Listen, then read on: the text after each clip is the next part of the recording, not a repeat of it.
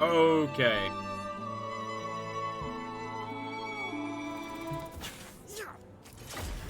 Enough of that sad music. How's it going, everybody?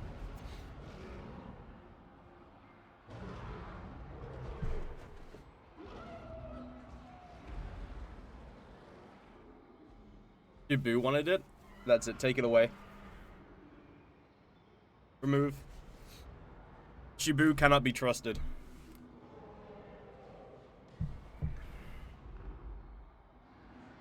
But sad music makes me emotional. Emotionally happy?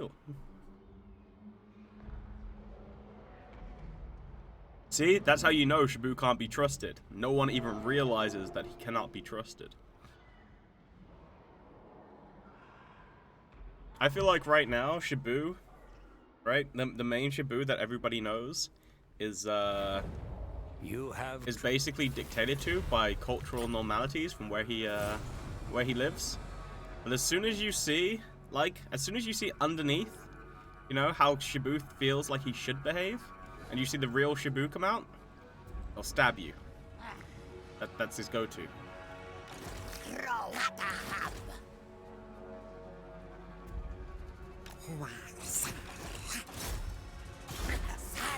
Morning. Hey.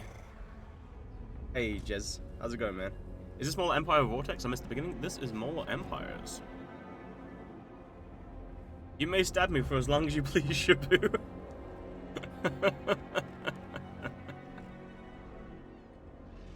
Hey, so what's up? Alright. Give that poisons there. Let's go. If you say so. See? See? He's like, alright, let's do this. You know, like, I don't. Hi. In your area, Shibu, do they have alcohol? Insert Padme meme.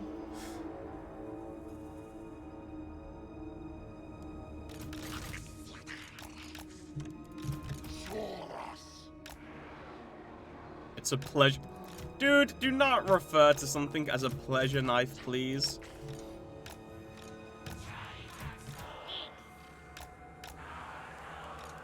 My god. Why not? They do have alcohol? Okay, have you ever been drunk? I wonder what a drunk Shibu would be like. It's a not pleasure knife. Nope. I wonder what Shibu would be like drunk. I reckon he'd be like wild.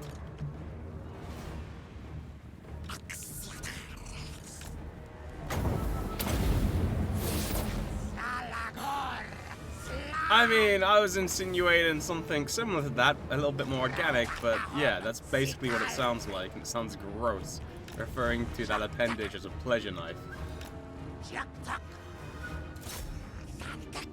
Mature content, by the way. Yeah, super mature. Goblins!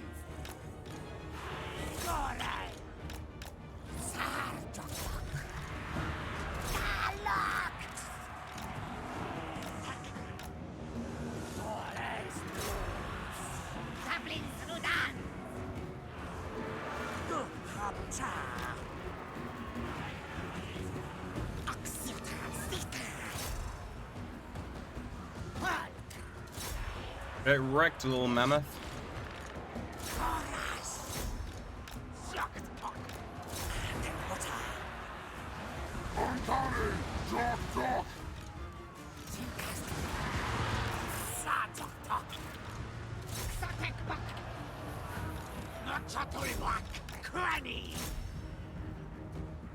Okay.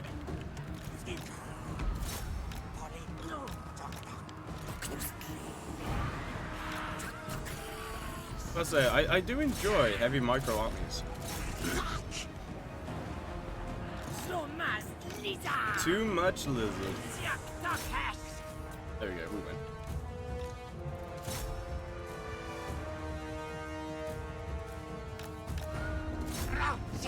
Apparently as well, there's currently a bug with the Troglodon. It fires twice. Yeah, it fires twice, but it's not. It's supposed to only fire once. So there's some kind of bug with it.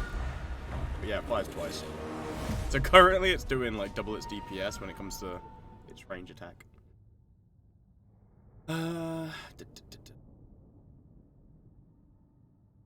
Just because mature, just because it's mature doesn't mean it's highbrow. Which one has the beautiful pink projectiles? The one with the pink toad kind of thing. Lizards have skinks of Avalon now, kind of, but they're very limited to how many they can actually have. They can only have 4 in total. 3 of them are like okay, pretty good. One of them is busted. Like, not even joking, straight up busted. In a good way.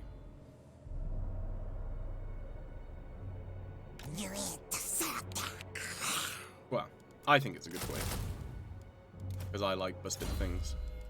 Especially on factions that are otherwise boring. Because they don't have anything busted, really. Okay. Sanctum, what should I put here? Let's put the ambushing armies. Remove that building. I don't feel like that building's actually decent. Skinks now. Oh. What's this? Destroy the faction. Oh, okay. Yo, we can work on that. Cool.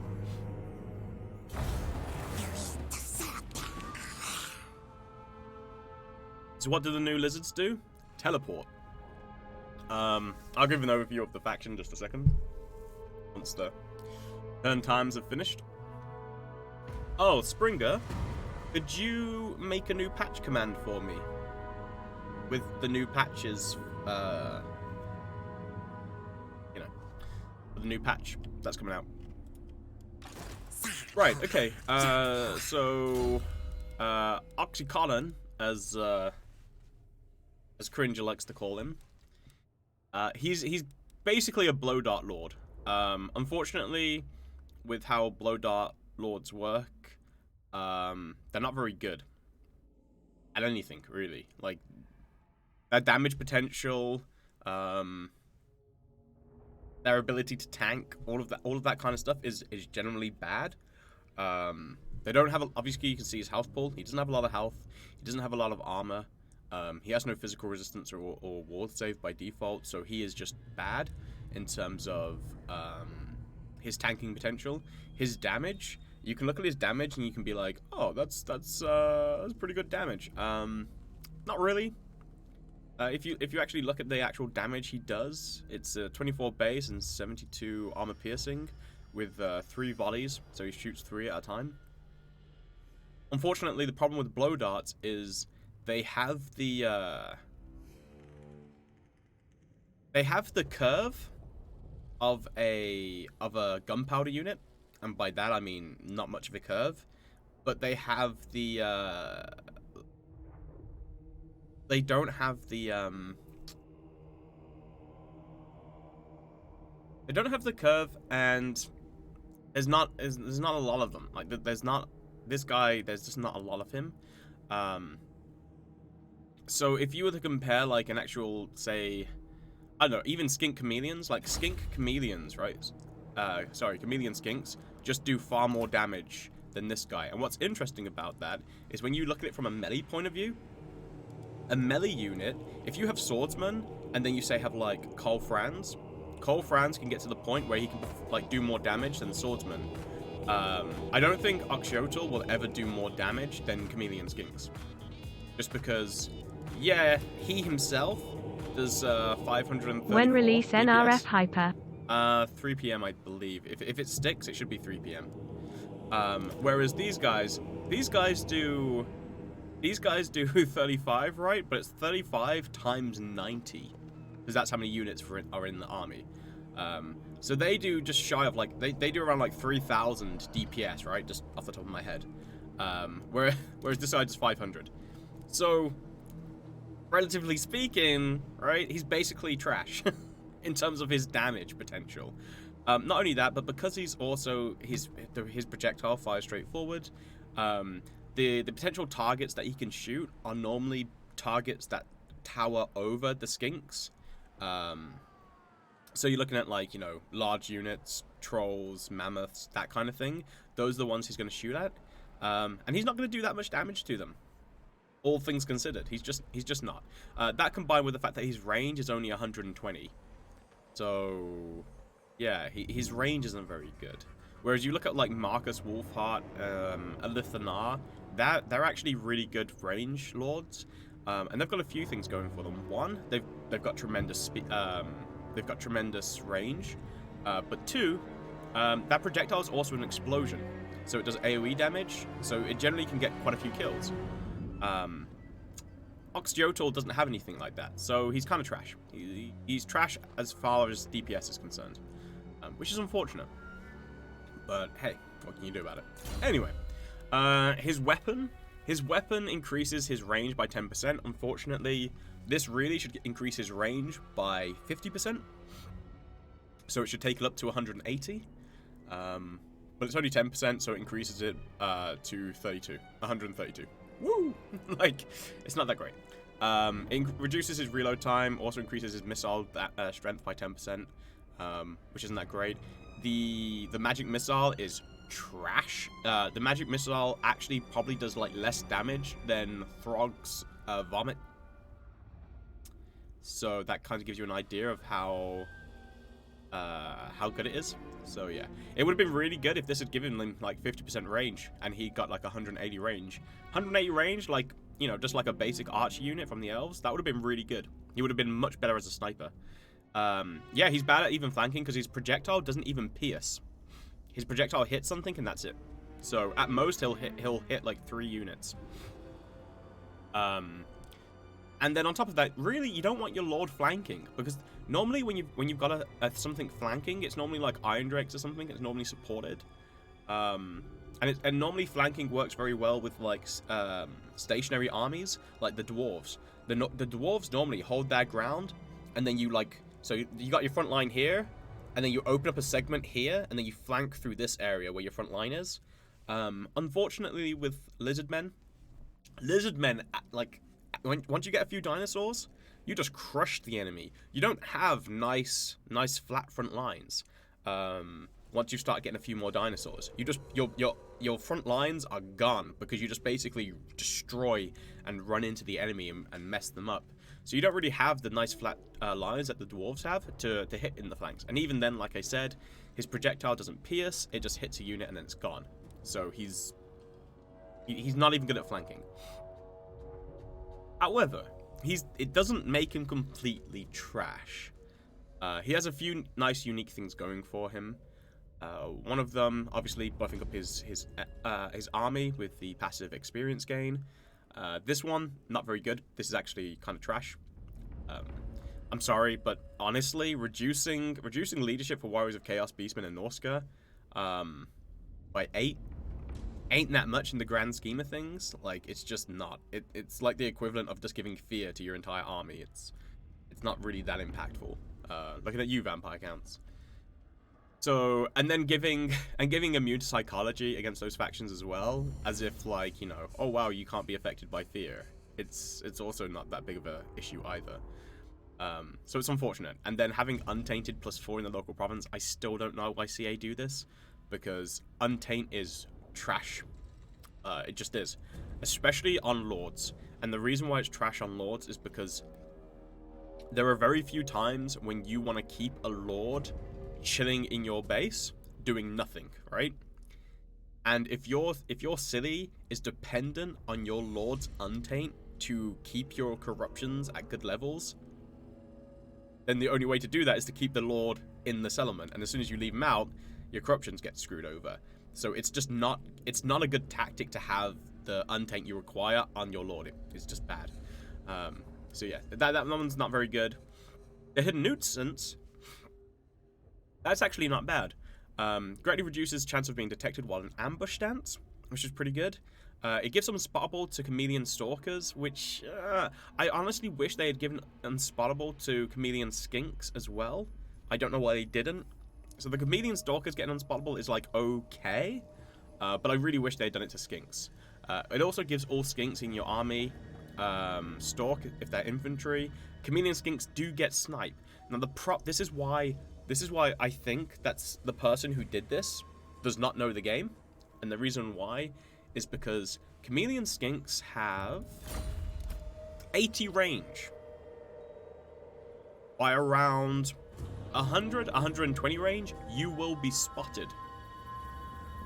So, what's the point of having Snipe if by the time you can actually shoot at them, you're already spotted? Because all Snipe does is it allows you to remain hidden when shooting. But if to get into range to shoot, you get spotted, Snipe's pointless. So, it would have been good with Unspottable, because with Unspottable, you can get even closer without getting spotted, and so therefore it would be good. But yeah, it's a really weird one. It reeks of somebody who doesn't have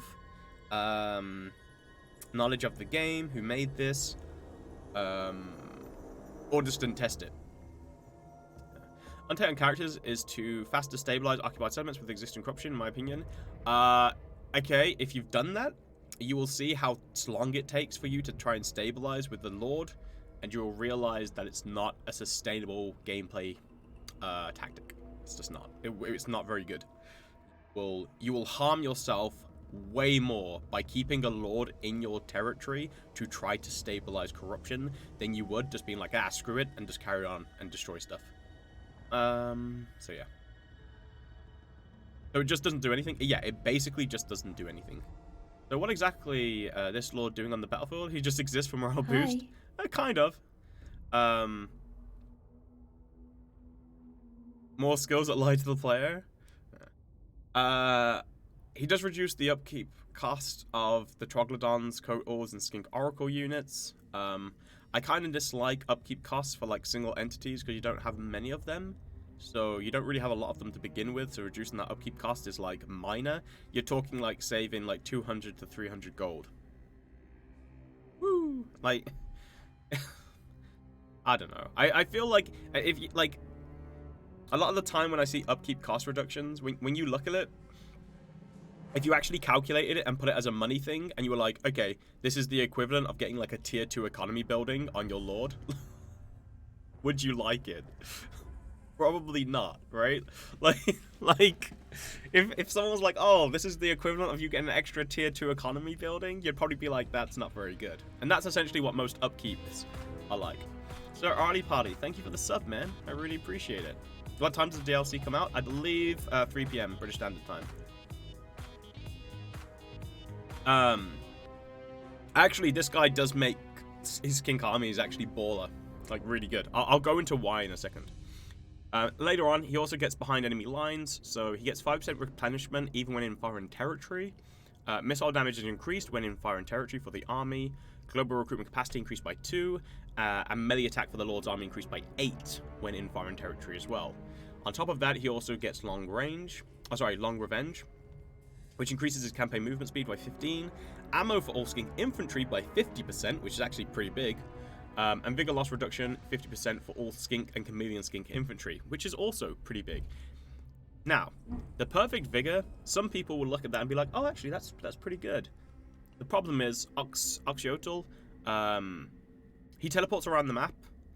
You will get Campaigner, which gives you perfect vigor, probably before you get long revenge. So, you will already have perfect vigor. I fed this back to CA. Will they change it on release? We'll have to see. So that's his unique stuff. But he also has these two things, which are two unique banners. One is Demon's Bane, which gives magic attack, and I think more armor piercing. And then Poison of the Warp. Now, Poison of the Warp is the most powerful one by far. You'll normally end up, if you're like in the 2020, if you've got like a choke point map, the Poison of the Warp will get you around like 900 kills if used correctly. Whereas the other ones, like there's an explosion one, a fire explosion one, which might get you like 200 to 300, and the rest will normally be about in the 100 range. Slow Death does like 40 HP tick of poison. And of course, if it hits, you know, just any one unit in the regiment, it poisons the entire regiment. It's really good.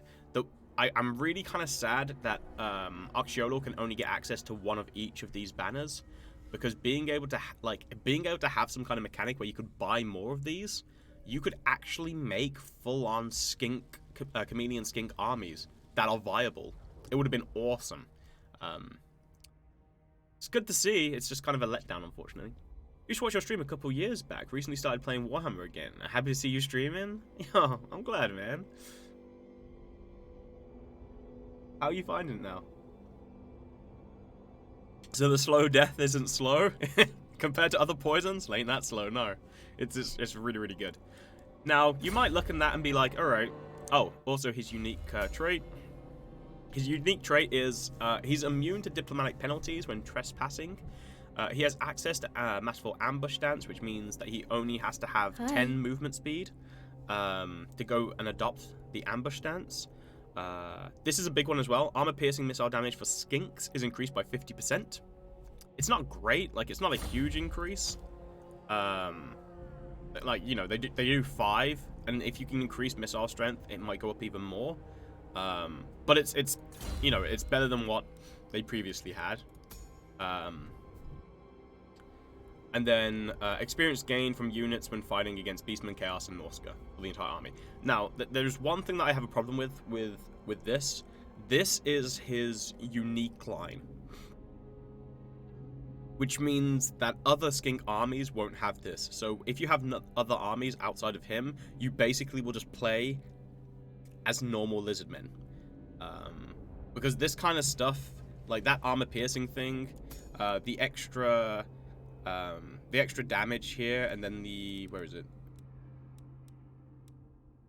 Oh yeah, the extra ammunition, that kind of makes skinks viable in the late game. Being able to do more armor piercing damage, being able to have more ammunition to continuously sustain damage, makes chameleon skinks more viable.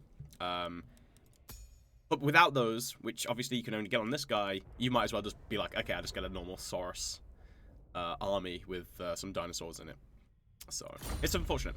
However, they do have one thing that makes skinks viable, and it's this. The upkeep for skinks and chameleon skinks, this is where it's actually quite big. It's a 25% reduction, which is much better than 15, but it's also for skinks and chameleon skinks. Now, they're a much bigger part of your army, which means you've got more of them, which means the reduction is far more felt. Essentially, it's like for every 4, one of them is free, right? So you have 4 chameleon skinks. The third one's basically free, considering if you consider upkeep. Now, on top of that, this is where it gets really, really good. You get an additional 1 melee attack and 1 melee defense and leadership per experience for all skink infantry per rank.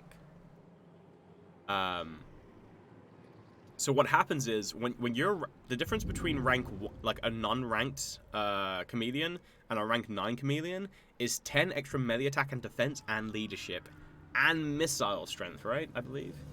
Yeah, speed and missile strength as well. So that actually puts skinks close to being on par with Saurus. And it makes the skink army actually viable. I could show you, like I was testing it with this guy, and on turn 54, I was running around with like basically a pure skink army kicking ass. It was pretty cool. But yeah, that part actually is what makes him able to play skinks and be good with them. Yeah, but like I said, he feels way more just like a support lord, with no magic than he does actually a damage dealer. So bad DPS and low HP, but he has nasty poison effect. That's a nice trade-off. Well, he has a nasty poison effect for his skinks. So they basically are like banners here. So you attach it to a unit. So he himself still isn't doing that damage. Our diplomacy thing isn't tied to the faction. Yeah, I know. The diplomacy thing once again would have been tied, but I think that's because only Oxyotl is the only one who can actually teleport around the map, unfortunately. We'll be showing off more of the teleportation in just a little bit.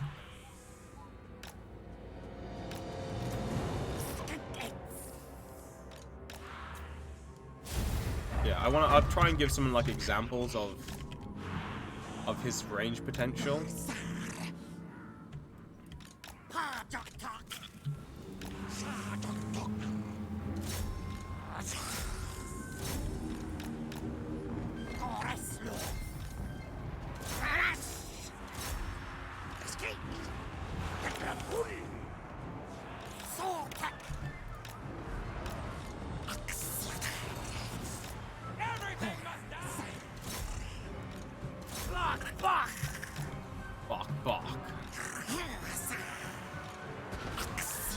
Right, so he's here, right?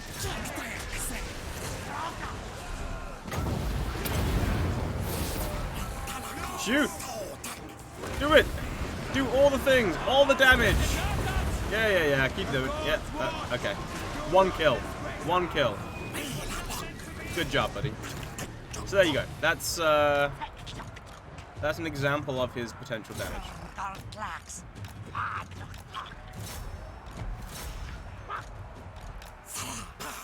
Whereas you got my Troglodon buddy here, right? And you're like, yo, Troggy, show him what you got. And Trog's like, okay, I got you, son. Bam. Troglodon's like, yeah, don't worry about Oxyotl. He's a little bit messed up after being in the Chaos Waste for so long. Don't worry about it.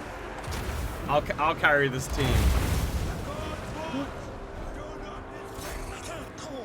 He's not even a sniper. He's not a sniper. You can't have 120 range and be a sniper. It's no. Basic, like my Chameleon Skink's DPS is at like 3,000. His is at 500. He's not a sniper. He's not a damage dealer, by any stretch of the imagination. He's doing it, Pog. The small step for one man, the big step for an army. I do damage for both of us. Yeah. Look at those kills, by the way. Chameleon Stalkers are actually pretty good. Just focus the enemy general? How would he ever focus the enemy general? Like, have you seen blow darts? Blow darts cannot focus a small enemy general. And like I said, his damage, his missile damage is at his DPS is 534. Chameleon Skinks at level 1. Well, obviously we've got Sunder Armor here. Without it, I think Chameleon Skinks normally are, I can't remember what they're normally at, but their normal DPS just for Chameleon Skinks is around 3,000. So yeah, he's not even a damage dealer. He just isn't. He's a bad lord. It's unfortunate, but it's the truth. He's just a bad lord.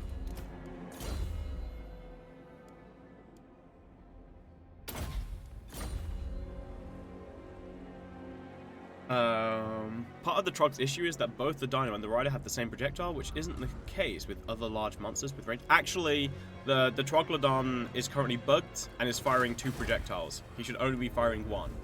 But the difference is, with the Troglodon, his projectile, when it hits, does an explosion. It's the ability to have an explosion to hit a small area and do explosive damage in that area, which makes the Troglodon good. Whereas Oxyotl can hit 1 target and then that's it, his projectile is spent. So he doesn't have the damage potential that a Troglodon has. And that's what basically lets him down. Also, once per turn, you can go... yeah, once per turn, you can basically do this. Boop. And teleport. So, that's another thing that Oxyotl has going for him. Feel bad to be bad and last in the same time. Dino is doing an extra shot for the Lord? Exactly. One for all my homies. I love the lizards, so that's tough to hear. Isn't Oxyotl supposed to be basically be the Doom guy of the Lizardmen race, though? He's a chameleon that hunts full-size demons with blow darts? Yeah. Honestly, they should have put, they should have put Oxyotl's, either his, like I was saying, they should have made his golden blowpipe be like, They should have made his golden blowpipe be a 50% range increase, so he would have like 180 range. And then they should have also made it so his magic missile was basically the exact same thing. Yeah, the patch is up. Exclamation mark patch. And his magic missile should have been the same as Marcus Wolfart's, the one where it's like if you've got less damage, you take more damage. He would have been pretty good at sniping out lords then. And his damage basically needs to be doubled. Doubled and probably have some kind of impact explosion as well. And he still wouldn't be broken. Oh, live? No, the patch isn't live yet. Do you know at what time the update will be released? It should be released at 3 PM British Standard Time. You'll see the Trog's DPS adjust significantly downwards from where it is right now when the rider entity gets a regular shot like all the other Jumbo Dinosaur riders. The rider shouldn't have a projectile, I don't believe. I don't think oracles have projectiles. We'll see. Just like Saurus on Carnosaurs don't have a projectile.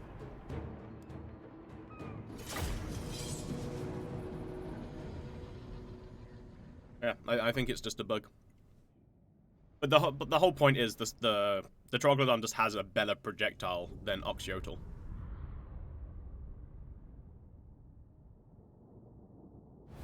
I've just told you he's currently bugged. He's not supposed to fire 2 shots.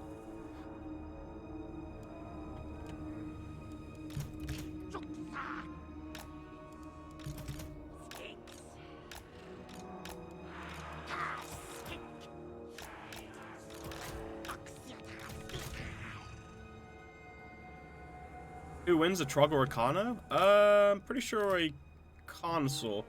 The Troglodon is like anti-large missile. How's Oxyotl in combat? Terrible. The Troglodon is like anti-missile. Sorry, anti-large missile. Like his bonus versus large is 150, so he's pretty good at like chomping through large units. But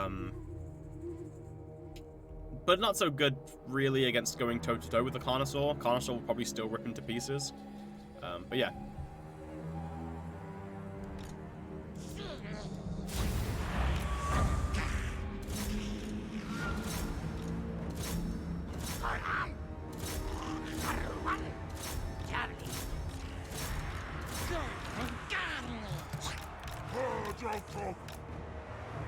Right, so I'm going to show you guys an example of what happens if you try to get Oxyotl to attack the Lord. Yo, shoot the Lord, please. Come on, do big damage.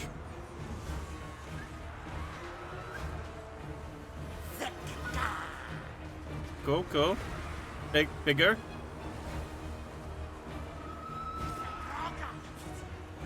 Okay.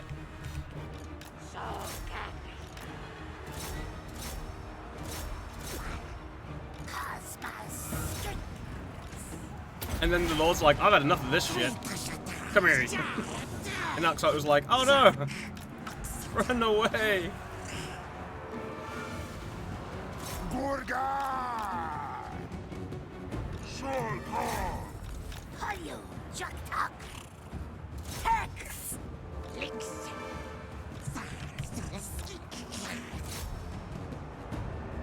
The Red Bow of Sadness. It's just not a lot of DPS, unfortunately. It would be better, like, it would be better with, like, a small increase to his damage and just more range, really. I don't know if can he even shoot when he's in with Saurus? No, he can't shoot. So he can shoot if they're involved with skinks, but he can't shoot if they're involved with chameleons. Sorry, Saurus. He suffers massively with line of sight issues, just because he's quite small. Yeah, he's not gonna be a sniper against normal lords.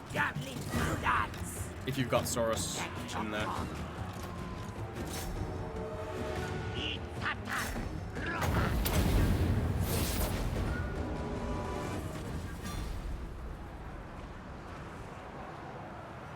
So what's the deal with the new skinks? They are they're basically your frontline units. They kind of play similar to Sisters of Slaughter. Not gonna lie. So yeah, how much damage did he do?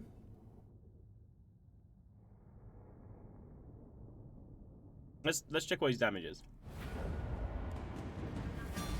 Alright, so that basically because they all got killed, they added a bunch of damage to him. Before he had like 11 kills. But yeah, even there, so, like even if we just guess, okay, you got that damage. He did 1700 damage. The Troglodon did 11,000. Even if we reduce that Troglodon's damage by a third, it's still like 3 times more than what Oxyotl did. So, you know. Even reducing his damage by a third just because, like, oh, he's got an extra shot, right? Which is still over the top. It's still, yeah, he's not great. Just not great. But the Chameleon Stalkers, they can get up to like 60 melee defense. They're pretty damn good. But yeah, when you consider that the Skink Oracle is you know, it's got a Troglodon mount, it's got spells, its melee attack is actually really good, its range attack is really good. Like, I would prefer the Skink Oracle to be my lord in terms of damage. They could have fixed Oxyotl by pulling him, like, they could have given him a Troglodon mount. They could have given him a Troglodon mount, they could have given him a Steg mount, even a Carnosaur mount, because with a mount, he would have got elevation, which means that his projectile would have been shooting down into the enemy, so he would have got a better angle of fire. But yeah, a single mount would have fixed him, because it would have also given him the potential to actually, you know, fight in combat as well with his mount. So, yeah. It's unfortunate. Like, right now, even my boy Mazdamundi would kick his butt in a 1v1. Because he just doesn't really have anything going for him. Apart from his support stuff, obviously.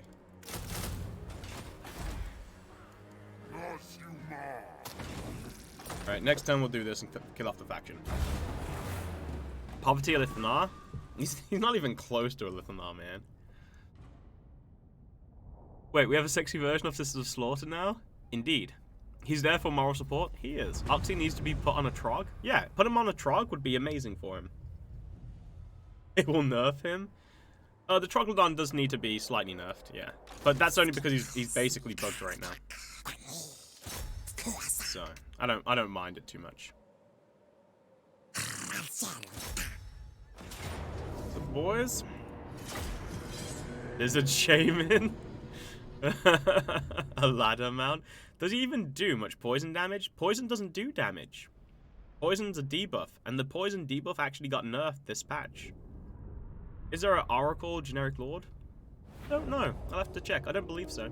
I want him on a Pegasus. That would be majestic. Like, gave him a Blood Crusher mount in Warhammer 3. So weird. They didn't give him one, and yet Teclis gets a bird mount despite being so strong on horse. Yeah, exactly. Right? Like, I understand they could be like, oh, well, in the army book, he doesn't get a mount. I'm looking at Teclis, and I'm like, well, I'm pretty sure he doesn't get to fly a freaking Arcane Phoenix in the tabletop either. There's a certain point where you have to stop the tabletop from dictating cool stuff to you. Because, you know, some stuff would work really well if it had some of this stuff. And an example of this would be, you know, like, they're a vampire. Like, Vlad von Carstein, for instance, would be awesome if you could get a zombie dragon. It really sucks that you can't get a zombie dragon. And the only reason he can't get a zombie dragon mount is because in the tabletop, he can't get a zombie dragon mount. And it's just like, dude, come on. Some generic vampires can get a zombie dragon, and Vlad von freaking Carstein can't get one? Where is the justice?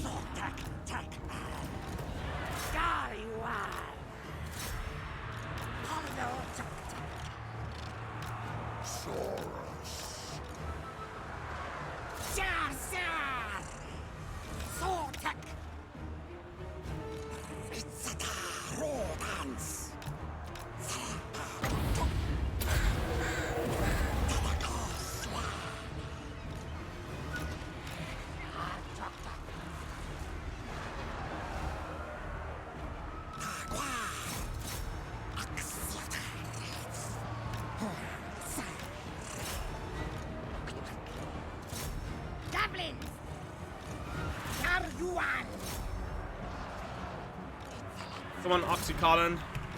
Get that lord. Show him what you're made of.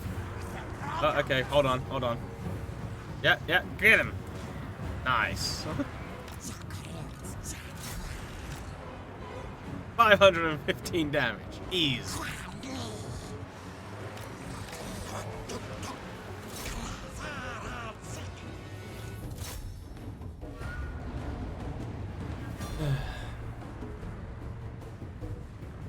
Or it could be too unbalanced from multiplayer, so they can't have that. Like, you just make it so the mount option isn't available for him in multiplayer. Like, that's all you do. Or you just make it so the cost is there. But I don't know how you can have, like, how can you justify having, say, Mazdamundi on a Stegodon, but you can't justify having Oxyotl on a Troglodon in multiplayer? Like, I don't know how you could justify that. Because you just adjust the prices accordingly. Out of all the lizards, Oxy should be able to have other races' mounts. He goes around the world.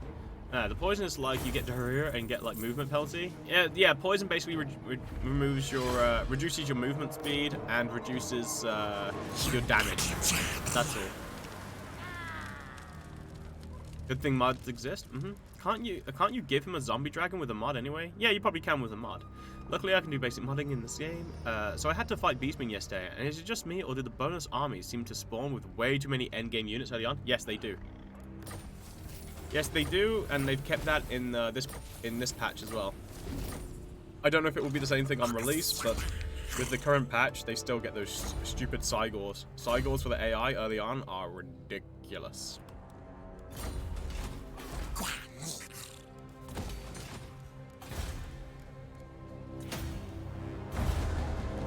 Didn't mean to do that, but sure. I want to slan as a mount. Who even plays multiplayer? Quite a few people, actually. Not as many as play the base game, I don't believe, but still quite a few. Do Javelin Skinks always do that much damage? Yeah. Javelin Skinks aren't really a joke. Like, their projectile is pretty good. It's just mainly the fact that they've got very short range with Ailey, and they've only got, like, 4 projectiles. And those 4 projectiles, I think, are increased. Like, normally they have less than that, I believe. But, yeah, they're not a bad unit. Right. So now we've got these missions. Now, Oxyotl doesn't work like that. Can't make different versions between single player and multiplayer. Sadly, they nerfed Poison. They did. You should have a good damage dot unique to him. Yeah, they should. It's a shame that they don't. I mean, you can give those banners to him, but it's such a waste to give the banners to him, to be honest. The problem too with Poison is that it hits your own units. Incorrect. That has been removed a few patches ago. Your poisons will no longer affect yourself. The only faction in the game that can self debuff itself with like poisons and stuff are Skaven, and that's, I believe, only with Poison wins. And the reason for that is Skaven, I quote. Javelin Skinks always did pretty good. Yep.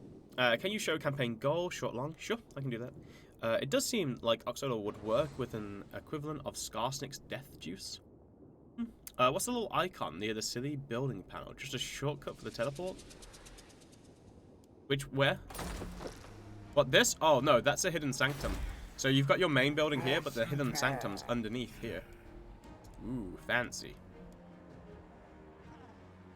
Damage isn't high, but there's 160 units. Also, Poison does not hit your own units for most factions, only Skaven. Fine with multiplayer, just hate multiplayer elitism. Right, let's see. Objectives. Complete 25 of the following. Visions, yeah. Wait, normal and hard? Not easy ones? That's weird. Complete 3 of the following. Objectives, yeah. Kill, slaughter, tribe, world walkers, clan molder. Okay. Complete 5 of the chapter objectives, and then destroy the following factions.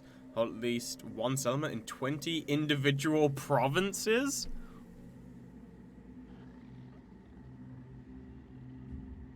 Why?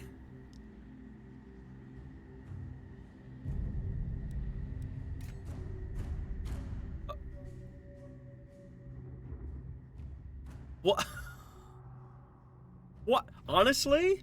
Right, I felt like they made a step forward with like Throt. Alright? I thought Throt and his victory conditions, I was like, man, yes. the CA are finally making good victory conditions.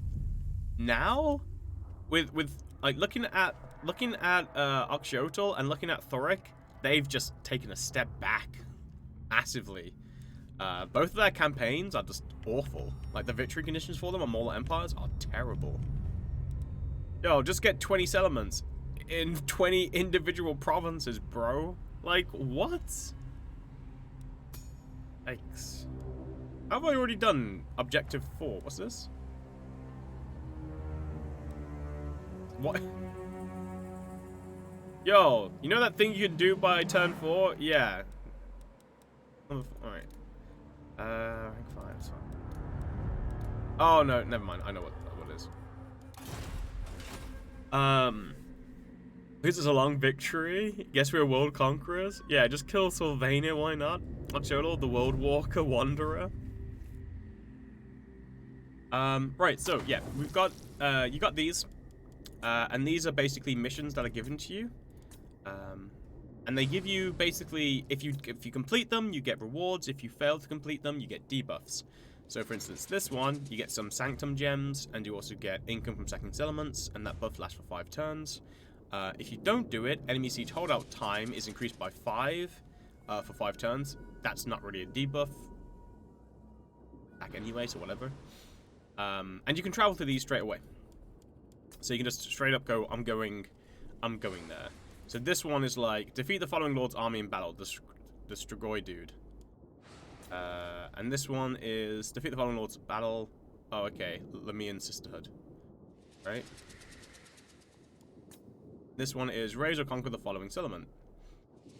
Probably raise the settlement. I feel like that one would be the easiest. The problem with fighting armies is sometimes those armies can be next to settlements that are like really well built up, so you have to be a little bit careful. But the settlement sometimes won't have an army to support it, so you can easily just be like, boop. Sup? Tribesman, yeah. Hey, big man. I'm just gonna go kill the settlement of yours.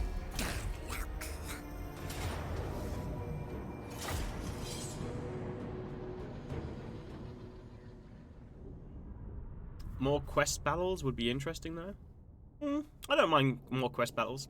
He only gets 1, though. Oh no, enemy siege holdout time. Whatever will I do? What are Sanctum gems for? Oh, right, I will show that as well soon. Lamian Sisterhood is missing someone? Yeah, it is. Soon the Chaos Invasion, hands up, please, yes. I don't believe so. I'm pretty sure the Chaos Invasion still starts coming on turn 90. 95.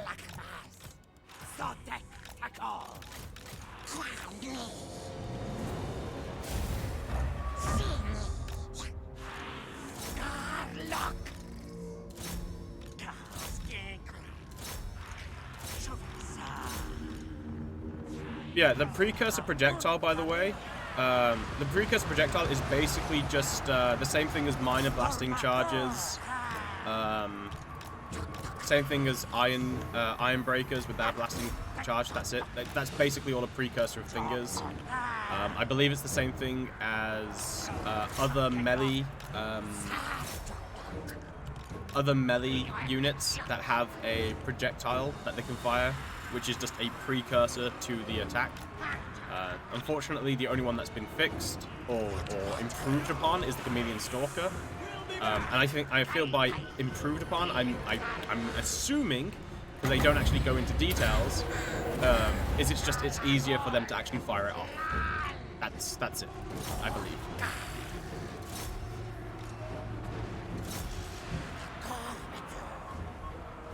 Yeah, the precursor damage that you can dish out with the skinks, with like this explosion, isn't actually that bad.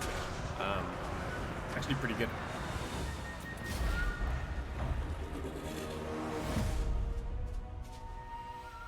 This guy and the Kai seem to have overlapping themes. Kind of, yeah. Yeah. Apart from the Kai is more centralized, just because you can't fast travel. How big the patch will be? No idea. No. How does he have technology to teleport around the world, but uses a garbage blowgun? Because his garbage blowgun is actually supposed to be really good. Jutsu. Right, so what you can do is you've got Forbidden Sanctum, and Forbidden Sanctum is once you've unlocked enough gems, you get access to a Silent Sanctum.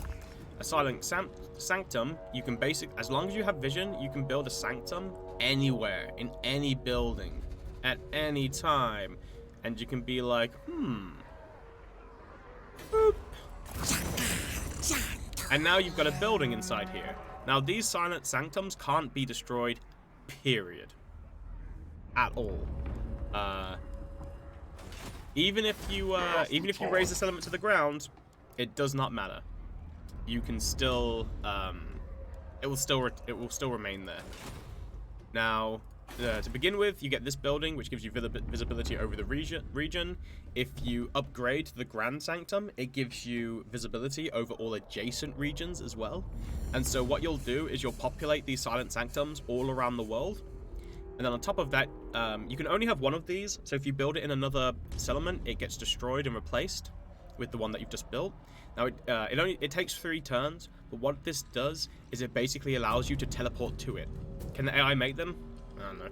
You can't see them, so I doubt it though.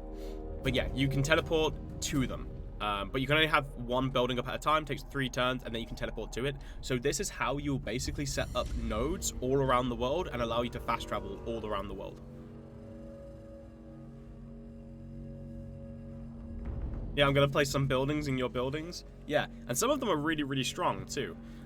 So this one, obviously, if you're in the local region, you get a 10% ward save if you build this one. This one here has a 33% chance to spawn a Sanctum Patrol, which will ambush enemy armies in the local region.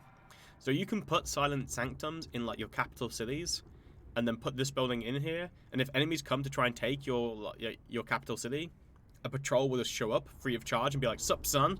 What you doing? You come to the wrong neighborhood," and we'll attack it with a 33% chance. This one reduces the upkeep cost for local forces and also increases post-battle loot as well. This one increases casualty replenishment and reduces vigor for enemy forces, I believe, in the adjacent regions. And this one reduces global recruitment time and also recruitment costs for local armies. You then also have this one as well, which gives special abilities but also buffs too to local armies. So this one increases weapon strength, charge bonus, melee attack, and gives you an ability to summon chameleon stalkers. I'm not sure what this ability actually does because I haven't used it, but it increases missile strength and ammunition.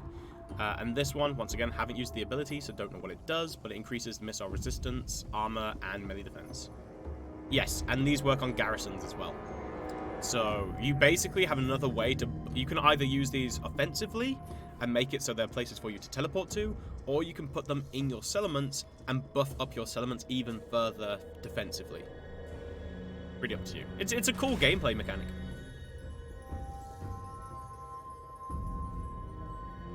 Do Sanctums count towards the long victory condition settlement condition? Do not know. I'm not sure if they count as a settlement. If they do, then the long victory one isn't too bad. Actually, hold on. Let's find out. It should be... No. Hold at least one settlement in 20 individual provinces. I've got this province. I've got another Sanctum in somewhere else. It's still only at 1. Should be at 2. So no, it does not count. The update goes live at 3 PM British Standard Time. Only Oxyotl army can teleport? Indeed. Yeah, only Oxy. Hey Ark, not seen anyone use ogres yet. Are they any good? Yeah, they are good. I'm surprised you haven't seen anyone use them. They aren't... they are a little bit rare. So it does make sense that everyone isn't using them. Or hasn't got them all. But I would have expected some people to have more of them. Or you to have seen more. Don't you run from me. Hey, Throg.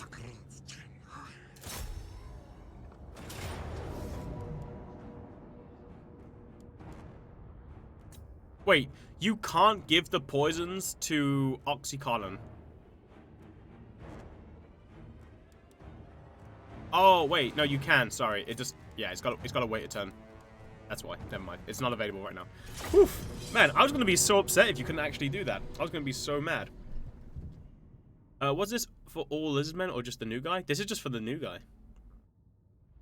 British. The rest of the lizardmen haven't been touched. Hey, how's it going, TD?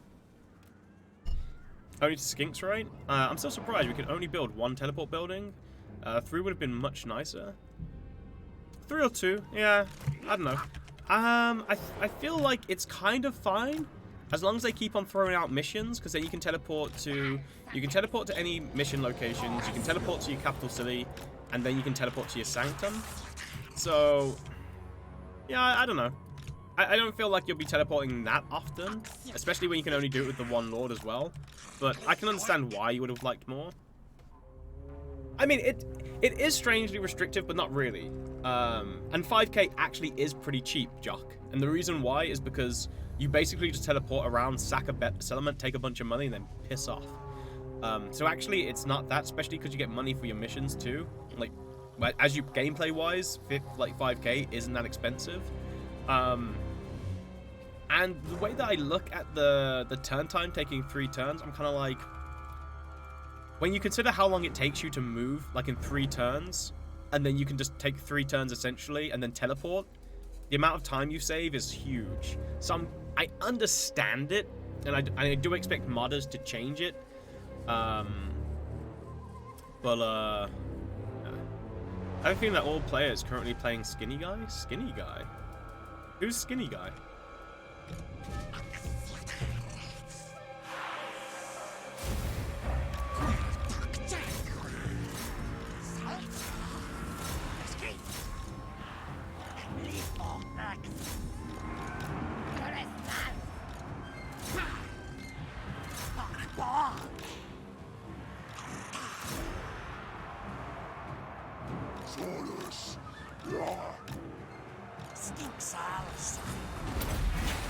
Uh-oh. When you think you're a badass demon-killing skink, but in reality, you're just a stupid guy with a blowgun.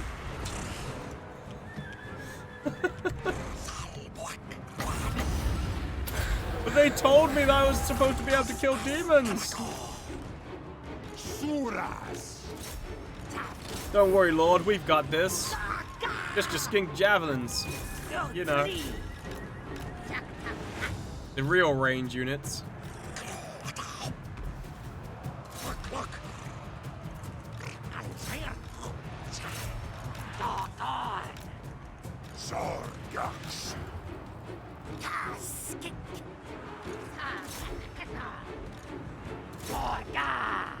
But yeah, I think honestly with Oxyotl it would have been really nice to see some skills that just increase the range of chameleon skinks. I think like range, like the lack of range is the one thing that really makes chameleon skinks a little bit underwhelming. Because range really makes a difference, like a huge difference.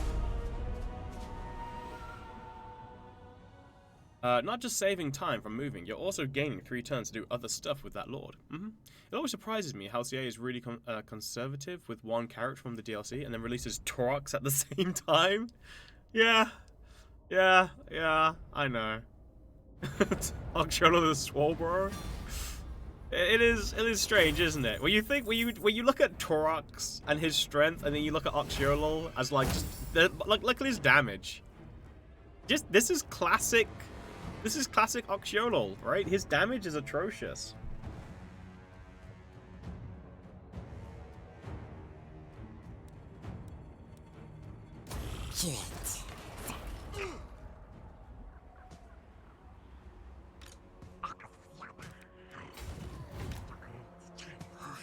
Hey, Throg, how's it going, buddy?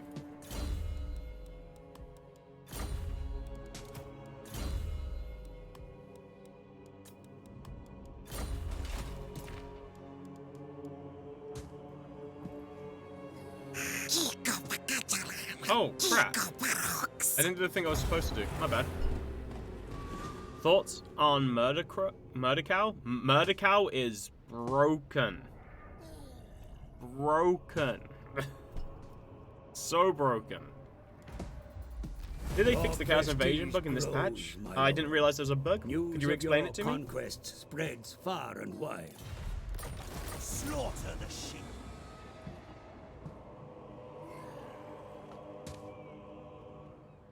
He poisoned the Great and Clean One, right? What the F does that? How does that even work? Papa Nurgle helps, man. Provides. This is classic CA scuffing the Lizardmen. The one thing I really dislike about this DLC is the Kotal having a weird duck beak instead of a snake head. I don't know what this Kotal is supposed to look like normally. Right, I thought I just... Oh, I was meant to raise it, right? Raise or conquer, right? My bad.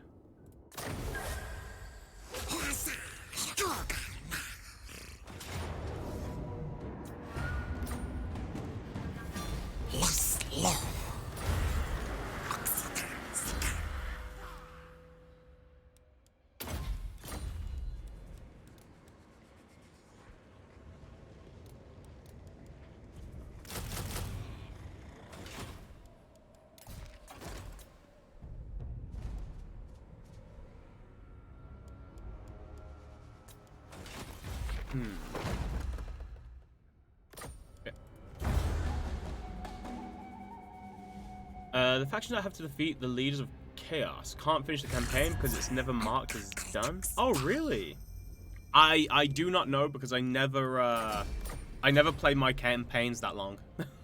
I have absolutely no interest in waiting 150 turns to kill Chaos.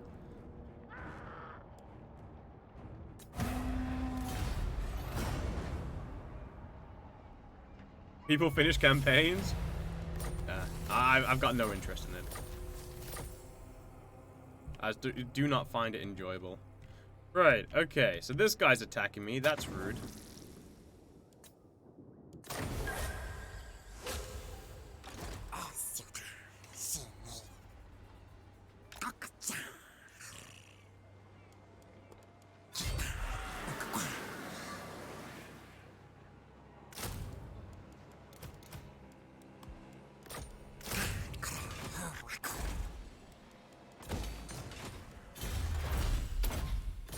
Refused.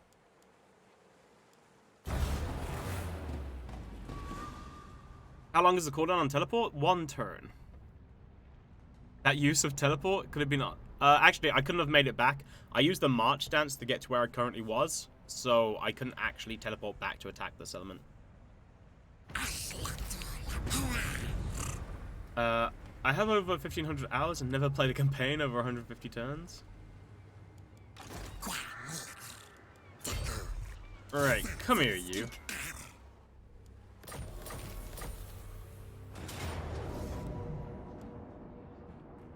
The ground crystals of Zinch's realm can imbue darts with the power to pierce any ward and find the weakest points on the most formidable foes.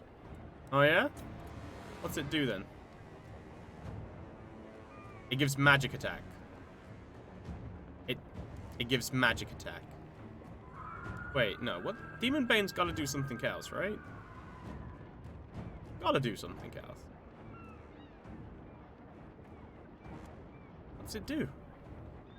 Demon Bane ammunition. Assign skink, blow, dart, or javelin. I don't... So this is 2472.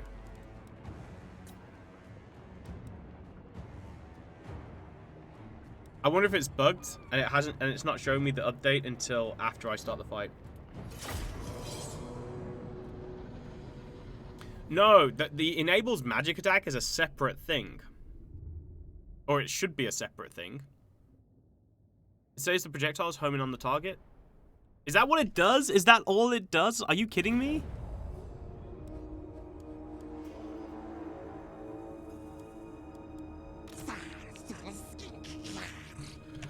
Ugh. Why doesn't it... Right, like, what it should do from the actual, like, description is it should remove, like, resistances and even ward save. Like, that's what it should do. Soros eats. Soros. Looks like Zinch fooled someone again. Ah, Zinch, you rascal. Classic Zinch.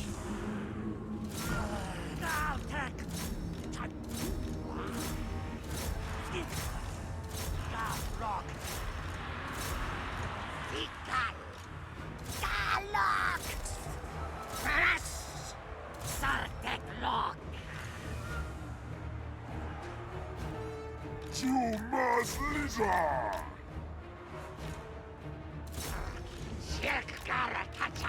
Ductily work!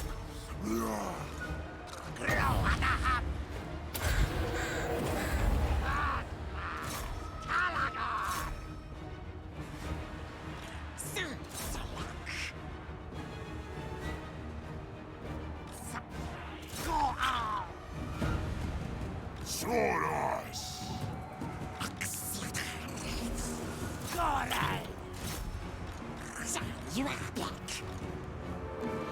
Yeah, he suffers massively with trying to actually hit just because he's got a blow dart projectile.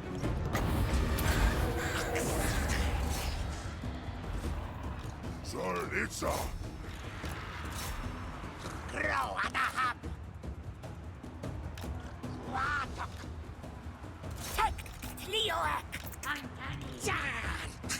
Yeah, he can't even get the attack on this. He's still being obstructed.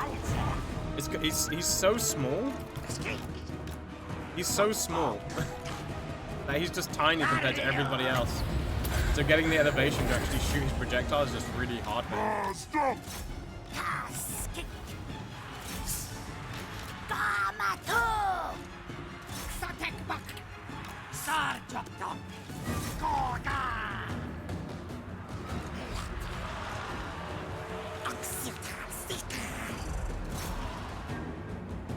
Sword Ice! Oxyotl!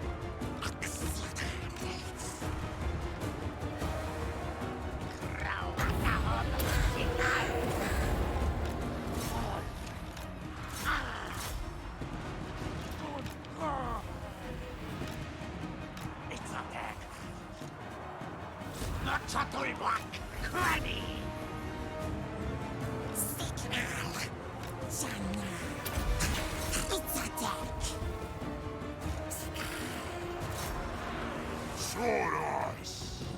Granted! Get him! Do the thing! Hell yeah! Nice kill. Sword Ice!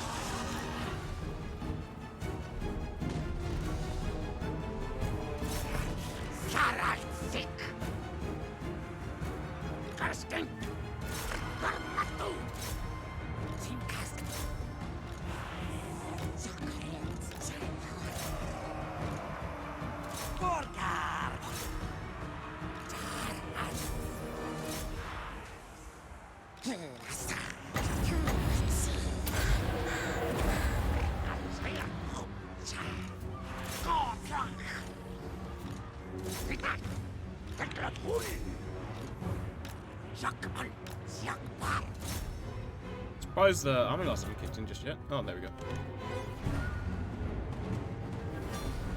Can't wait to see Torox walk over Oxyotl. Torox can kill Oxyotl like that.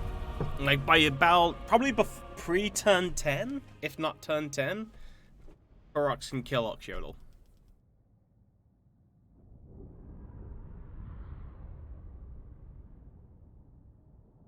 Did they do something to Flock of Doom in this patch? No, but they have done something to magic in this patch. So previously, in order for you to be affected by a debuff or buff, you normally needed to be within, you normally had to have the majority of your regiments within the area.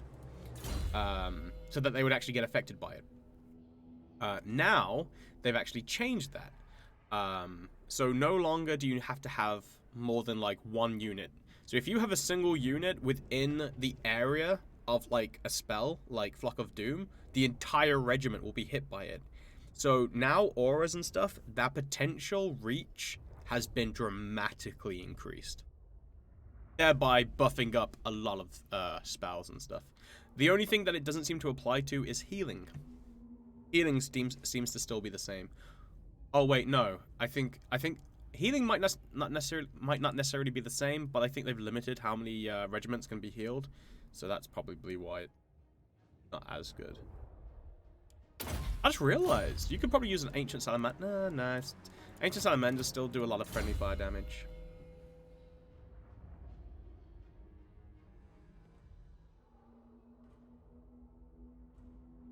Yeah, Earthblood can only hit 4 units. Yeah. So, yeah.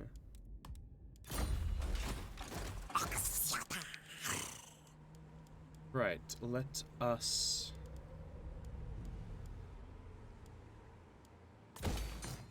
do that. Right, now we need to heal up. Yeah, keep that as is, unfortunately. I can't afford to replenish anything.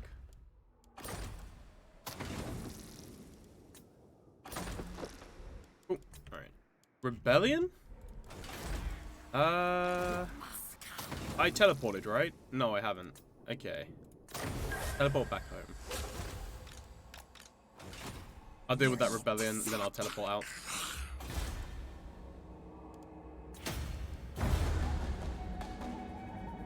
Have you already played the new Beastman Lord and Overhaul?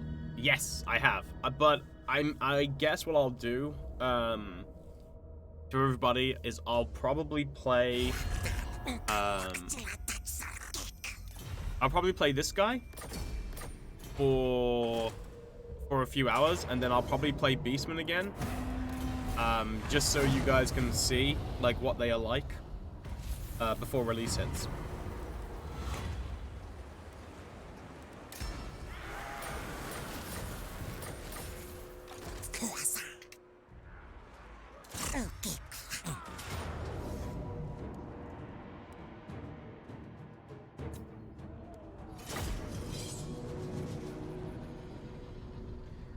Did they, Oxyotl's mount should be 4 skinks wearing trench coats so we can get some elevation? Yeah. Just make his mount a Croxigore? Dude, it would actually be pretty funny. Cobra would be cool. I think they nerfed damage. At least Steel Faith will have their Lisbon update in a month. Have you already played with... Yeah, I've done that. I hope we get new stage of Warhammer 3 trailers this month. Yeah, I actually thought they would have carried on with the DLC, sorry, the new game stuff. They've been a bit quiet with it, but I imagine they've done it not to overshadow the DLC, I guess.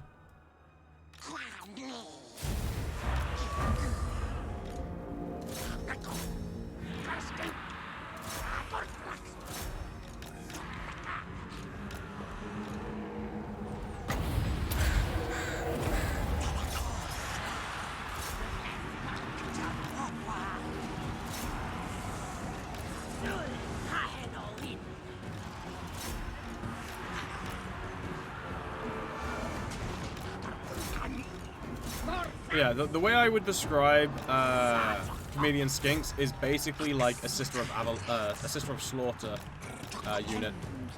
Extremely fast. Yeah, extremely fast. Not a lot of armor, but very good melee defense and okay physical resistance.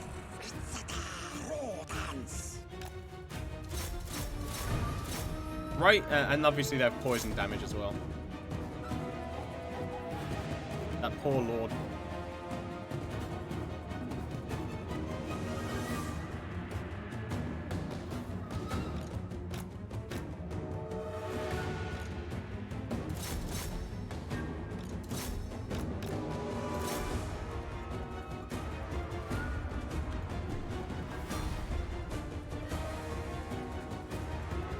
So you only market one thing at a time?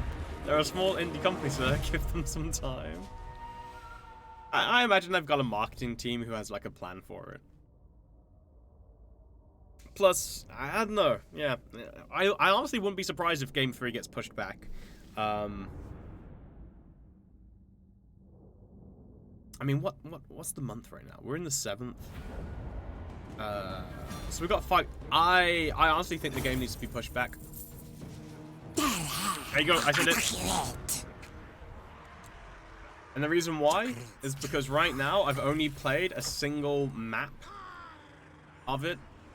I haven't been able to play any more, which means I haven't been able to feed back any information. And the last time, like the other game where we got like a hands-on with it before release, they pushed it back, and that was Three Kingdoms. And that was because Three Kingdoms kind of got ripped to pieces a little bit. So they pushed it back. The fact that we've only got like 5 months left of the year and we still haven't had any hands-on experience with it from like the content creators means that we haven't been able to give feedback any information. I'm just like, I feel like you really do need information fed back to you. So, all right, let's go kill these guys.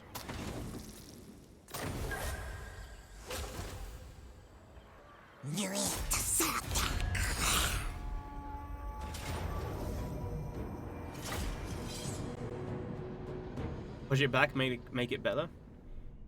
How can you push it back when it doesn't have a release date? They have given it a release date. They said this year.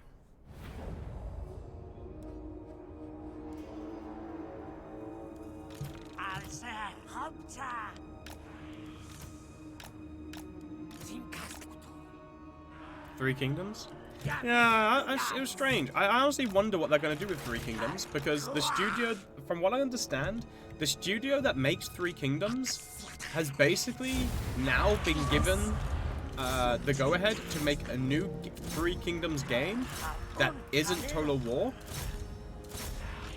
And yeah, we don't know what it is, but it's based in Three Kingdoms. It's based on the romance of Three Kingdoms, and they've been given the go-ahead for it, but it's not a Total War title. Which is the reason why support of Three Kingdoms ended. So I don't know what their plans are for it. But yeah, that's why support ended.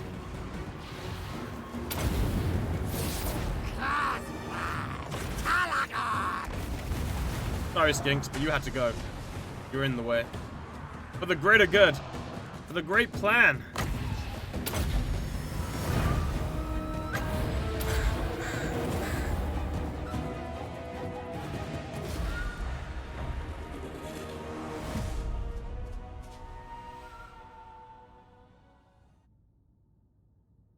This lord has a much better skink army than 10 in 1.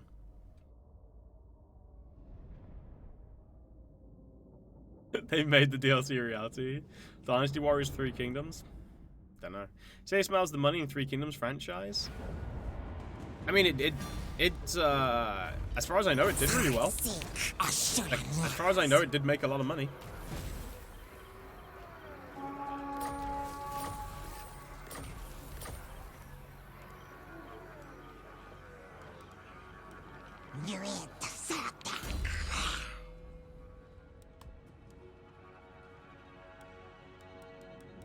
Actually, let's save my points now.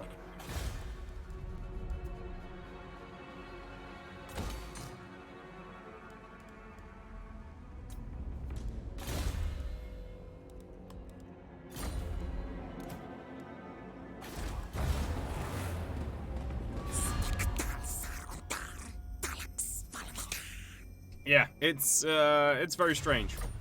It is super strange what they did with Three Kingdoms.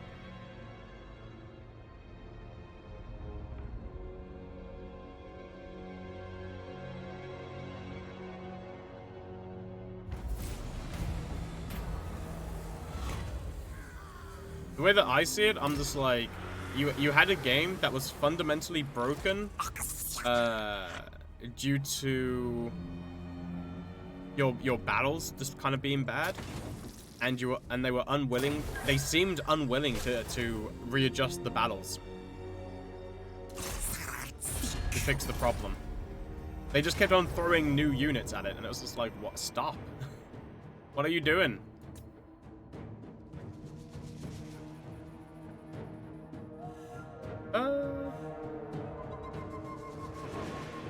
Wait, what? Where's my other banner gone? Alright, that's strange. But yeah, I'll show you why this poison is so freaking good. Projectile will deal additional damage over time and extra damage to low health units, and are particularly effective against single entities.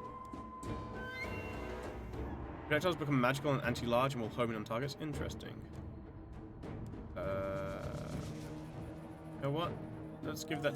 Oh, I can't give it to the Oracle? Boo. Fine, whatever. What difficulty is this? Legendary. Why aren't you using the explosive ammo of the skinks? Wouldn't it be better to skirmish a bit at the start and then send them into melee? No. Because then you potentially would lose the charge bonus.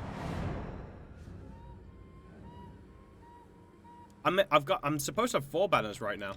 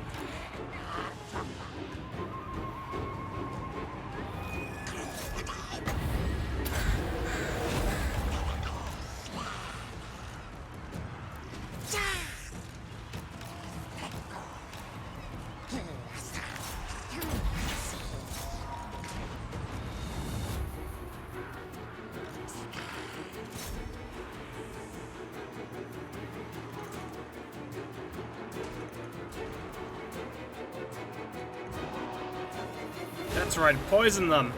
Poison them all!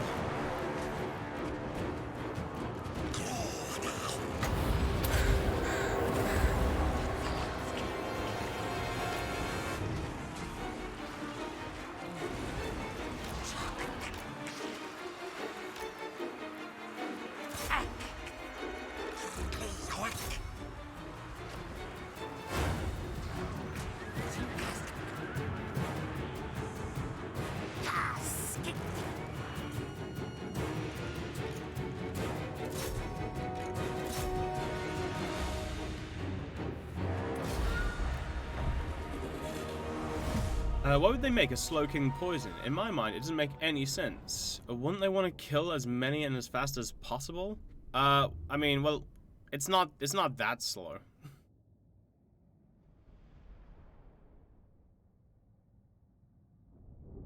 How does one poison a zombie or a skeleton? Extremely carefully.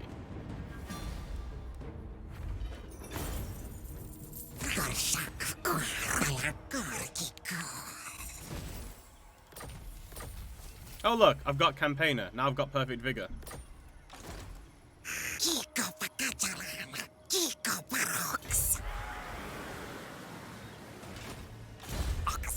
So yeah, this is why this is an annoying skill, because it's basically Campaigner, but like more tailored to skinks, but still, like the Perfect Vigor on this is pointless. Yeah, where's my other banner gone? Oh, how did that banner fall off? Did I do that? Don't know why that banner was off. My bad.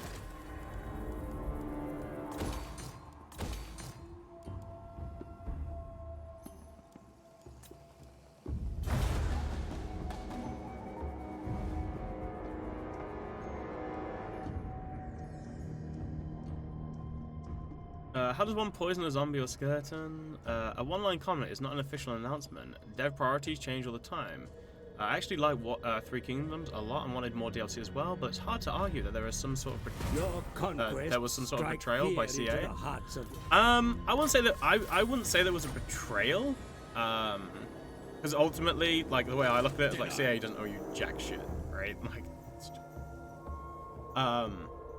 but what I will say is, it's, for me personally, it's pretty shady to put Three Kingdoms on like a sale and be like, buy it, buy it, buy it, and then like the week after it'd be like, by the way, we're cutting all support for this. Thank you for the money.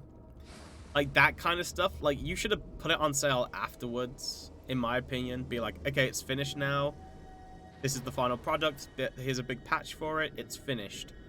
That's the main thing that I found to be like a little bit like, dude, really?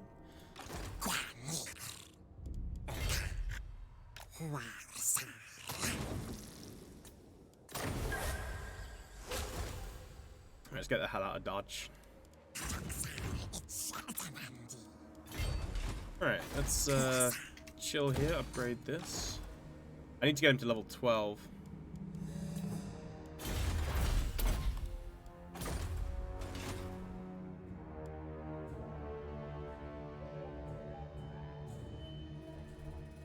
Ah, Thorgrim. Actually already mounted. Take him, Mount Gunbad. Fair enough.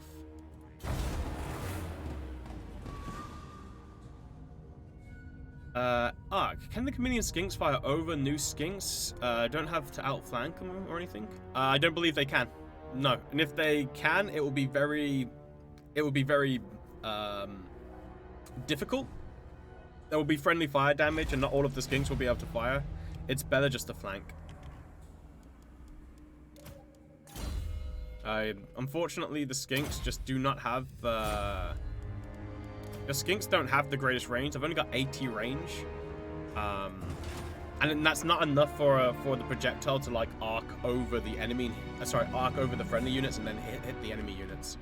And blow darts aren't very good at arcing anyway, unfortunately. So it tends just not to work out that well. Alright, let's see if we can entice this guy to come and attack our settlement.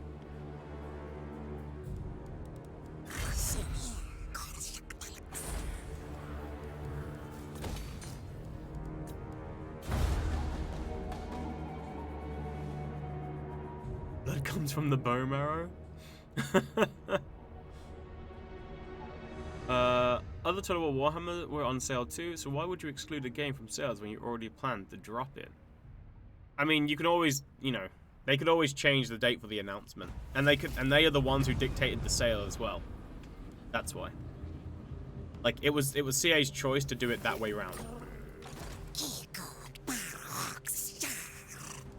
Alright, well, he didn't come and attack me, but I guess we'll go to C and kick his butt.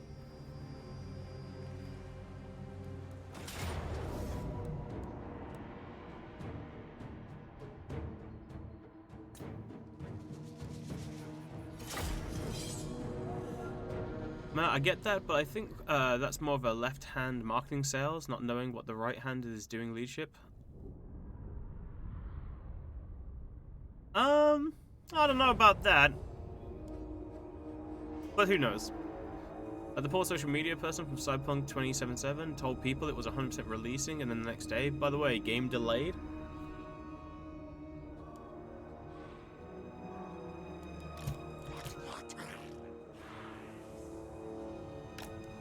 Unfortunately, like that kind of thing might very well have been the case. It's just you can't just make those allowances. The reason why you can't make those allowances is because you've got to, like, here's the thing, right? There's a big difference between being like, I feel like this upset me that you did this, right? That should be okay to tell companies. There's a big difference between you saying, yo, this is constructive criticism, don't do that. Didn't enjoy it, wasn't great. You should be able to do that just fine. It's very different if you start, you know, sending threatening messages to them, which is what did happen in some of those situations. There's a big difference in the response, but yeah, you can 100% be like, I didn't like this, and there's no point trying to make assumptions as to why it happened. It's enough, it should be enough for a company just to be like, yeah, that wasn't cool, don't try not to do that again. And I think, like, one of the things, like, what's interesting is when I've spoken to companies, or at least the people at the company who I'm able to be in communication with, a lot of the time they're like, thank you for the feedback, like, be constructive, like, don't worry about hurting our feelings, because if you don't tell us, we won't know, and we won't be able to fix it. Like, as long as it's constructive criticism, it's fine. It's only a problem once you're like, you know, basically like stereotypical baby rage. That's when it becomes a problem.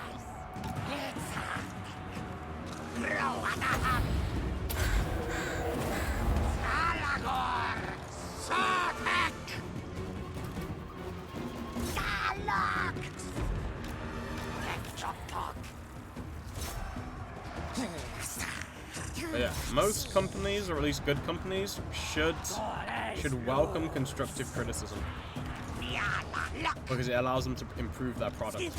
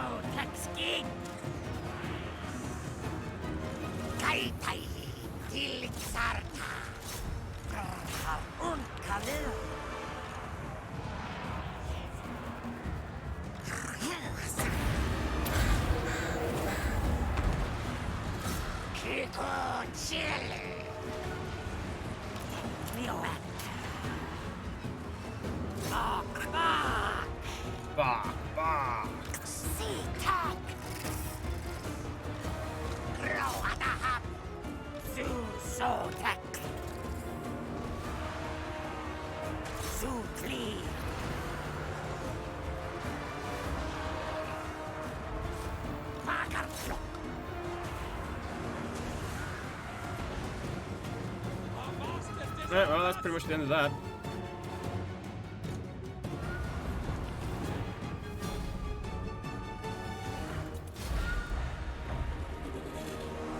Sorry for asking questions, you're probably answered 100 times. What's the appeal to this new lizard character, if there is one? One, you get really cool poison damage like this, which is amazing, but you only get one of it. But mainly, it's the ability to be able to... you can colonize any location. Like, climate is perfectly habitable for you, regardless of where it is, all the time. So he's one of the few lords. I think he's basically... No, he's one of the few lords. There's a few horde factions who do it too. But he's one of the few lords that can literally go anywhere and colonize it and be A-okay with that. Also, he has like a slightly different playstyle as well, in the sense that you can get your chameleon skinks.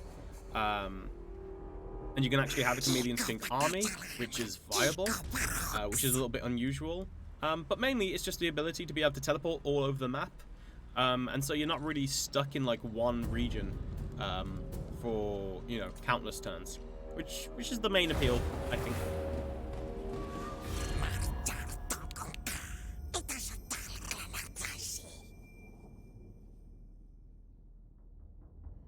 Companies don't have feelings, lol. He can move around and he spits wet toilet paper at enemies. Yeah. While Murder Cow can rip giants in half.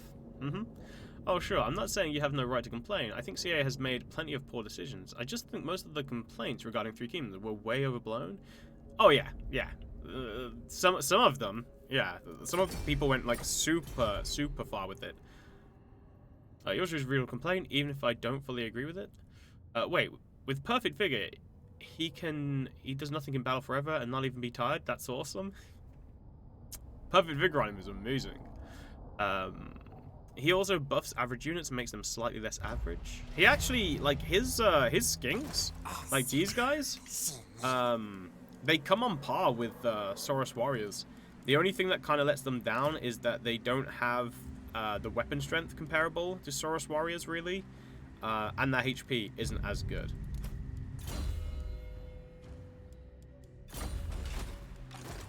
But their utility though is looking good, actually. Genuinely like it.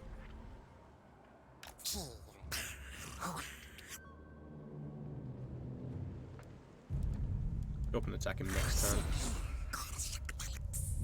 I could try and do the quest battle, but I think maybe nah.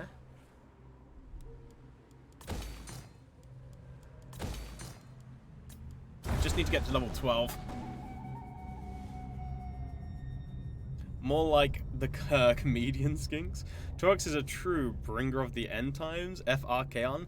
Torox is the most overpowered faction in the game right now. Like, just straight up, it's the most powerful.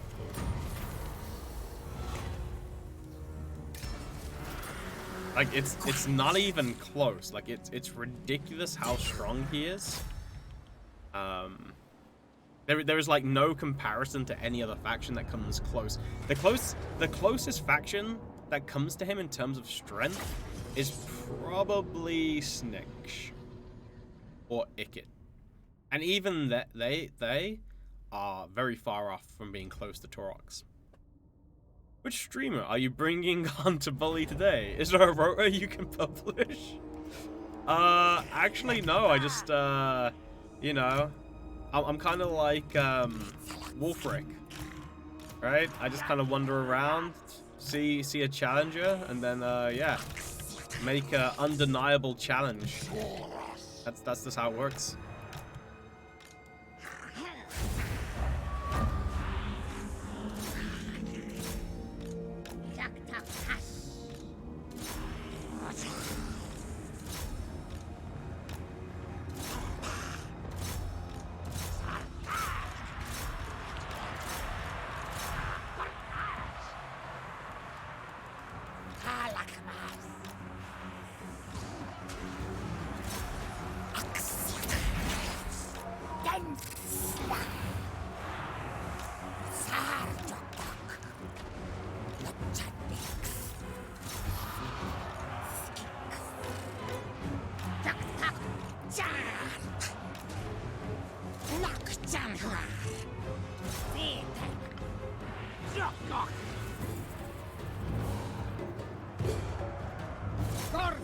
Deleted.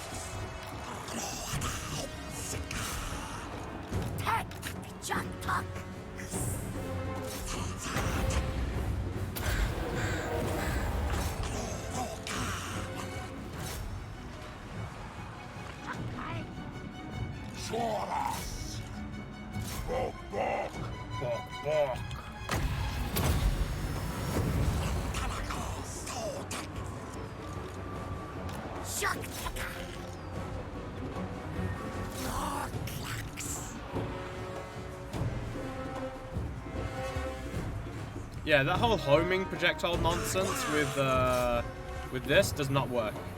The projectile is too fast. It does not home in. Like it might try to home in, but the projectile is actually too quick for it to actually home in. It's too fast. So it does not work.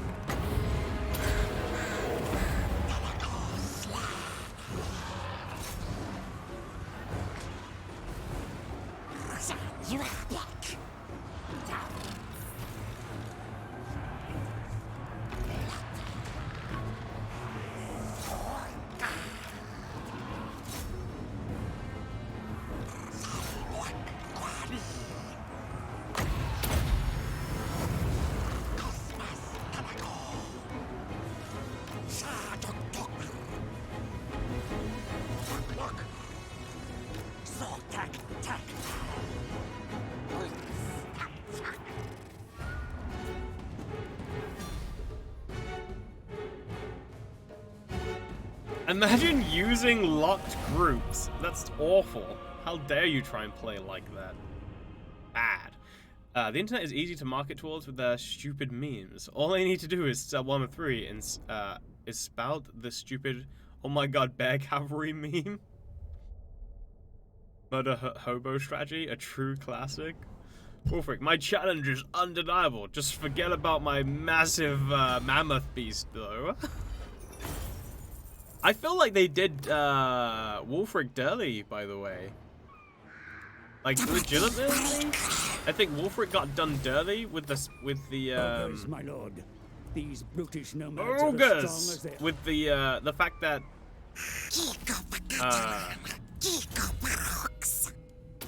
he can no longer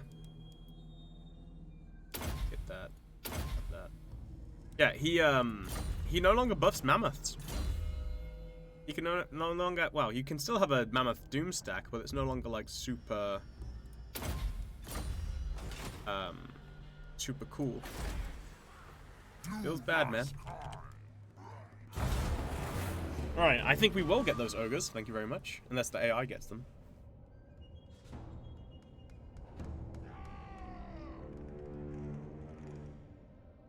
They don't even track, like, so if something's going really fast and you've got, like, homing on it, if it's going at a certain distance, it can only recalibrate at a certain, right, level, right? Before it's just like, no, it can't do it anymore. Like, so it's like, oh, you fire, and then the target moves, like, say, 50 degrees that way, and you, because you're going so quick, the amount of time you have to recalibrate, you only move 1 degree. Like, it's imperceptible. It basically doesn't exist. And that's basically blow darts. Blow darts are too fast for that, for homing to work with them. And they don't have the range either to allow homing to actually be able to take effect. So it's... once again, it's one of those things where it's like, you on pen and paper, you're like, oh, giving something homing? Oh, dude, that's cool. Yeah, I like that. That's really good. And then the reality being, that's not good. There's a lot of stuff like that CA do, where it's like, you have this idea, but the reality is it's not, like, the reality is not what you have in your head. And I feel like, because that's happened so often, I feel like the people making these decisions must not play the game. I don't understand. Fail. No. You waste my time. I don't understand how these things are being, My visions how these predict issues keep failure. cropping up if they did play the game. Yeah, I'd rather you not. Thank you. Yeah, I would rather you not attack my settlement, please.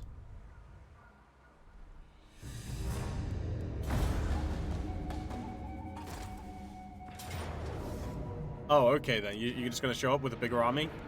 Yeah? Alright. Cool, cool. Oh, and Helebron, you somehow are... okay. Yep, no. Cool.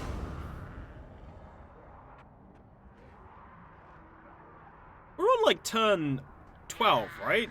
How is Helebron... How has Helebron been confederated? What happened here?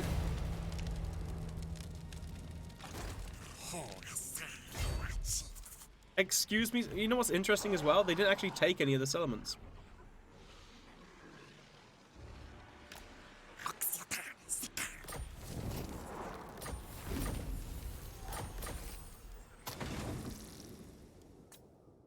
Give me...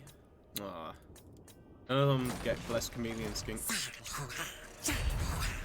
What is this foolishness? The This is me goddess getting ready to forbids it. kick your ass.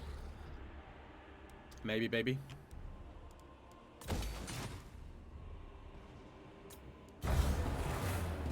See what they do.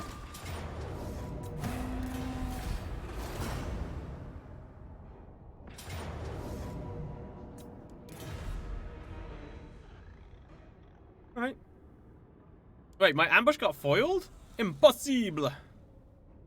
That really shouldn't have happened. Some legendary diplomacy? As the player, you can do that too without even trying? Really? I've actually never seen that really happen, but also I don't really normally spend a lot of time in this part of the map.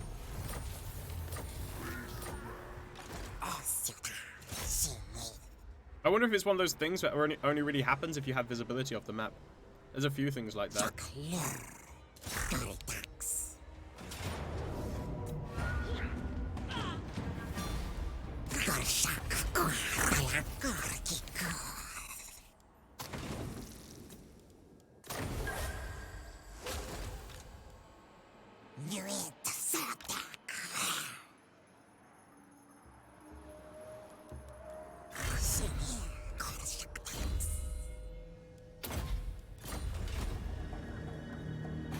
Waste my time. 3 armies just shitting around in my base. How frustrating. Hey, there he is. Wait, is Torox someone I gotta kill? Please tell me Torox is someone I gotta kill. No. But I do have to destroy the Venom Blade.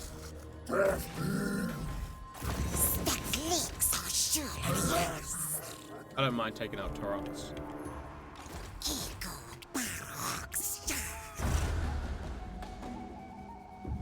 Gotcha.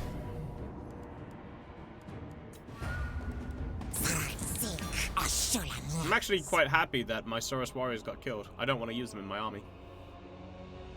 I think she takes heavy losses in her first Aura Resolve, and Malekith can basically get her then. Interesting. He runs so cute. No! Oh, man. Oh. It's just pointless. I might as well move location now. Yeah, might as well move location. I've lost too many times in this location for it to be worthwhile. World Explorers. Blech. World Explorers is the only one that's really, I guess. It's really weird. Normally, to get your final one, you only need 2 skill points in here. Oxyotl is like the only dude who needs 3. Once again, I feel like there's been some miscommunication, and someone just made a bad call on that. Oh shit! No! Whoops. No, sorry. No. I got a bit trigger happy there with the auto resolve.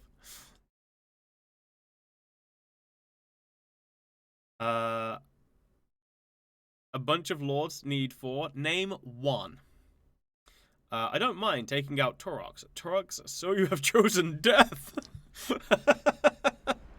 Google needs 4 to get the last one. Oh yeah? You gonna? Right. Okay. I'm gonna put money on it. I'm gonna put money on it, and by money, I mean I'm not. How do I get to the main menu? Because I'm pretty sure that's not true. Maybe it is. Let's find out. No take backsies? There's always take backsies. I need to check.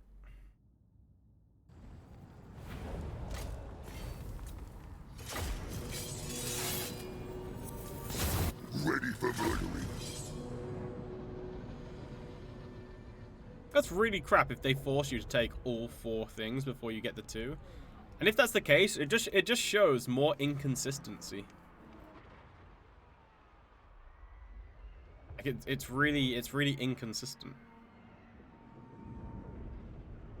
I know Torox only needs to have 2 points before he can get his 4th one, like his final one. Black. Yeah. Quiet advisor. Ready for murdering. Oh yeah. Wow. That's awful.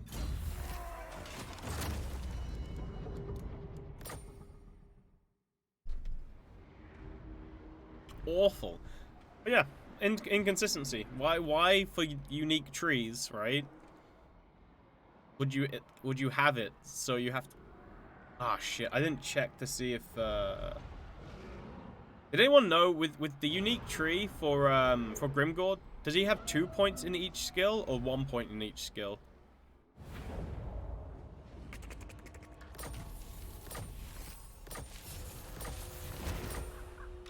Oxyotl. 1 per skill? Yeah. Okay. Yeah. Really strange.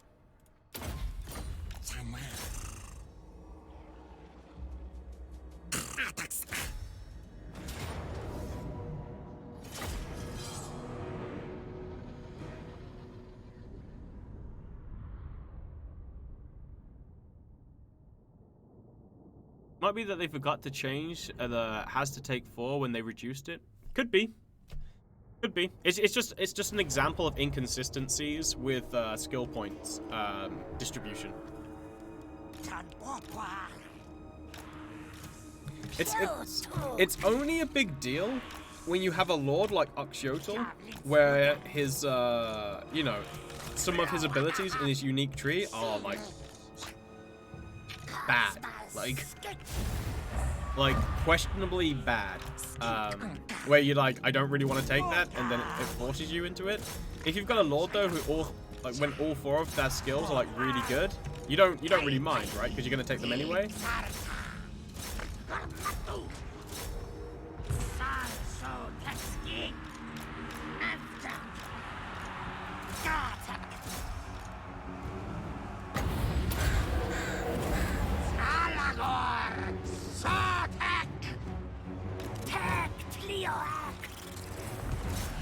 Go on, little guy. Get that lord. Show him what's good. That's right. That's 237 damage. Ballin'. Whoop whoop.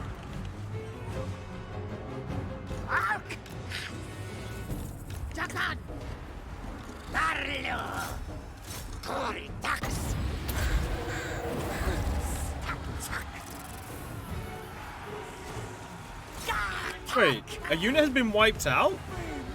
Holy crap! Did I just do self damage? I think I just did a bunch of friendly fire damage and killed my own unit. That's pretty funny.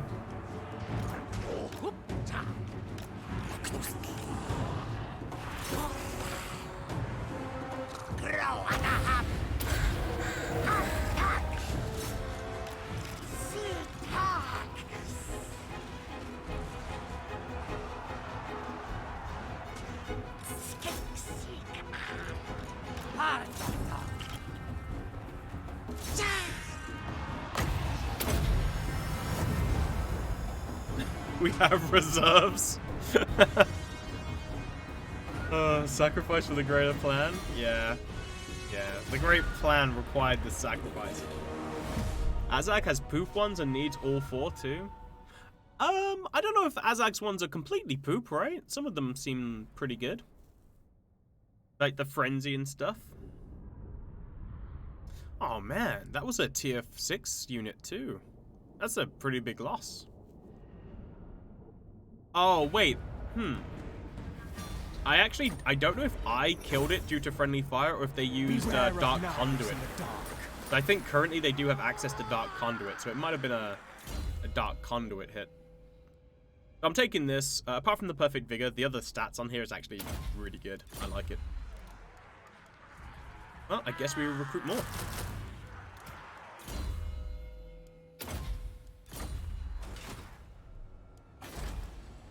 I am tired of going up. Yeah. I feel like leaving. I wish I could get some access down in Lustria, because I'll go beat up Gorok and take Itza from him.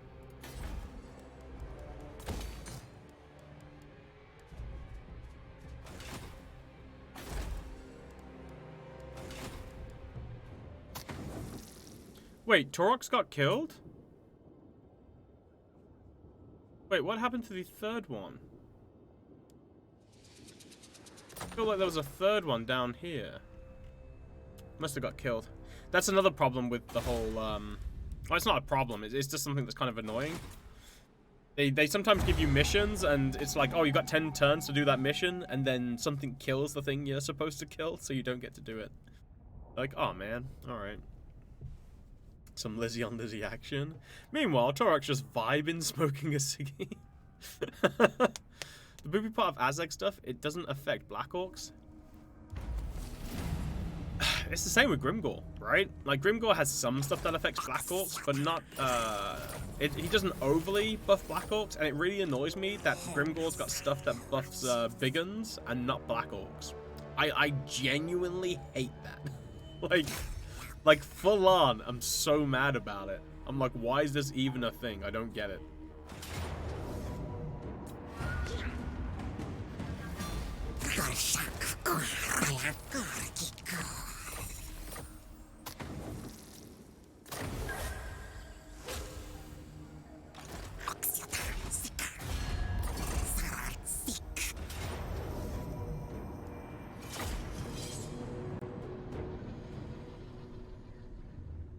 10 flat AP. Dude, no. 10 flat AP on Black Orcs is huge. It's massive. Because it means every single one of the models, when they do an attack, gets 10 AP. That's a massive increase. Like, if you look at, I don't know, like, I don't know how much Black Orcs have, but I imagine Black Orcs have something like, say they have, like, 60 weapon strength, and say they have, like, 20 base and, like, 40 armor piercing, right? A flat 10 is huge. That's like almost an extra 20%, probably around... It's like 16% increase in that damage. Just the AP damage. Like, that for a single unit is pretty freaking big. Oh, I see. Sorry. Right. No, it's not all of them. It's the ones that buff only, it's the one that buffs only big uns. That's the part that annoys me about Grimgore. It's like, oh, it buffs big uns. I'm like, cool. And Black Orcs too, right? And Black Orcs too, right? It's like, no. That's what annoys me about Grimgore. Because the way that I look at it, I'm like, right, I'm Grimgore. I'm not restricted by I'm not restricted due to like unit caps. So I'm just like, as soon as I can do it, I'm gonna go like full Black Orc army, right? Full Black Orcs. And so I'm not gonna have any big uns. I just don't see the point of why they're allowing, like, why it buffs big uns. It frustrates me. And then that combined with the fact that you need to take it, right? Like, it's not a skill that you can just avoid, you need to take it. So that's why I get annoyed with it.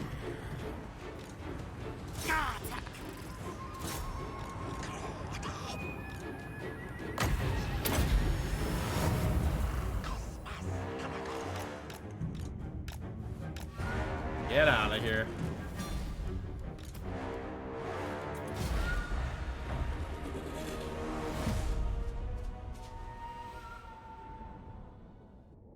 Biggins get the +8 anti-large? Yeah, which is terrible. Can we say this is the most useless lord in game? No. He's still phenomenally good. He's, I think he's still better than Krotgar. So here's one of the issues that you have. Krotgar doesn't have any unique mechanics, so everything that Krotgar gets, this guy gets, and then this guy gets his unique stuff on top of that. So he's still better than most generic lords. It's just unfortunate that him as if you mean him as an individual lord, is he the weakest? Probably, like in a 1v1 scenario. Probably. Like, I'm not sure of anybody who's weaker than him. I mean, like, I think even Teclis would beat him in a 1v1 on his mount.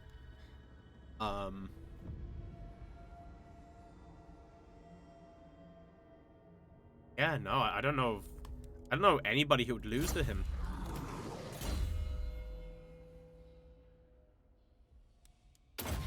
Nope.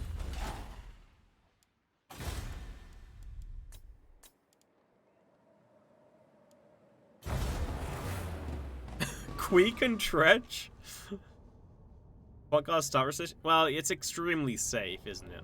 But but I was just referring to, like, if they mean like a 1v1, is he the weakest lord 1v1? Then potentially, yeah.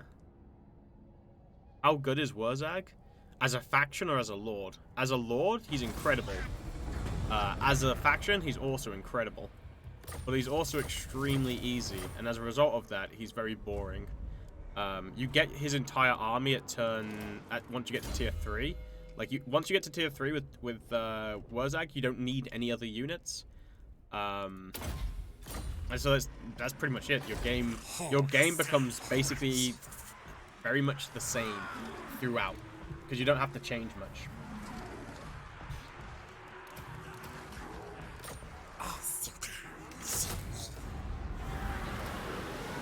What's up, Torox, big boy? We meet again. Oh look, your army's terrible. Who would have thunk it? But yeah, Wurzag's insane. Wurzag ends up getting like 75 physical resistant greenskins, which have insane weapon strength. I think they have like 50 to 60 weapon strength. And then like a 40 or 50 something charge bonus or something ridiculous. He just runs units down.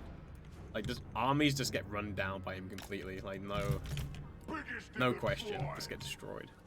It's funny, but what happens is you get an army that can do that by like turn 30, and then you realize by turn 90 that you've been doing the exact same thing for the last 60 turns, and it's never gonna change. So then you, like me, I became a little bit like, aw. I just kind of like lost all interest in the campaign. So I was just like, oh, okay, this is cool, it's the same, it's the same, and then you realize you've got nowhere else to progress to, and you're like, oh, this is depressing. Which is unfortunate, but it's mainly a result of the Savage Orc roster being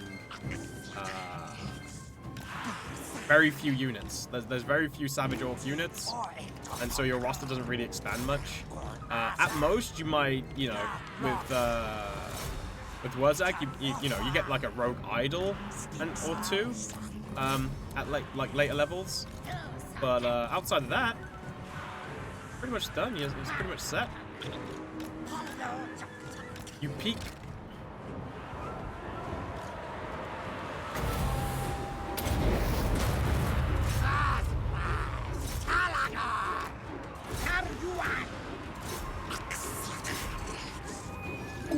Fine cavalry! Grow at a hop! Teklotl!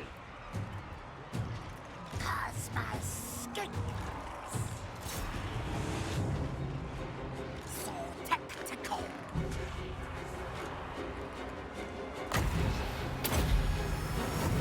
Alagor! So tech! Neowreck!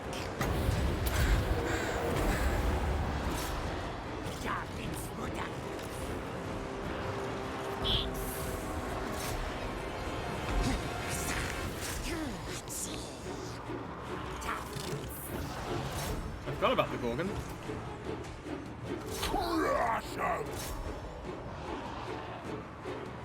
Get wrecked, Gorgon. You're far too big. You're such an easy target.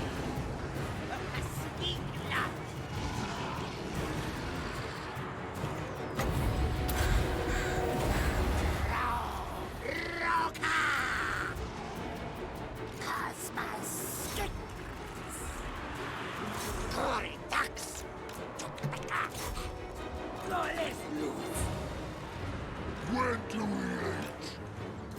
Munch for the slave!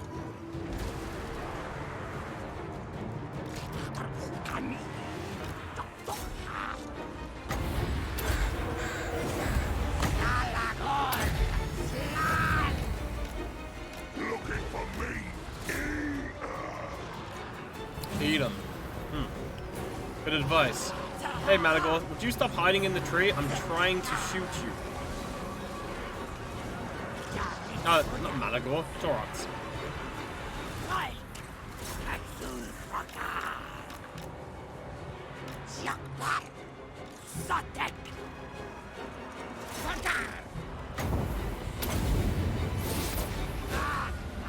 No! I can make it! I can make it to the tree line! Oh! How did that not kill you? Ah, 62. God damn it. Oh, make me chase that booty.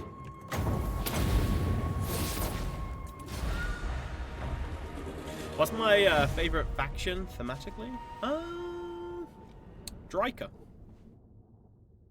Damn, blow darts are serious business. Well, I mean, these units are super easy to kill because they don't have a lot of armor and they're very big. so it's very easy just to fire into them and destroy them.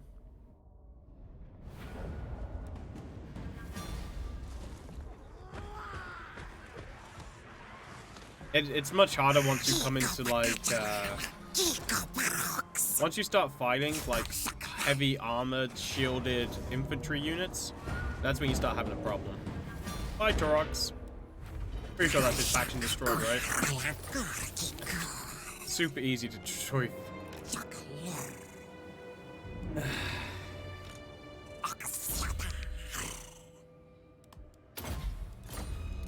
Shame.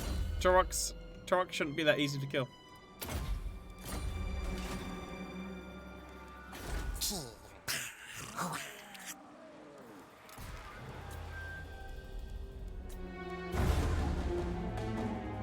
How often does AI use ogres? It's random. Yeah, just random. Oh, the mercenaries? Well, I mean, no. If I get them into a fight, I will, but ultimately, you guys are gonna be able to play with them within like 4 to 5 hours.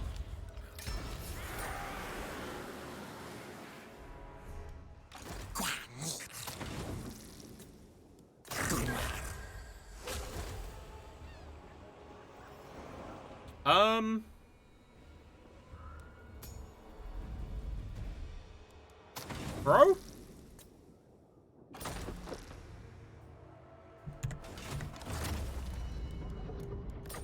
Now, is this a bug because I'm in a settlement? Or is this a bug because there's nowhere to actually teleport to that location? I wonder. You think Toddbringer vids was any hint of Toddy coming to the game? No, it was just a promotional video that Yogscast was doing to promote the DLC. I don't know why people thought that it hinted at Toddy at all. Like, there's absolutely nothing about it apart from them basically just making a meme of the whole Toddy Yogscast thing. And that's literally all it was. Like, it had nothing to, like, there was no indication, no hints or anything about Toddy being a lord. It was just basically a meme. Yep, I cannot get there because it's full, essentially. Cool. Oh, that's a thing. I mean, I guess it makes sense, but it's kind of annoying. Imagine getting a body of actual brass from the Chaos Guards, and then being very weak to missiles. Seems there was no valid spot. I would assume the latter, yeah. Thorax didn't die from freaking fireball and billion darts in the back. What else do you want from him? 2 of 1. Maybe one should implement so that the game checks for that before it consumes the teleportation. You would think so, right? But nah. Alright, I guess we go back home.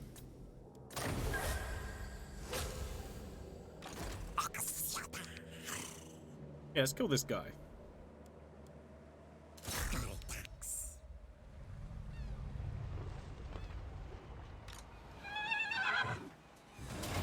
Nice arm you got there. Would be a shame if someone skinked all over it.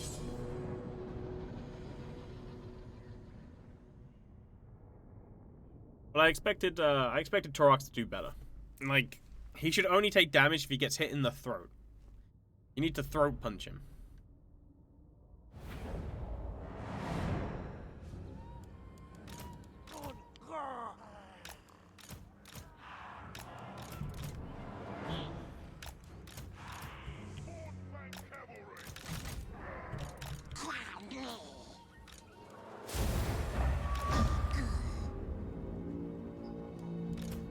Fang cavalry!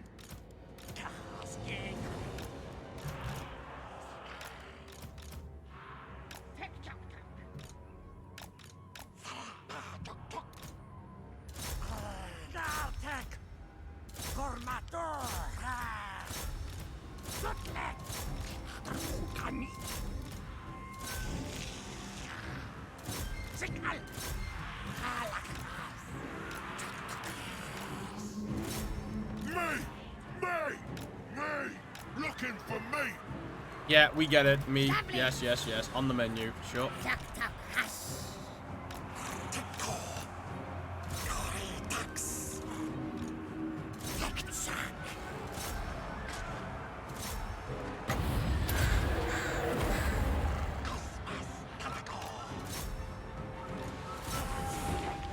Doodly tucks. For you, tuk tuk.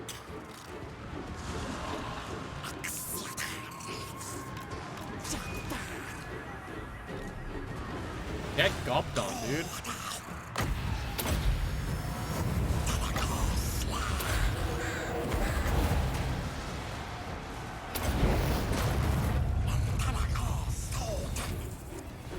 Ion beam detected.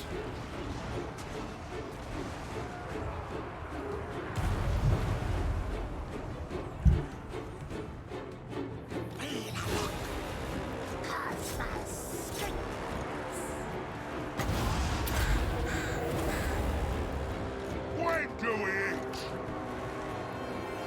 Plus 20 AP for the whole army, by the way.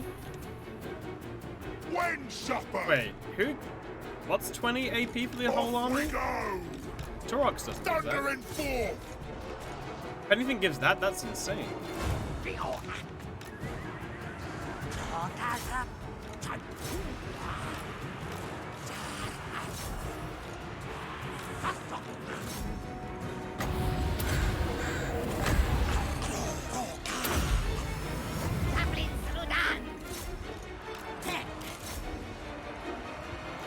Mournfang Cabaret!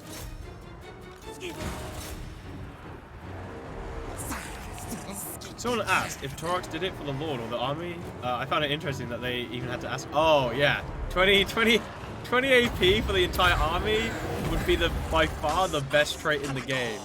Like, that would turn any infantry unit, like, no matter what infantry unit it is, right? That would turn Skaven slaves into a freaking good infantry unit. It would be insane.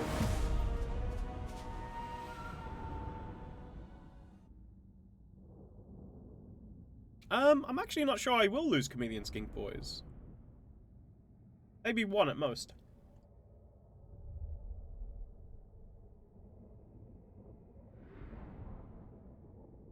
Load. Yep, safe. Yes, low. Oxyotl.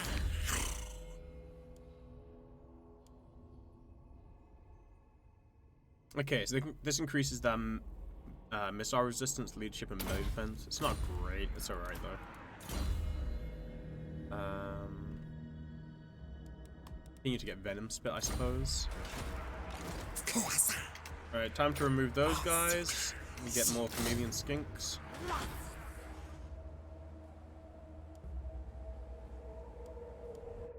Right, I need a new Sanctum. You know what? I'm actually not mad about having the Ziggurat of Dawn, you know? Raise Sigma! Give me a vision of that area.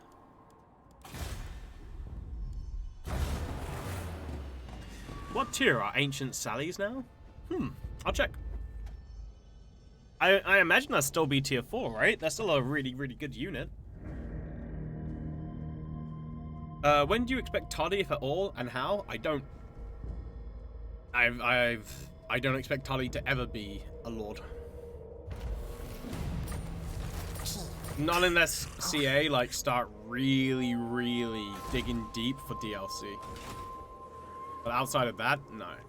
At most, what I expect them to do is make it so you can customize more generic lords better to make them be on par with legendary lords.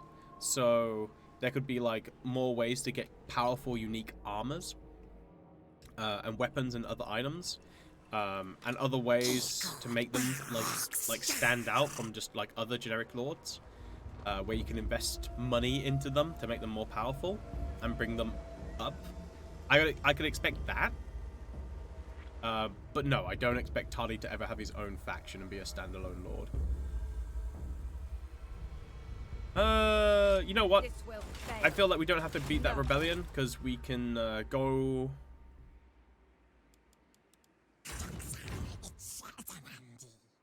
Oh man, I'm not sure I'm gonna make it. 3 turns. You're a pretender. You're a pretender. That's not a lot of movement speed. Jeez.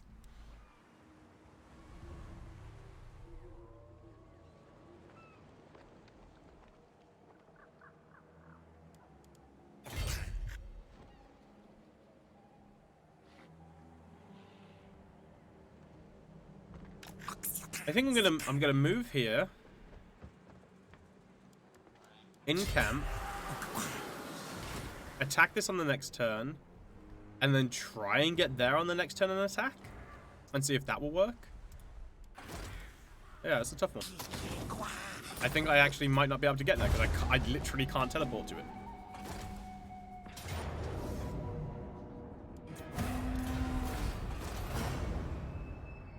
Oh, right, I meant to just check the tiers. Well, I would not agree with them taking 3 turns to recruit. Yeah, 3 turns to recruit is yikes. Those fake-ass Empire boys took Oxyotl. Hey dude, have you played all 3 new lords? If so, who's been your favorite so far? Torox. Torox is my favorite. I've played all 3. Don't get me wrong, I like Thorek. I think Thorek Ironbrow is like super good and all that. The problem is I've played dwarves to death. Oh yeah, New World Colonies did take Oxyotl. Damn. Yeah, I've played it to death. I really enjoy the changes to it, but just for like a new lord and a new playstyle, Torox is pretty freaking good. Oxyotl is also really, really good. Surprisingly. I think it's because you can play with the skink kind of gameplay. I just think they really let him down with the fact that he can't get multiple poisons. That's the only thing that kind of lets him down. So you can only have 4 poisons, and it's really restrictive. But he's new and he's interesting. So he's also enjoyable. But ultimately, Torox was the different. Like Torox not only had a unique playstyle, but also has, you know, a rework for the Beastman on top of that. What I will say though, to I guess right here's my review of the DLC.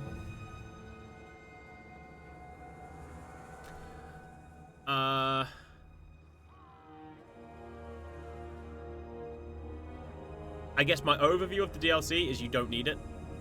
I feel like the free stuff is, for the most part, far more impactful in terms of your overall game experience than the DLC itself, because the DLC only includes the lords and the heroes and stuff. If you are not interested in the lords themselves, you do not need the DLC. Torox is really enjoyable, but he's also completely broken, meaning that he's enjoyable and you'll probably play him for like a handful of campaigns, and then you probably won't play him again. What you'll probably end up doing is playing like another Beastman faction, and then recruiting him through the Dread mechanic, and just buying him and then using him in your armies if you want him. Just because it's like there's no challenge to playing his campaign once you figured him out, so he's kind of broken. Oxy, I think, honestly, is people are gonna love him, other people are gonna hate him. I think his playstyle is very different, and I think a lot of it doesn't.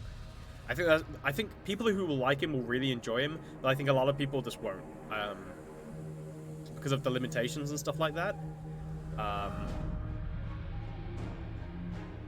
But obviously, you do have to consider with the Lizardmen, if you do like Lizardmen and you do like playing them, then obviously there's new units that are being added, so if you want to get those, cool.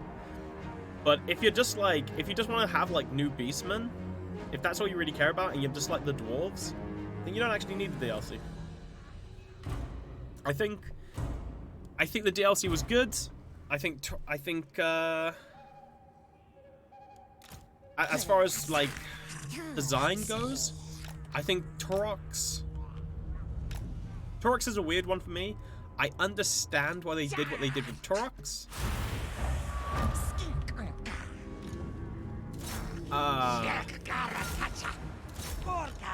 I think they might have got a little bit too far with him, but I know why they went too far with him. Just because of his lore. Like, it makes sense from a lore point of view why he can do kind of what he can do, like what he does. But from a gameplay point of view and mechanically, he's it's super powerful. Even though it's like the only way you could really make him play like he should play. So it's a tricky one. I think Oxy, they kind of did him dirty with limitations. Similar with the dwarves, actually. I feel like the dwarves were kind of done a little bit dirty as well, in the sense that you can only get you can only buy the runes once, which means that you can't have them on multiple armies necessarily. So yeah, there were a few questionable decisions this DLC. Some really amazing mechanics. But some of the mechanics are like really amazing, but also very rough. Like, you know, they need a bit more fine tuning to be like they need a little bit of tweakage to be like where they should be at, in my opinion. I don't think CA will change that. I think that's something that's going to come down to modders, unfortunately.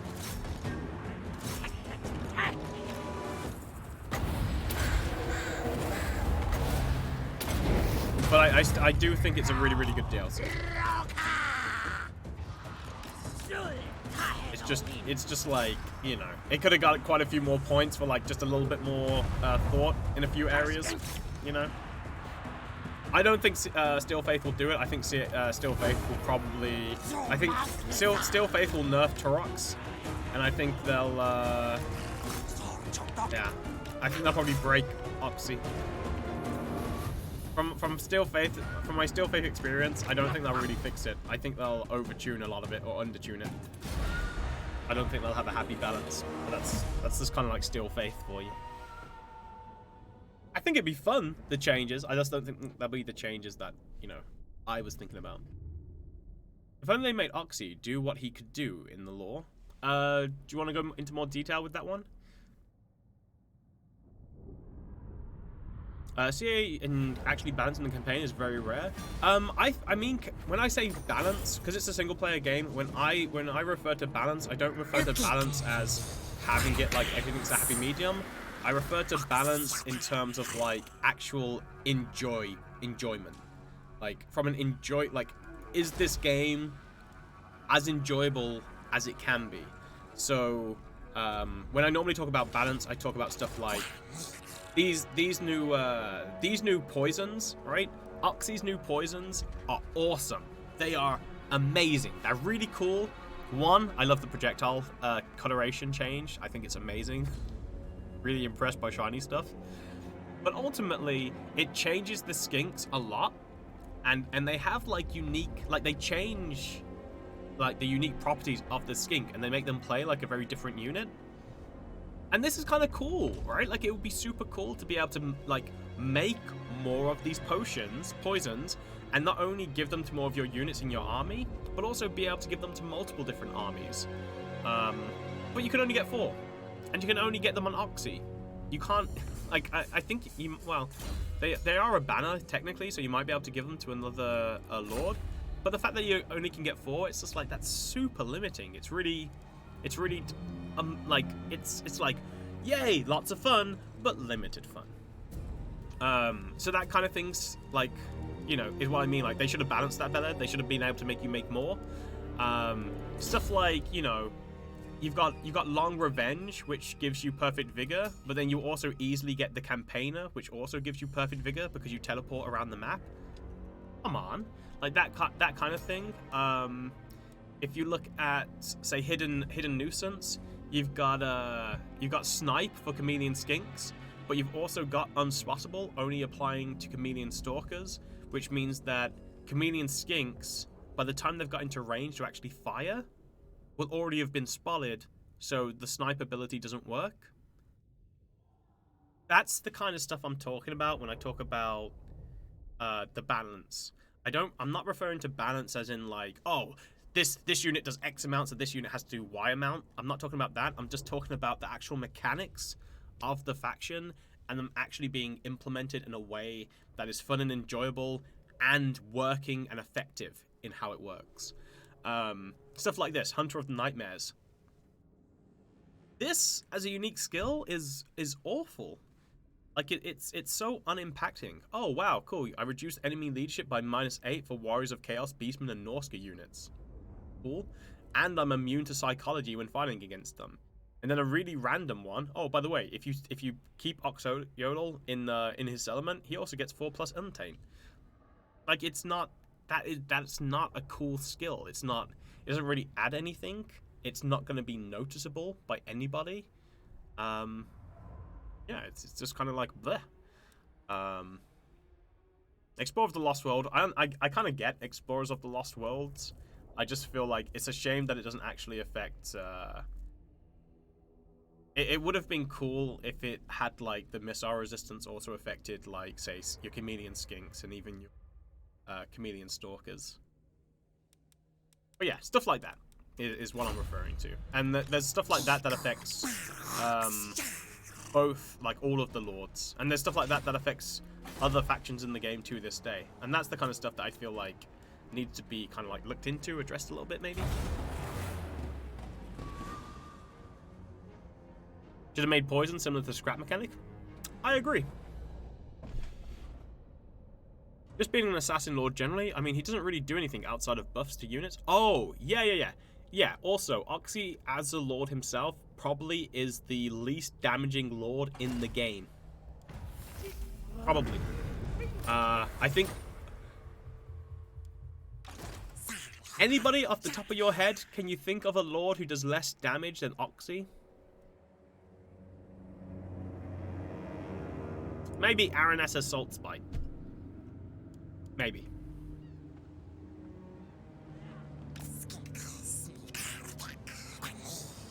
Tretch? Nah, Tretch does more damage than him. Marcus? Marcus is freaking baller, dude. Marcus would destroy Oxy in a range attack. Or in a range fight. Do you mean Gorst? Gorst is one of the most damaging lords in the game.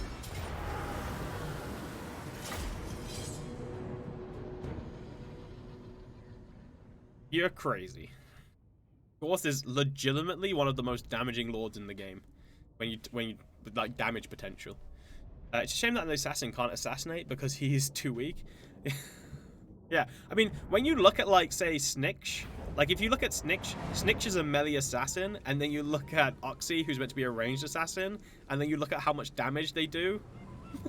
Like, when you compare it, you're like, I know if I needed to hire an assassin, I know who I'd be hiring.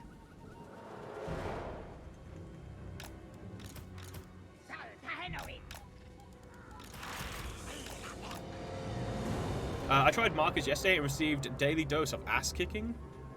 Marcus is freaking amazing. Not only is Marcus freaking amazing by himself in terms of his damage if you use him correctly, but also he buffs up his army way more than Oxy buffs up his army as well. Just by, you know, the buffs that he does to these huntsmen. He's meant to be the 1v1 king and gets shot on by everyone.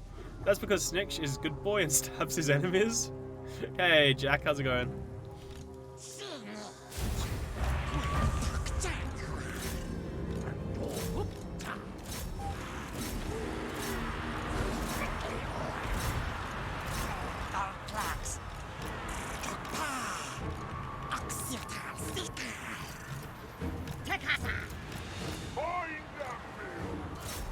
Right, okay. This is the perfect opportunity for Oxy to show you what he's got, right?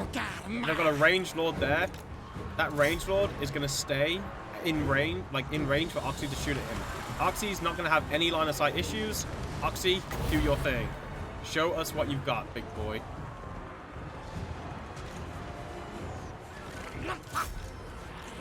Now is your time to shine.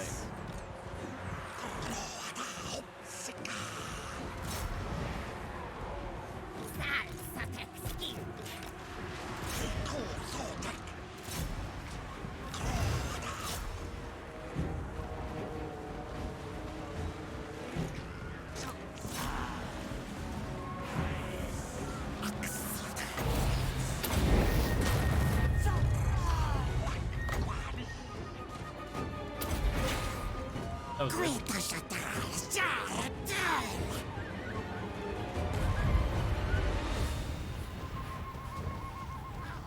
Oh, this is a toggle? That's pretty cool. Just removes his movement speed. Okay, how much damage did you do, Oxy? Show me. 2,326 damage.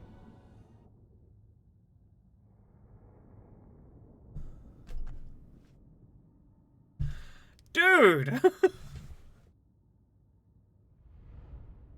You had everything going for you. And that's how much damage you did? Okay. He's there for moral support, okay. Yeah, I know.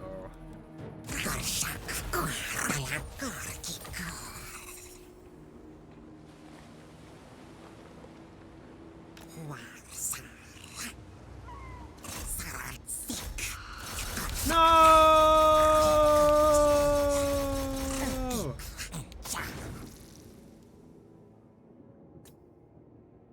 Oh, defeat the following lord's army?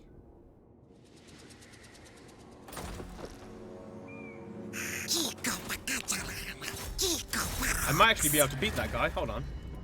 I didn't realize it was fight the guy's army. I thought it was attack the settlement. Seems kind of doo-doo to me. He just doesn't have enough single, like, his damage isn't great enough to be his range just isn't good enough to do what it's supposed to do.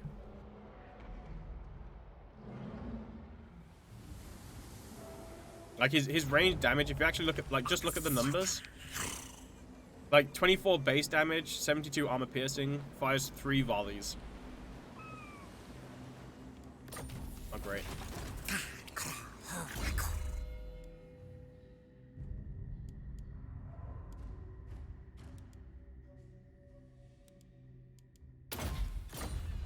We'll even buff him up. See what he's like when we buff him. Oof. Oof, maybe? Nah. Lame.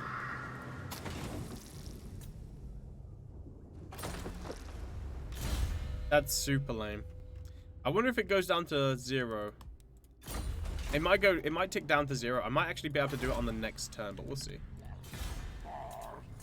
If not, we'll take the settlement and then we'll just teleport back to the frozen city to defend it.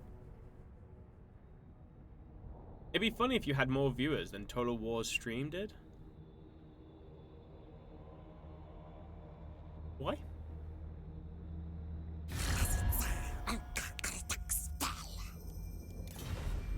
Peace treaty? Oh no. Oh my god, that guy couldn't even attack me to give me the victory? Oh no, yeah, no, it failed. It failed. Feels incredibly crappy. I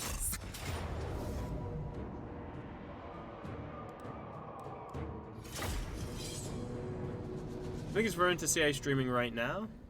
Yeah, but I mean, are they actually streaming now? I mean, that's one of the things, right? I imagine they've only just started streaming or something. Like, normally they get into like 700 something.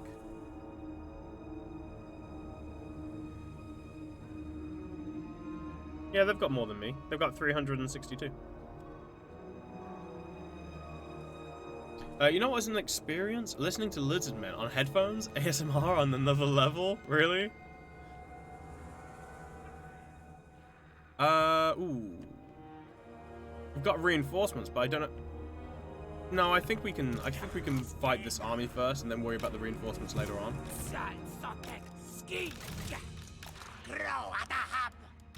Mournfang cabaret! Go do that first.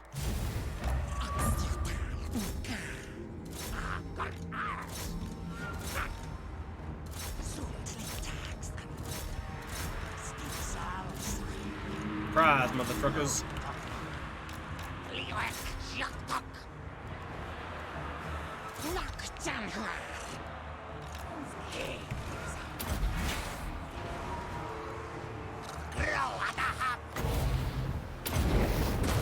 Alright, let's drop the bombs.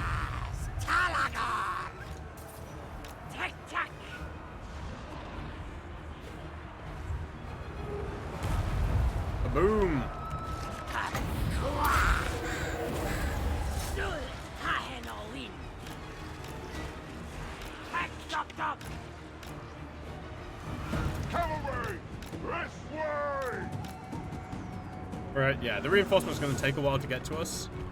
That's okay.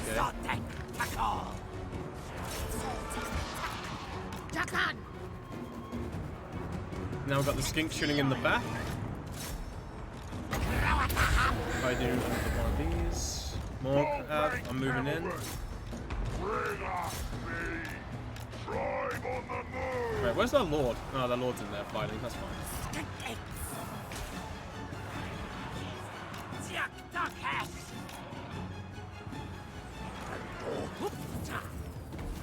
Moonfang cavalry.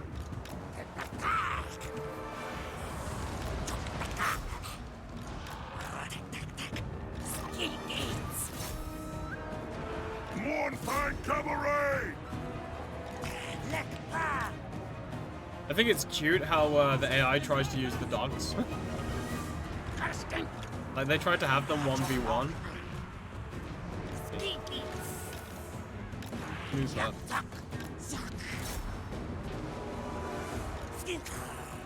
Oh wow, that lord died pretty quick.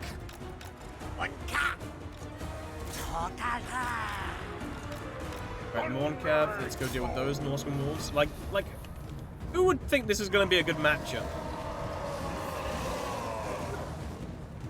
Cavalry. Bye, doggos.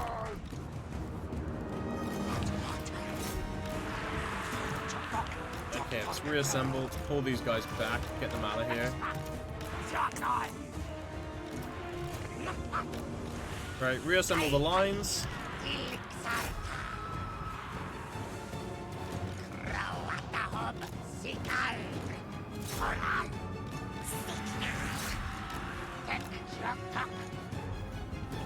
Looking for me. Moonfang cavalry. Move back from that. Man, I'm out of ammo. I need to get more ammo on this guy. Moonfang cavalry.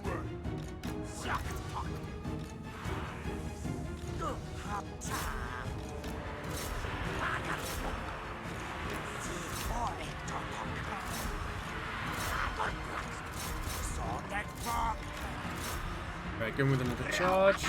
Send Mornfangs around the back.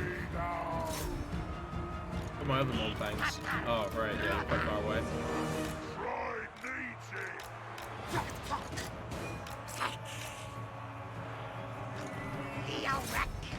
Cavalry.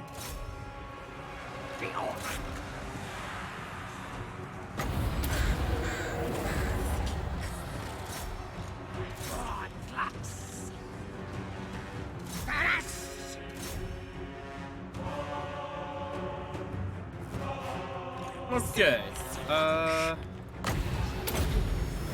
should be enough to get us the win.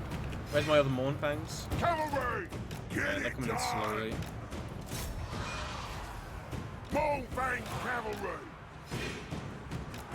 Let's go take out those mortar hunters in the back.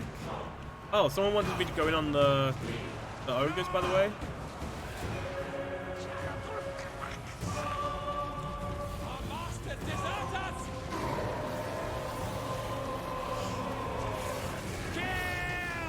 As you can see, ogres are pretty big.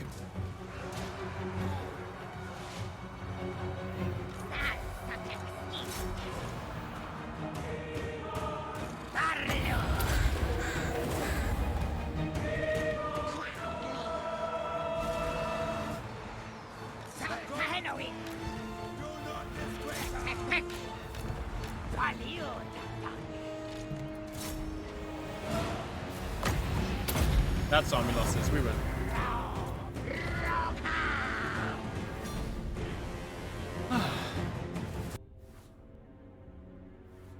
You know what's... Oh, yeah, that. That's a lot of marauders. Mm-hmm.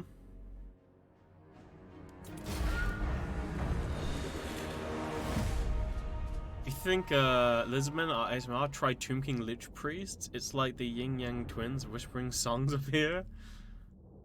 Do you have any thoughts about the new auto-resolve? I don't like it. The new auto-resolve basically has not changed from the old auto-resolve. It's basically only changed from a UI point of view. So the only changes are the UI now shows you what units are gonna die when you auto-resolve. And it also tells you if you're going to win or lose the auto resolve, and what kind of victory you're going to get. That's it. Outside of that, it is the same.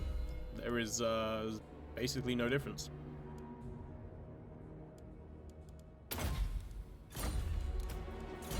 I think mechanically it works exactly the same as it always did.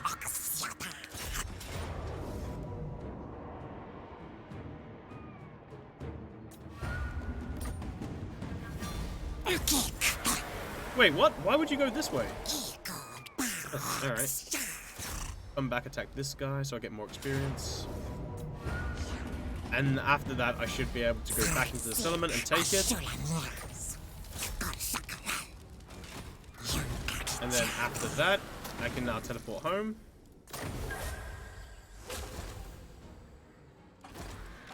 And then... unfortunately, I'm not able to reinforce. So, let's hope this rebellion doesn't attack on the next turn. Otherwise, we're going to lose our capital city. Not a bad turn.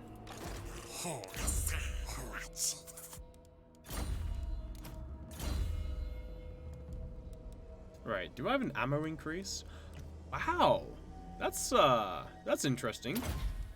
I actually cannot increase the ammo on the troglodyte. Or troglodon, whatever it's called. Alright. Let's get rid of you two. I think we merge one of these guys together. I'm doing that because I want the chameleons. And the reason why I want the blessed version is because the blessed version actually has an extra 10 more ranged, and it has more ammo. So that's the only reason why I want it for the range and the ammo increase of the blessed version.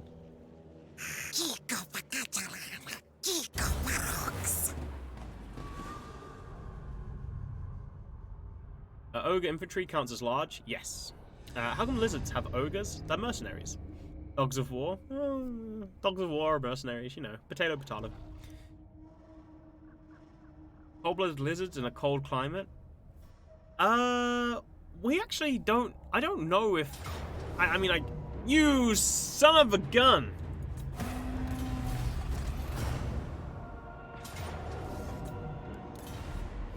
That's it. That's it, we're leaving.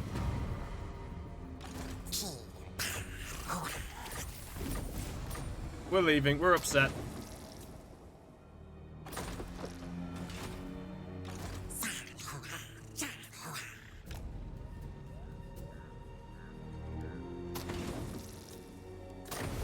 We're gonna go where we're appreciated.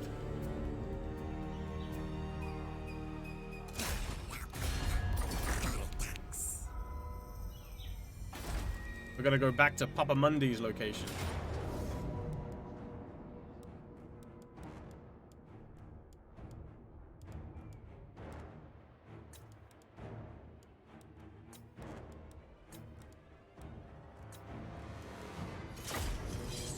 That is a lot of champions, by the way. What does Oxyotl quest weapon do? It increases his range, his weapon damage, and it gives him a magic missile attack. The magic missile attack is very bad. It does like 200 to 500 damage. Jesus can make tools and build fires, though. If that will help. You're my favorite Total War streamer. Well, thank you, man. I appreciate it. I'm glad I'm able to give you what no one else can.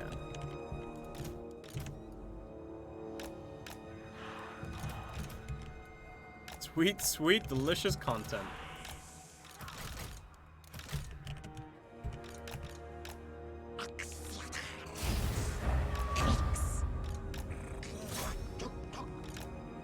Off we go!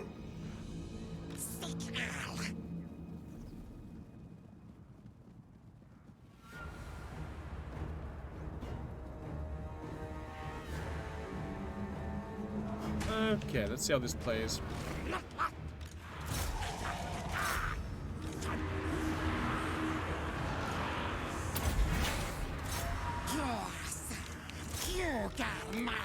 If we can get the Marauder champions all to to basically stack up in one kind of position, Fang cavalry. that would be great.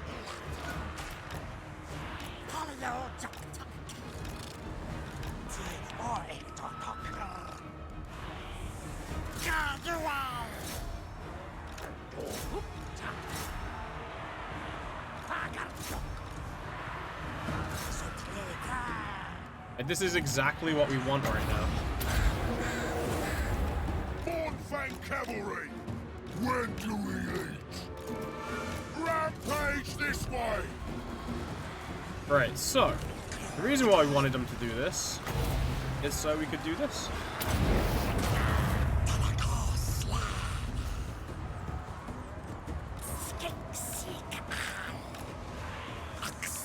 Watch the damage numbers. Woo.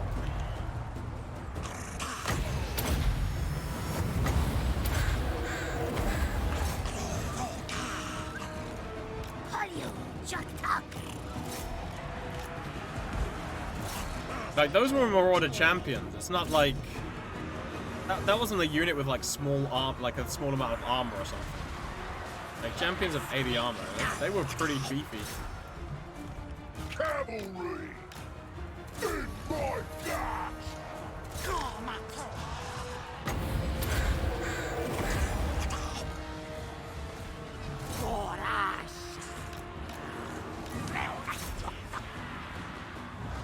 Fang cavalry. Alright, that should be the end of that.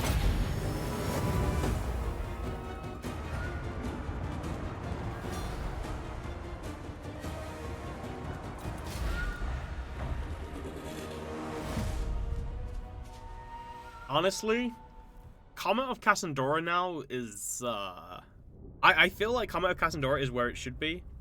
I remember, I don't know if, I don't know how many of you remember the first, like, trailer for Total War Warhammer 1, but there was a point where there's a giant, and there's a celestial mage, and he pulls down the meteor from the sky and throws it at the giant, and I was always like, that spell's gonna be badass. And then you actually get it in the game, and it's like, it's not a very good spell. But now they've legitimately made it, like, really good. Like, they've made it legitimately really good.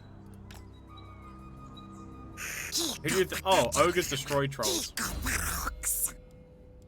Like, ogres beat up giants. Like, ogres are ridiculously strong. It's kind of crazy.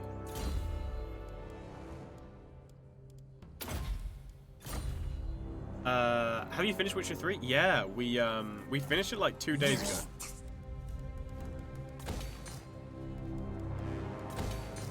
Where was my goddamn patrol game? Bad. Yeah, the Call of Franz one? Yeah. It honestly kind of irks me how the Lizmen heroes are still vastly superior to any of the legendary lords. I mean, that's not necessarily true.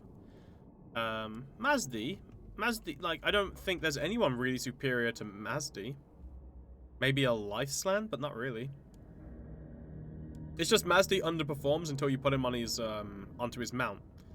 And then once he's on his mount, he performs really well. Hrothgar, Gorok, Nakai are all really good. The one thing that irks me about it is the fact that you can't get a life mage on a, like, I wish there was a skink priest who was a life mage. His tree is bad? Whose tree? Mazdamundi's? You reckon? His magic's great.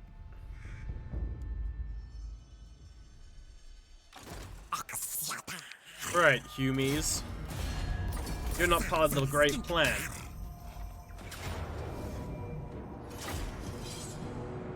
I use a Skink Life Priest mod because I'm a filthy chealer. It just makes sense, honestly. It's just one of those things where it's like, I know that they've given it, like, the other option you would have would be to make a Life Slan Lord and have him follow around like your main army, which is just really tedious, but is the other way that you could do it. Release day park. Hey, Lantry, how's it going?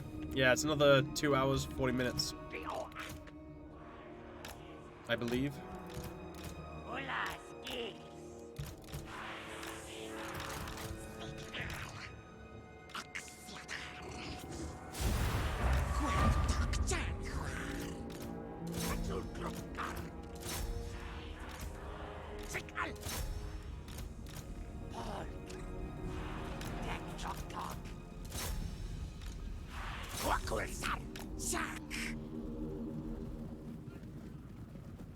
Right, now that I remember that that this DLC is out.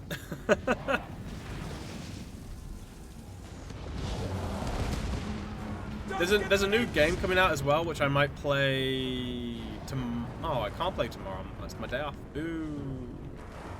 Yeah, there's a new strategy game that I might play in a day or two. It's kind of fun. It's interesting. Yeah. I'll show that off later on. The concept it kind of reminds me of like They Are Billions, but also with the ability to basically run away with a floating city when you need to, and then drop down to a different location and start again, and then as soon as like it gets too hectic, you have to do the same thing, run away. Yeah, it was interesting design. What's it called? Dream Engine. It's coming out today.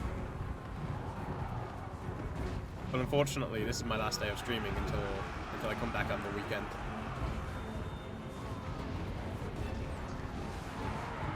I would have shown it off sooner, but the embargo, they wouldn't let me play it until it was released, so, or at least stream it.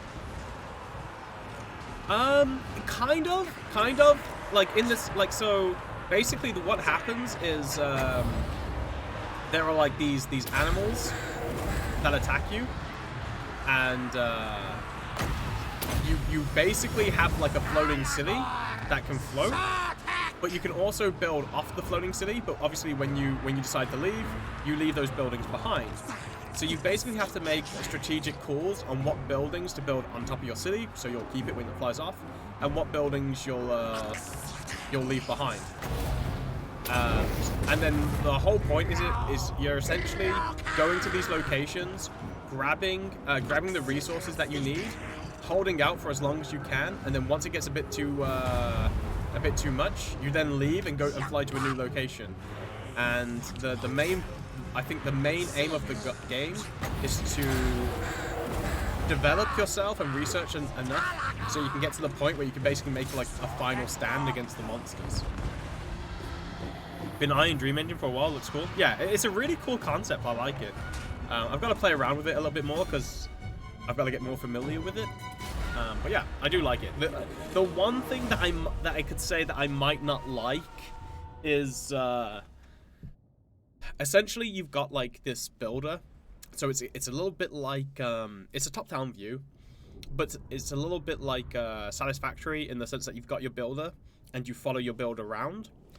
And then you can switch into like two different modes: the mode where you shoot and the mode where you basically build. I wish with the mode where you build, you had a free-flowing map, like sorry, a free-flowing movement, but you don't. You have to stay with the figure, like your builder. And I wish that it unattached the camera from them, so you could just move around and build where you needed to. I feel like I understand why they don't want that, but I feel like it would be like a nice quality of life thing that they might introduce later on at some point. I don't know. We'll have to see.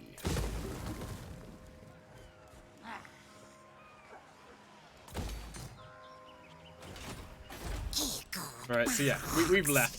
This is our new location now. This is our new home. Screw this place.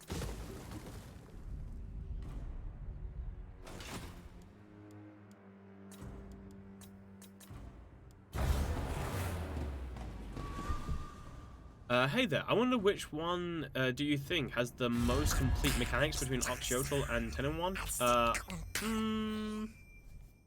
They're probably similar. Very similar, to be honest.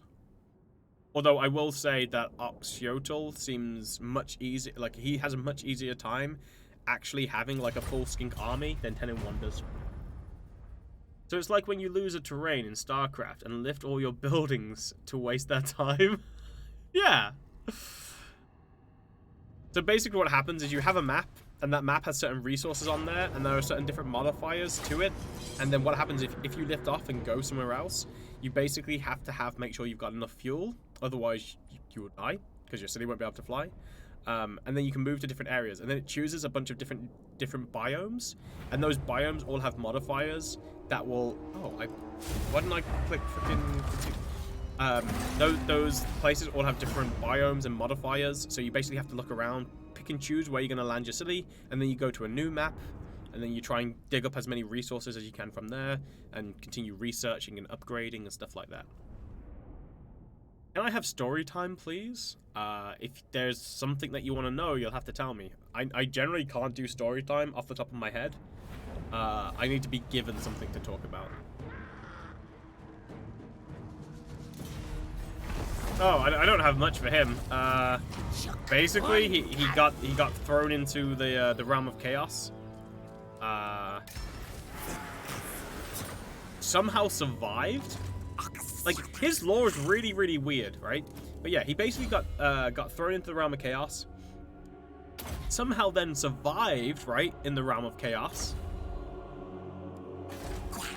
And then, you know, established a bunch of, like, crazy ways to, like, kill like, other, like, chaos demons and stuff. And then 2,000 years gets pooped out. And then refuses to talk about his time in the realm of chaos. And the Slan are so worried that they will be tainted by Chaos Taint if they read his mind, that they refuse to read his mind, so they won't find out what happened while he was in the realm of chaos. And yeah, he now just has visions of when chaos is up to no good, and basically is able to intercept their no good deeds. But that's it. You don't know why he can do that. You don't know anything really about it, apart from like he's really good at assassinating demons now. But the lore literally is just like, yo, why he do this? And then it just looks at you and just like shrugs. Don't know. So maybe he's just built different. Just built different. Yeah, but yeah, no one. You have no idea what goes on, like what he got up to while he was in the Chaos Waste. It's just a mystery. Yeah, there's not really much to say about him, unfortunately, as a result of that.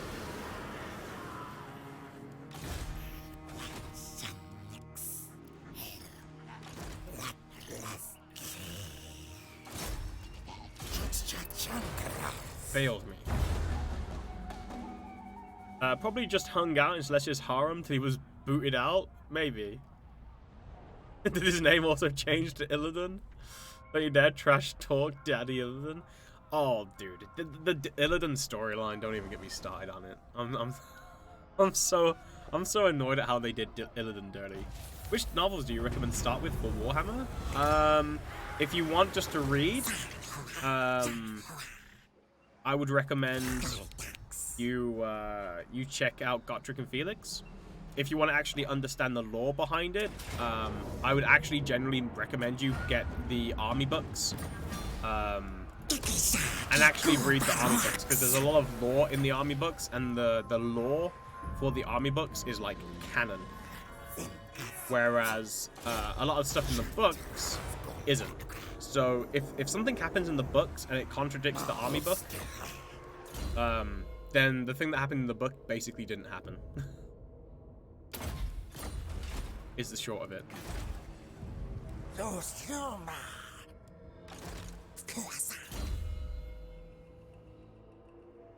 And the reason why that's kind of the case is because there are a bunch of different authors for Total War Warhammer. Oh, sorry, for Warhammer. Although obviously Warhammer stops now and moved on to Age of Sigmar. But yeah, there are a bunch of different authors, and it's very hard to make sure that those authors are consistent and true to the lore. And sometimes authors just like to make stuff up. Like, hey, she's an elven vampire now. And then the entire fan base jumps on the author and is like, vampires cannot be made by elves, or elves cannot be made into vampires. and then they finally were like, it's a mistake. So yeah, you often end up with stuff like that can happen. It's a feature, but yeah. Can a vampire become a Chaos Lord? Define what a Chaos Lord is. If you mean can a vampire be corrupted by chaos? Yeah, of course. Illidan story time? You want Illidan story time? Are more kill traits changed? I saw Marathi and Kazrak got changed. Yeah, but what's weird about it is they don't actually put that information in the patch notes. So I find it weird that a community determines what happens unless they are pre-existing conditions. No, the community doesn't determine what happens, but the community basically is like, yo, you literally cannot have, like, you've already put in other lore that vampires cannot be anything other than human. And the reason why in the lore vampires can't be anything other than human is because the potion that was made that ultimately ends up then making vampires was purely based upon human genealogy, right? So it was basically, it's just alchemy that's based upon the human's genome and how their body works. So it doesn't work. Like elven bodies do not work the same way as human bodies. Therefore, the potion doesn't work the same way. Just like technically, if you think about it, the different plagues and stuff shouldn't be able to jump from humans to other species.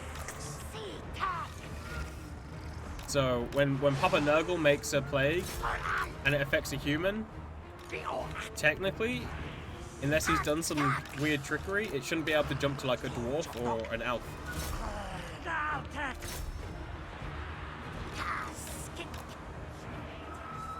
Obviously, sometimes they can mutate to allow it, but normally that shouldn't happen. And it's the same thing with the curse of vampirism. Like, vampirism shouldn't work with elves or dwarves or anything else. However, potentially, because of this, you might be able to get halfling vampires and you might be able to get ogre vampires. And the reason why you might be able to get halfling vampires and ogre vampires is because ogres and halflings are basically based upon humans. So the old ones experimented with humans, and from humans they made ogres, and they also made halflings. So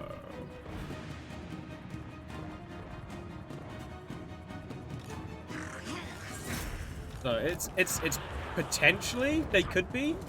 It's not confirmed or anything. There haven't been any, as far as I know, but there is potential for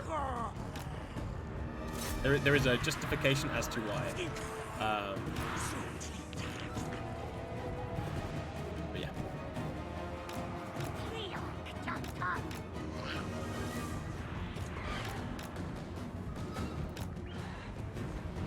So are ogres mutated humans? They're genetically engineered. They're a genetically engineered new species made by the old ones.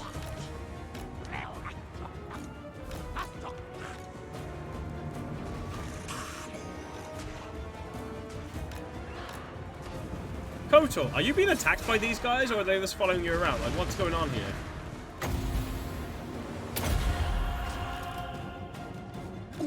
Fang cavalry!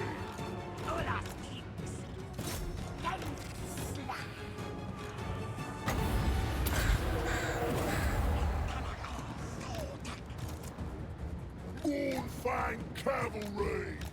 In my gut!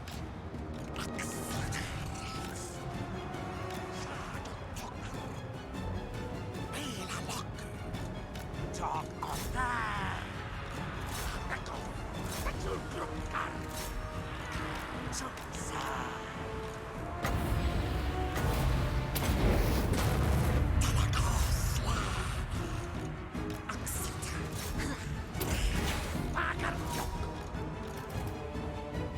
Thundering forth! Find a meal!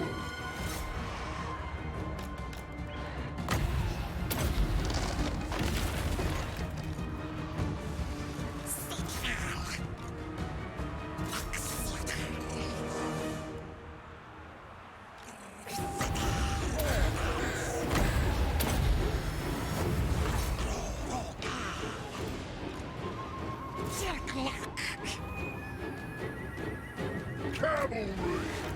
It's a skip-tack.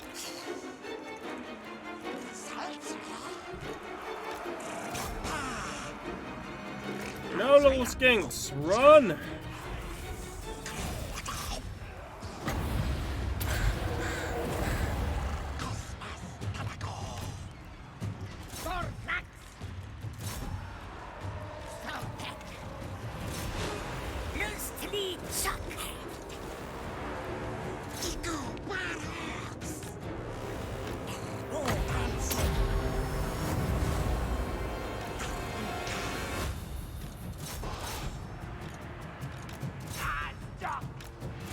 There we go.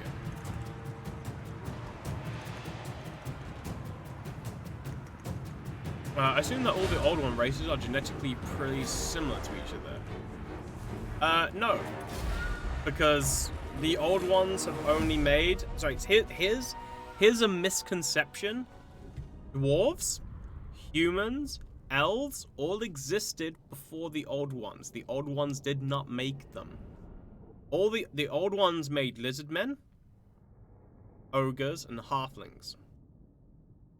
Humans, dwarves, and elves are aliens to the Warhammer planet who came from a different world. Greenskins are native to Warhammer, to the Warhammer world. So what we basically found out is that the events of a world being destroyed and then the greatest survivors of those worlds disappearing and escaping to a new world is a cycle that has happened multiple times. So what happened basically was, for instance, the dwarven gods and the elven gods and the human gods were basically the strongest or the most powerful members of their species who survived a dying world and escaped to this world. We're assuming that the Old Ones then helped them in some way. And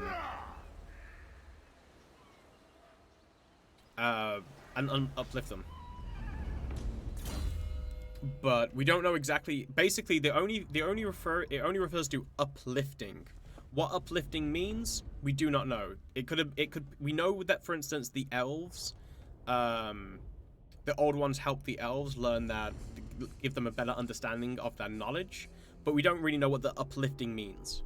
As far as we know, it doesn't mean that they were genetically engineered in any way, but we don't have enough information to know that. What we do know, though, is that ogres and halflings literally did not exist and were made. And also lizard men were also made as well. Purely for the purpose of serving them in some way. But the other factions, they were there before. And like the gods literally came from a different planet. Like they escaped from that world and came to this world. So yeah.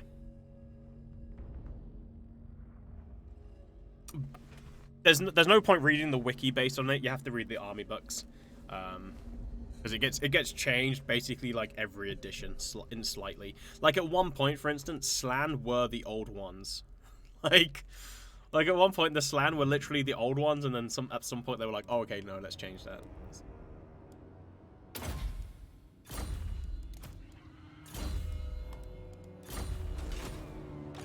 Okay, let's attack Skate. I guess we take Skate.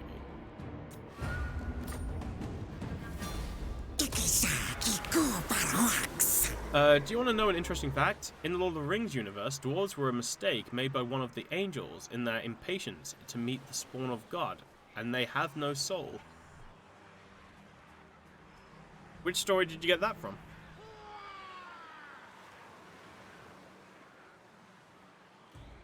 Uplifting generally means that they provide them technology and other advancements way beyond their own understanding and to advance their society quicker.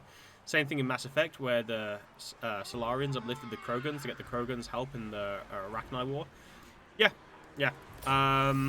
What's interesting about it is there's a slight contradiction with that during the 8th edition, though, and End Times. And the problem with it is during the end times, they basically they finally came out and was like, oh, okay, this cycle between going from world, like having a world get destroyed and then escaping and having an exodus to another world, which is what happened with Warhammer Fantasy to Age of Sigmar, is a cycle that has happened multiple times. And it also tells you that the gods are basically the de facto greatest or most powerful entities from those previous worlds who have managed to escape. So all of the Elven gods were ones who escaped. All of the Dwarven gods were escaped, and the weird thing about that is when you actually read in the 8th edition about like the Dwarf gods, for instance, is the Dwarven gods basically showed up and was like, "Yo, people, this is how you do it," and they basically taught them everything. So what's weird about that is it basically then contradicts that the Old Ones uplifted the dwarves, and then with the elves, it's the same thing. It then contradicts that the elves required uplifting by the Old Ones. So yeah, but no, the Old Ones did not make the dwarves. If you actually want to see an example of a proto-human, so a human who was around before the Old Ones came along, you've got Drakenfell. Drakenfell is the oldest entity, as far as I know, outside of like the gods. He was on the planet before the Old One showed up, and he was just a human. And then during his lifetime, he just realized that he could suck the life force from other humans to extend his own. So he did. No, humans aren't native. Humans came from a different planet. The only natives as far as I know, are the greenskins, and like the dinosaurs. We're aliens, according to Warhammer. Although I don't believe the Warhammer world is Earth. So, but technically, I guess yes. If we went to a different planet, we would be aliens. But yeah.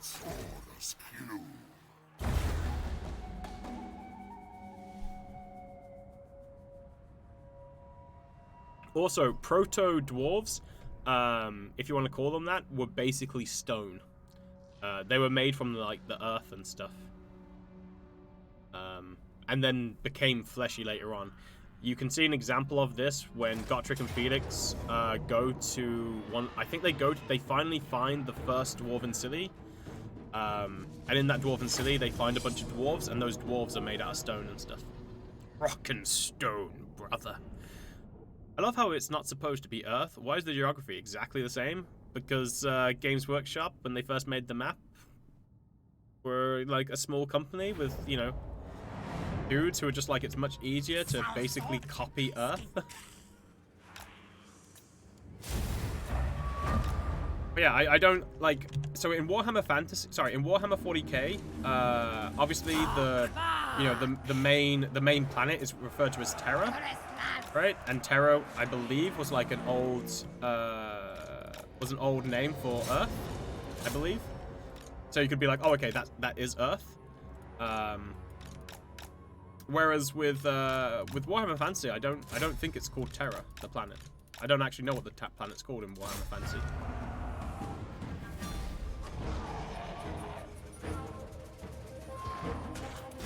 So in Warhammer 40k, like, Terra is Earth, but in Fantasy, I don't actually know what the planet of in Fantasy is referred to. Plus, that planet got destroyed regardless, so.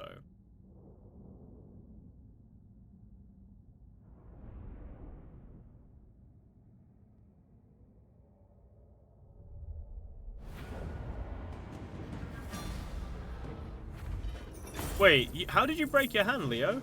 You punched the wall? Learn to punch, dude. If you punch properly, you wouldn't have broke your hand.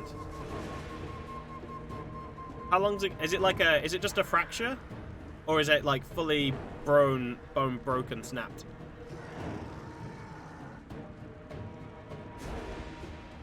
No. The Warhammer Fantasy world, like which currently this is based on, this world gets destroyed.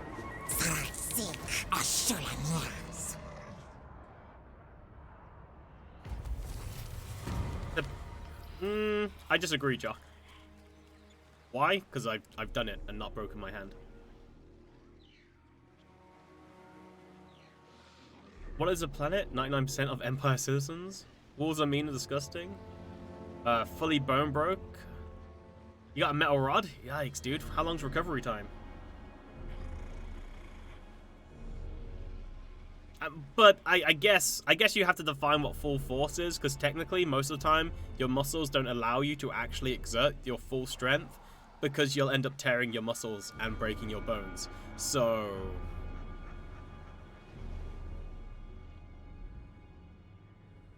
what you're normally capable of, you can punch a wall as hard as you want, but it depends on the conditions of your bones, obviously. But yeah, you wouldn't necessarily break it. You might get like some like micro fractures or something in there. You wouldn't necessarily break it. Hello?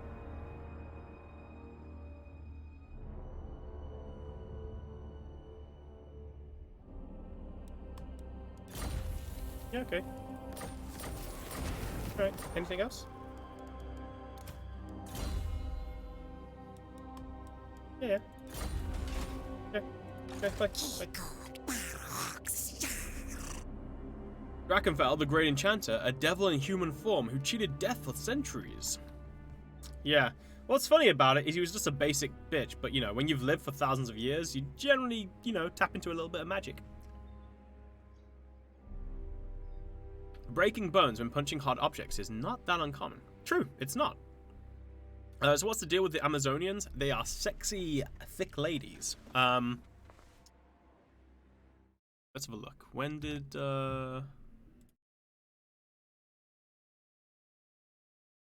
I've just got to pop into the house because our cat needs, well, our kitten needs food. So I'm going to go grab his food. Do they have a 6th edition? No. Are they 5th edition? No. Are they 4th edition? Wait, hold on.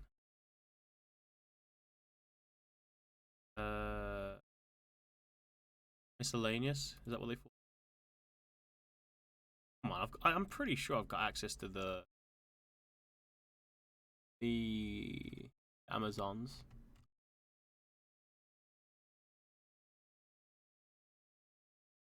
What freaking edition are Amazons?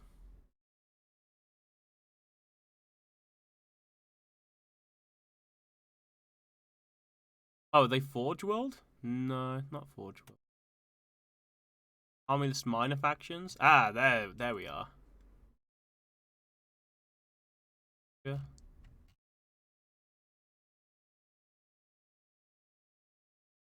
Yeah, this is what Amazons look like, but is there like an artistic picture?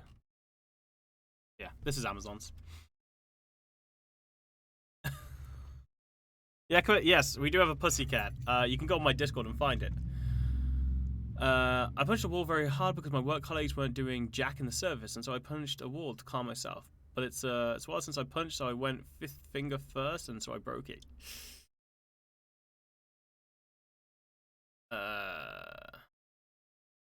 Oh, they actually have to remove the metal rod? Oh, okay, so it's just there to keep the bones together. Right, be right back while I get the kitten food.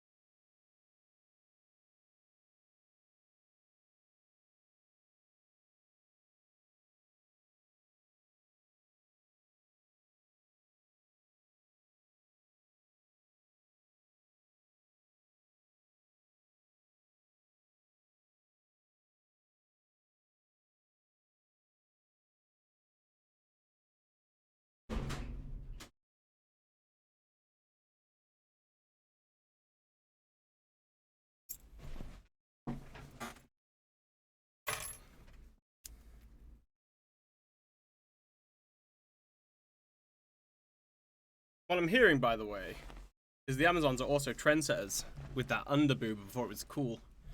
Wonder what their second... What's our second edition? Oh. Why is that the only thing in second edition? Whatever.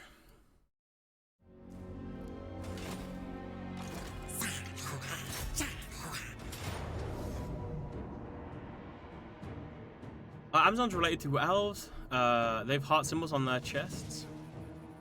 I don't believe so. I think they're just humans.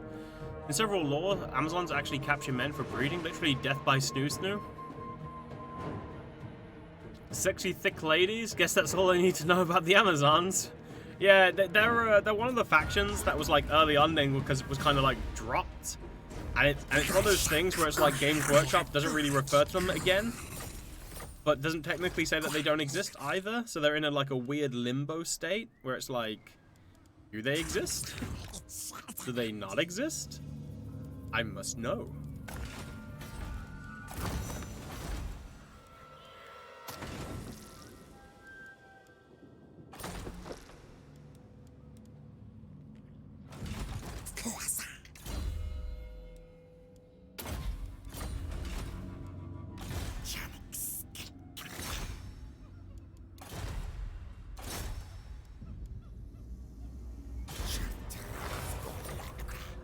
Failed again.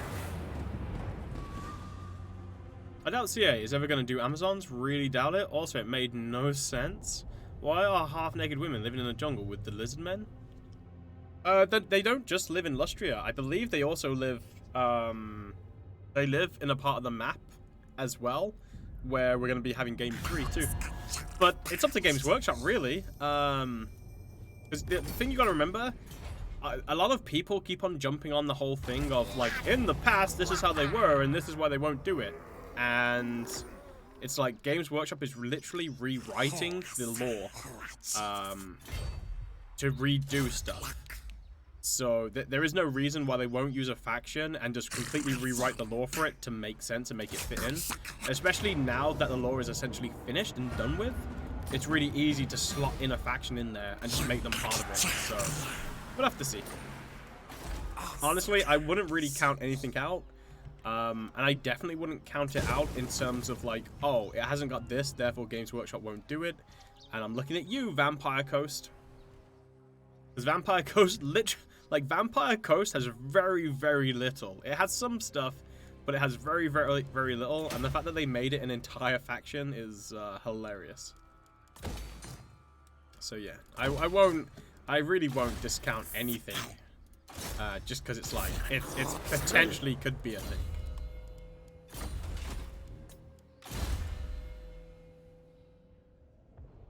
Is it likely? Eh, maybe not, but it potentially could be. But Soros don't breed?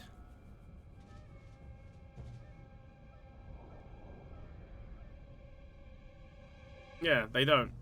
They don't have genitalia.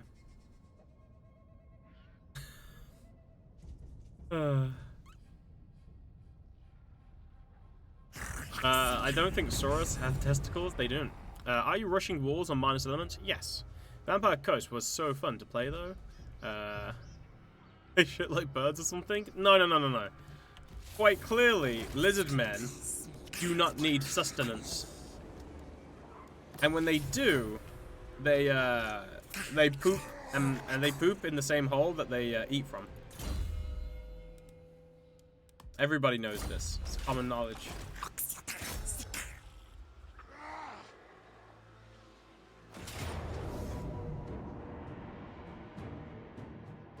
Oh, like starfish? Yeah.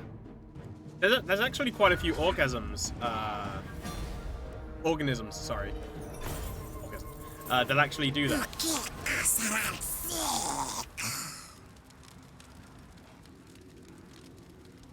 Yeah, orgasms. Trust me, there are quite a lot of orgasms.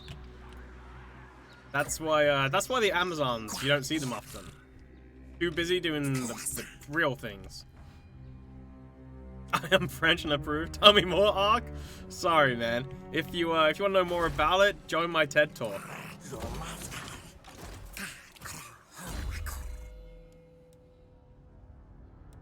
you know when you say something and then you look back and you're like, did I really say that? That was one of those moments. Or OnlyFans.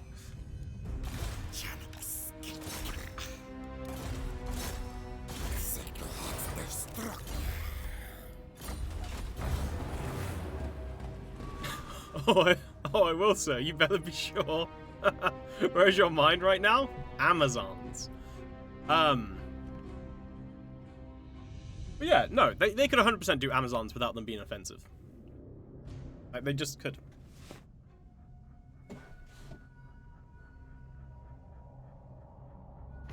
It's like saying, right? Like, anybody who's just like, oh, you can't do Araby because it would be offensive, and it's just like, well, that's not true. Like, you could do it.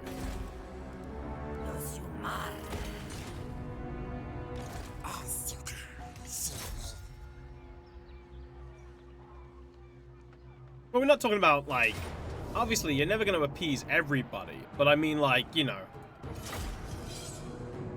there's a big difference between making something, like, for instance, all you need to do is just get the culture correct.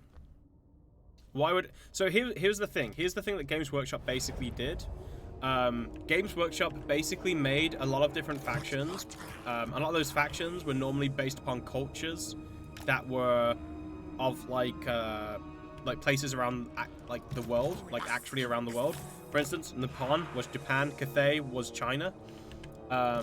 And instead of actually taking the time to like find out how the culture actually worked, they basically would just fall back onto racist stereotypes for a lot of that stuff.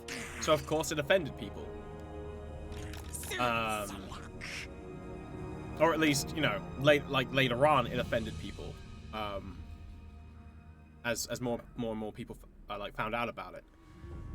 Well, then is Bretonnia an empire offensive as well? Why? What stereotypes does it have? Okay, right. If you had Bretonians literally going ha ha ha baguette, yes, it would be offensive. Right now, they just have like outrageous French accents. For the lady, but the Bretonian thing, from what I understand, is basically like early on from England, when the nobility spoke French and the peasants basically spoke like English and stuff. Like it's like the King Arthurian like kind of legend.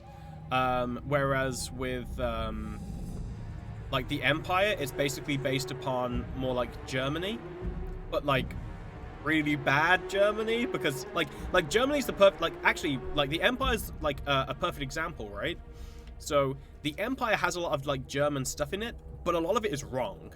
Right? Which is why you'll have a lot of people who are from Germany look at like some of the name conventions for like stuff in the Empire and will be like, this is completely wrong, like this is hilarious.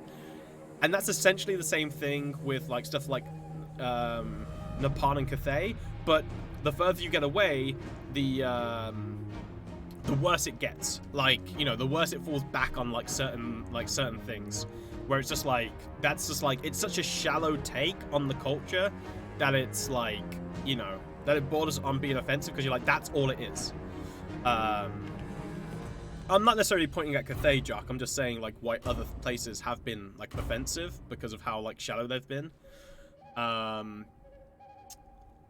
yeah, so to say that they can't go back and just make like Cathay or Nippon be actually based upon, you know, the culture of those locations, and make it be like, yeah, this is actually what, you know, this is taken from mythology and stuff like that, where it's actually been researched. Like, there's a big difference between being like, Araby, yeah, you know, genies and lamps and magic carpets, right? That's all there is to it. Right? Then actually doing the time to take the research. And it was just the fact that, you know, at that time, Games Workshop didn't have the internet. They didn't have access to that kind of knowledge. But they could easily do it now, and it wouldn't be too bad. But, I mean, like, look at Twitter, for instance. Like, here's the thing you gotta remember. Remember when Twitter... sorry, not Twitter. You know, remember when Twitch did those K-pop emotes? I can't remember what it was for, but it was emotes. I think it was for Korea or something like that. And, books, dude, old books used to be, like, you know, most of the time weren't great. And you gotta remember, well, Games Workshop back then was a smaller company. So... Right, you guys got to remember, this was like, when did they come up with this? Like, 80s, early 90s? Like, no. Like, you could potentially get the information, but there's a difference between having the information be somewhere and actually having access to it to the point where you care about doing it. But yeah, so there was some kind of emotes that came out. They did it with Spain. They did emotes with Spain, Twitch did, and they did also emotes regarding Korea as well. And a lot of the people from those places took offense because they were like, your emotes are like super shallow and actually don't represent the culture correctly. And that's basically what happened with a lot of Games Workshop and stuff.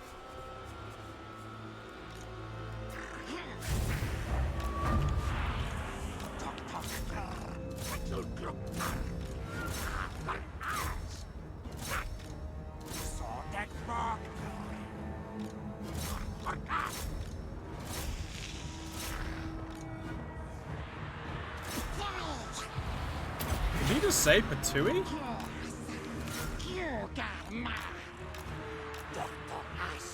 Actually, Patuis. Get it done! Gornfang Cavalry! Hi.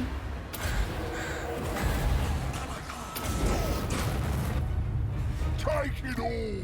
The only thing they say is bok bok. Drive on the move! Find a meal!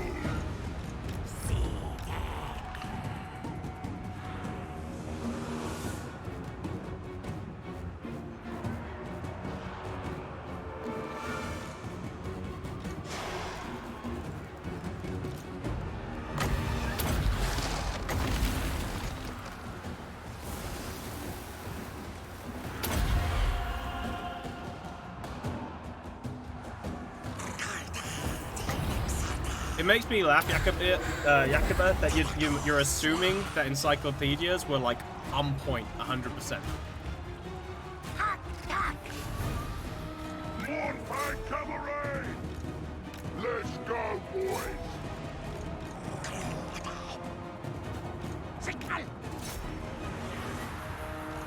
Oh, yes!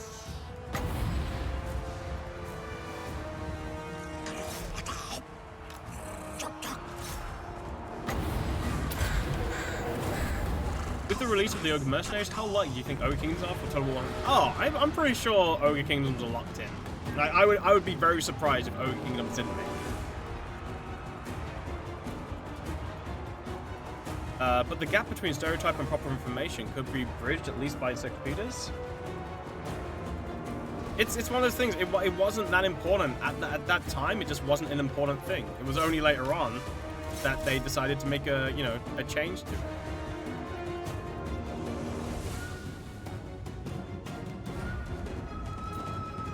Like, things are just, like, it's just, things are different now. That's just how they are, right? You can't deny that, and it's not a justification for anything, but it's just a reality of the situation. Things were different now.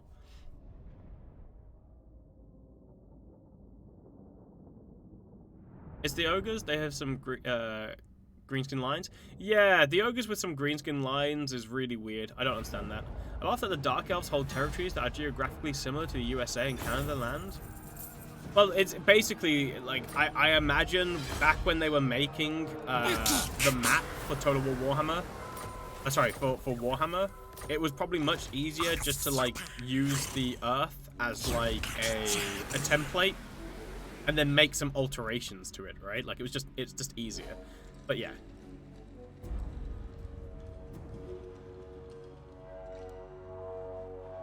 Aren't elves a depiction of natives? No, the elves are Atlanteans. That's what Ulthuan is supposed to represent. Atlantis.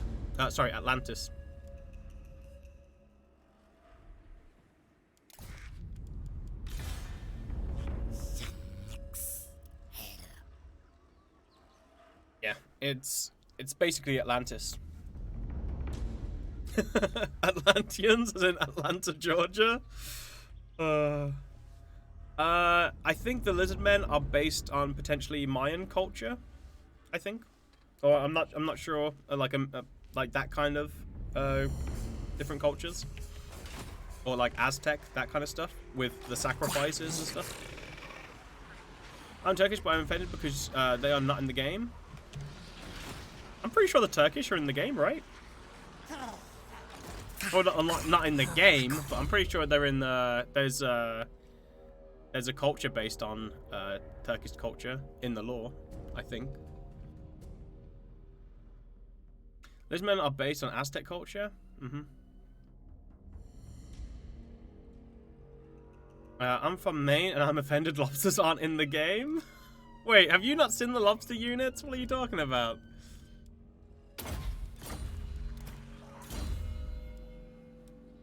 Let's see. I guess. Yeah, I guess defense, really. Right. You must hide. Oh, what are my quests? I should probably look at those.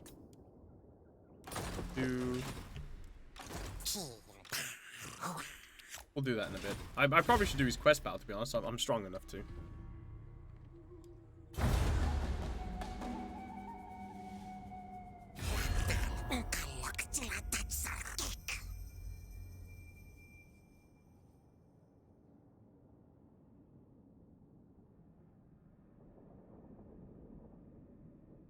Lobster unit is literally tier 5 unit of vampirates.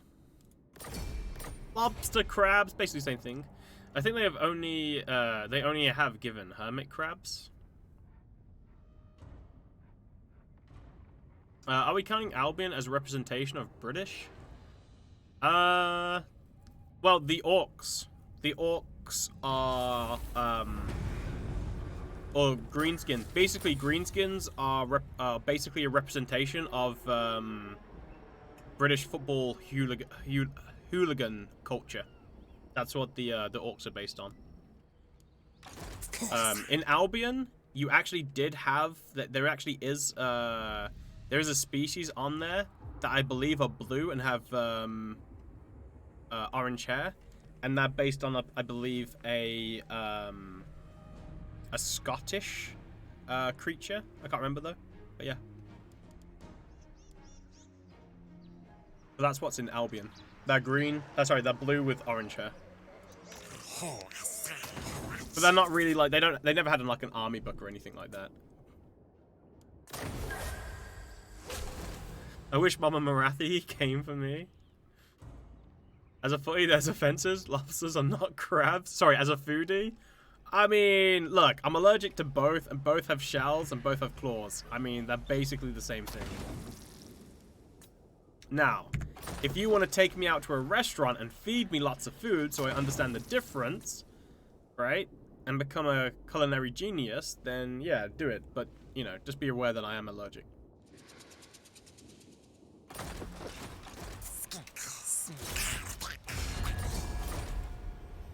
Orcs play Blood Bowl? Like, it's like, I'm not joking. Like, they literally are based upon football hooligan culture. Comparing greenskins to English football hooligans is an insult to greenskins. It's what they are, though. It's what they're based on. Anything that comes out of the sea equal trash fits me. Sorry, fight me. Well, if we go back far enough, didn't we come out of that primordial soup?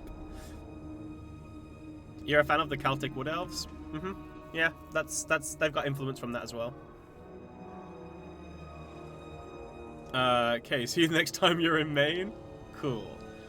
Marathi's like 10,000 years old. You want to get in that old... Dude. Look. Chronologically, yes. However, her body... She's got the body of like a 25-year-old.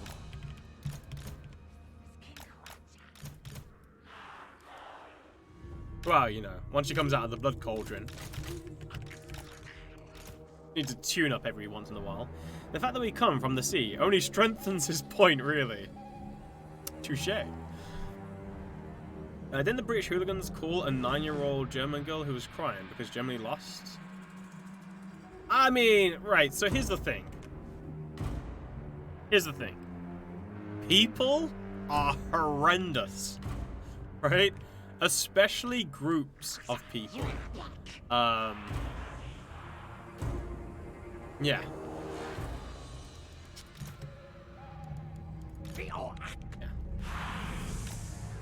Like, people can be the absolute worst. Obviously, that's not. I can't say that's typical football culture, but obviously it can be. But that kind of stuff can happen in any kind of situation. But yeah, people are messed up. I suppose I need to pre-order Warhammer 3 as a true patriot then. Since, you know, winged hussars and stuff, so but they also actually have some steppe culture in there.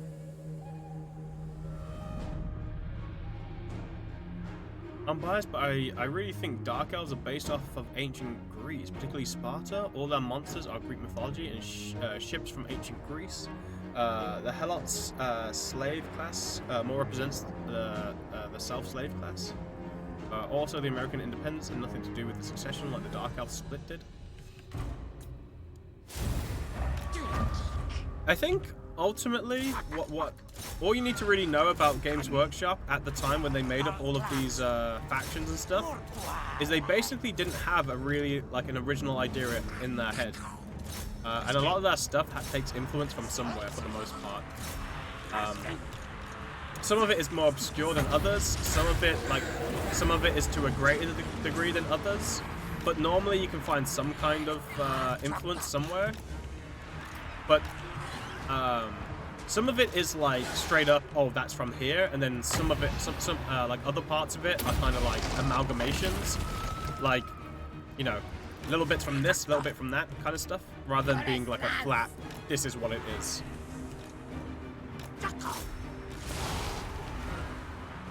Not totally black, cruddy.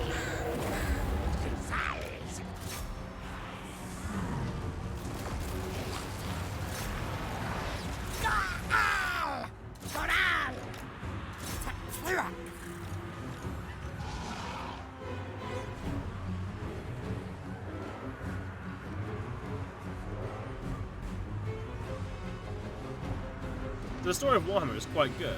Great history, though most of it feels stolen. Their culture building sucks ass.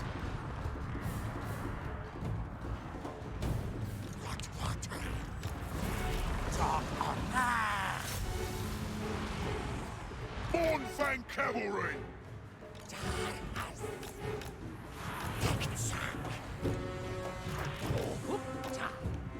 Like Warhammer, like the whole reason why Warhammer existed in the first place was just so they could sell more D&D models. Like that was it. You know, when they first started doing it, they never expected it to kick off like this. Like this was not something they had in mind. Now, once they saw it started making money for them, they were like, oh yeah, let's do this. But yeah, it wasn't intended.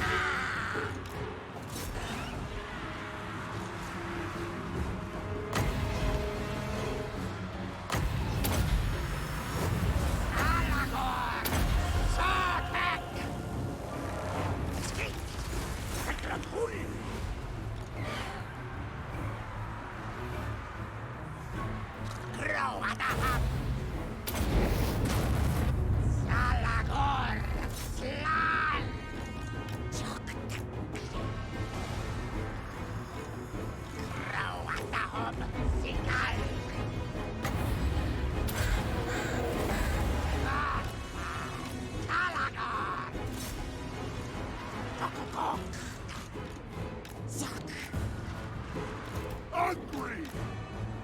Killing time! In my gut!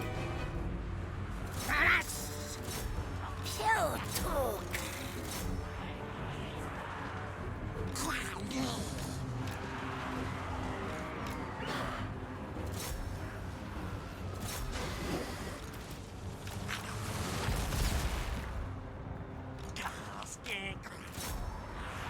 Born-Fang Cavalry!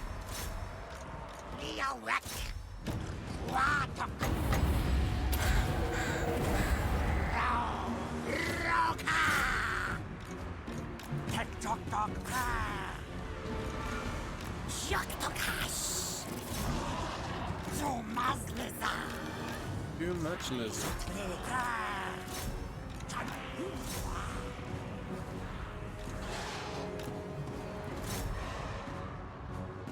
Look at those poor Mornfangs getting absolutely destroyed by Rattling Gunners.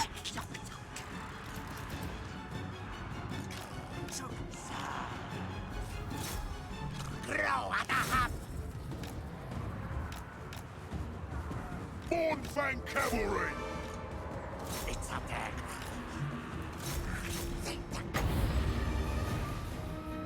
So tactical. Garbados. Tacticals. Attack.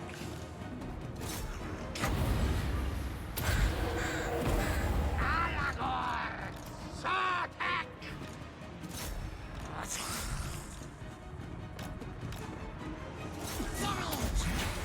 Chewie.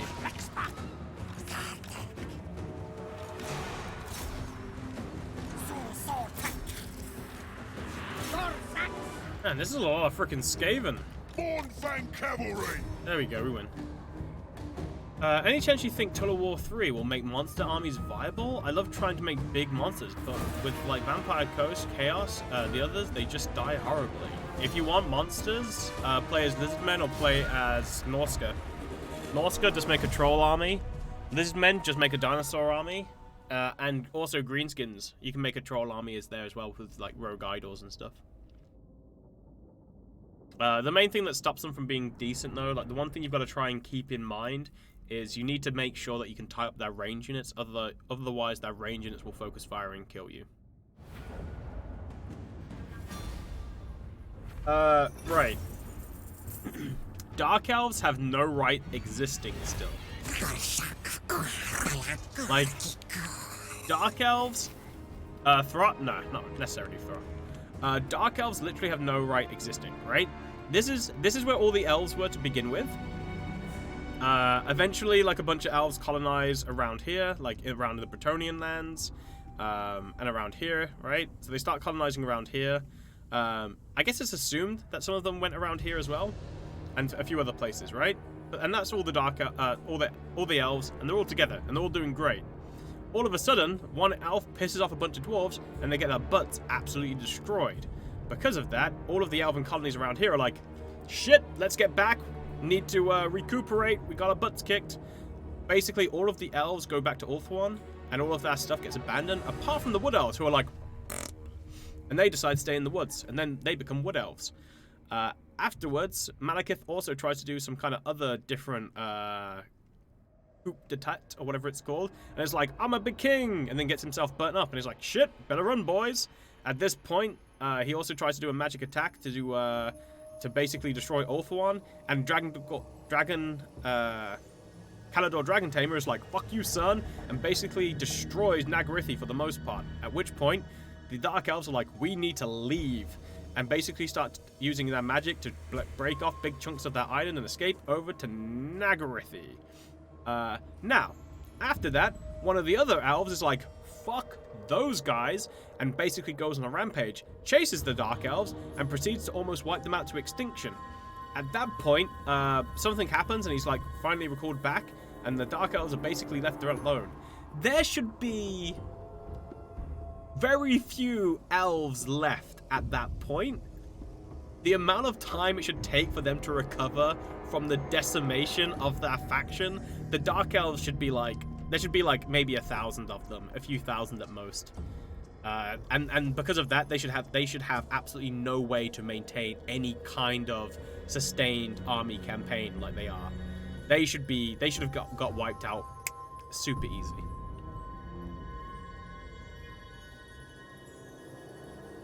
Well understood. Wasn't it because the High Elves were fighting multiple wars, and that is why they had to withdraw? They had to withdraw because, basically, they had to withdraw because they were fighting the dwarves and getting their butts kicked, and then Malekith showed his true colors, and they were worried. The Phoenixing at that time was worried about Malekith basically attacking Ulthuan, and so called back the other High Elves from the outposts to help defend Ulthuan from Malekith's attack. Dark Elves have quite more children than High Elves because they are more luxurious, or whatever it is said in English. That's not true. It takes ages for elves to have kids, and also ages for those kids to even get to maturity. Like, we're talking like hundreds of years. So no, they're exactly the same species. It's very hard for you to have kids. They don't have them that often. The funny and entertaining minute Warhammer lore with Ark. I like this moment. Children morality should be low for elves, though, with their magic and stuff. Yeah, it is. It's just they don't have kids that often, and it takes a while for those kids to actually get to maturity. In high society, all wealth gets nobility treasure. They're like pandas, then. It just doesn't make any sense. Like, to be honest with you, if you look at a lot of the Warhammer stuff, if you actually consider like the amount of lives lost in these fights, none of these fights are sustainable. Like, Chaos should have won like easily. Imagine breeding, lol. Death. Like, yeah. It's not sustainable. It's not sustainable at all. Not even close. They should have got super easily.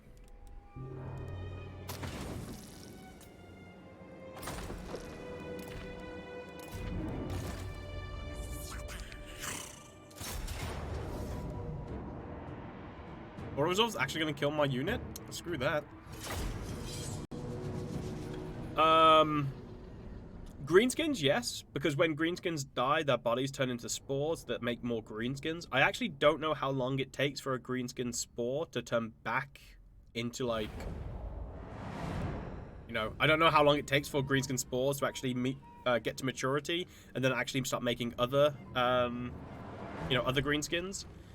Tomb Kings, yes, because they use the Realm of Souls basically to pull souls that have died from the Realm of Souls and put them back into skeletons.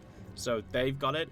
Vampire counts, it should be sustainable, but vampire counts basically just rely on necromancers growing their entire armies from the dead. Skavens, they reach maturity by like 6 years. So yeah, Skaven should be able to easily sustain a war of attrition. Lizardmen, I'm not sure about lizardmen because I don't know how often they can use their spawning pools, but potentially, yeah, I feel like lizardmen should be able to. Ogres, I'm not too sure. I think ogres breed the same way as humans do,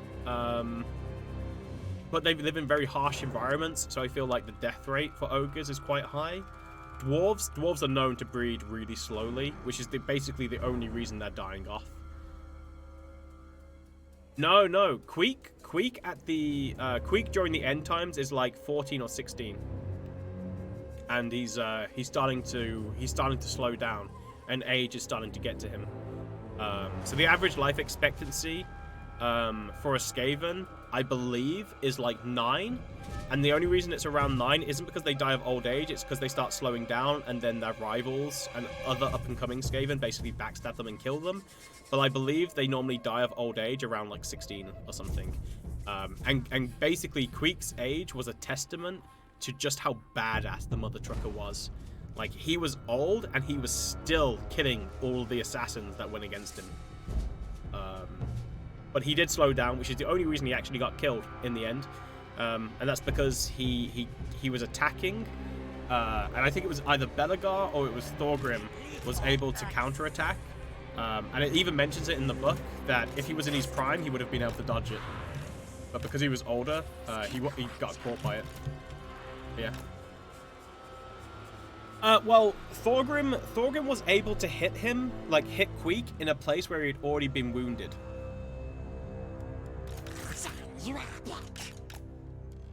And I can't remember who wounded him. I think Belegar wounded him and then died.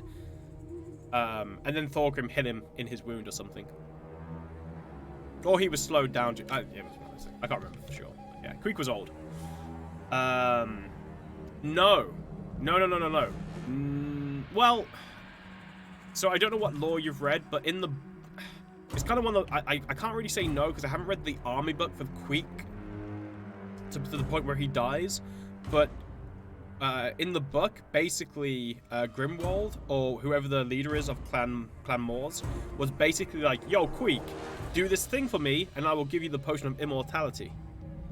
And that was the thing that was constantly being, like, put in front of his nose. Just do this for me, and you'll get immortality. But unfortunately, though originally Grimwald had plans for Queek to take over, but Queek basically proved that he had no talent for diplomacy and was only a good fighter. So that's why Queek basically got betrayed by Grimwald. Because it was like, if you were good at diplomacy and fighting, you were like the perfect Skaven, and Queek would have basically taken Clan Moors to like new heights. But he was just a good fighter. That's all he really had going for him. He was terrible at diplomacy. So he was just used and abandoned, and yeah, got killed. Wait, so Queek killed Belegar and almost Thorgrim? What a beast! Yeah, yeah. Queek was badass. Queek was absolute. Like Queek is like in the lore was one of the absolute amazing fighters. Like not legendary in terms of like he probably wouldn't be able to kill like, you know, I don't know, like I don't know how well he would be with what's his face, Tyrion, but yeah, he was really freaking good. His speed and reflexes and stuff were top notch. And one of the interesting things about Queek is it's no one really knows if Queek's batshit crazy or actually can speak to the dead. It's really weird. There are a lot of there's a lot to suggest that Queek can speak to the dead, but it's never confirmed by anybody else because only Queek can do it. But basically what happens is when Queek kills somebody, he takes the reason why he's called the Head Taker is because he takes their head and he puts it on his on the spikes on his armor on his back, and then Queek basically says that he can talk to those to the dead. And no one knows if this is Queek basically just being batshit, but there's also evidence to suggest that it's correct. And the reason why is because Queek has proven before to have knowledge of stuff that he should not have the knowledge of. Like for instance, like he's killed dwarves, and then he's found like secret entrances into the dwarven holds that he has no right knowing about. But once again, only Queek can hear them talk, so everyone just thinks he's batshit. Skaven are scarier than Chaos. Humans are kind of unsustainable with how easy they fall to Chaos. Yeah, and also just their positioning as well, right? Like, the amount of Chaos invasions... Like, Chaos really, like, if the Chaos Gods wanted to beat humans, you would just slowly trickle in army after army after army, because there's no way for the humans to sustain the manpower to be able to hold them back. Eventually, the humans will run out of, like, men and manpower way sooner than they would run out of demons, right? Are you teleporting, boy? I am teleporting, boy. And then you have the greatest Skaven, Thanquol. He's called Head Taker for a reason. I just make a dig. High Elf does have slaves. So Tyrion is also the most badass motherfucker in the lore. Tyrion is considered, and I believe is, the greatest sword fighter in existence. I do not know anyone who could go toe-to-toe with Tyrion in a sword fight and beat him. I wish Queek was a DLC Legendary Lord. His mechanic would have been great. Yeah. How are there not thousands of skulls out there, and it being extremely heavy? No, because he basically has a cabinet where he keeps them, and he basically changes the skulls. It's really weird. He actually has a cabinet of skulls that he changes.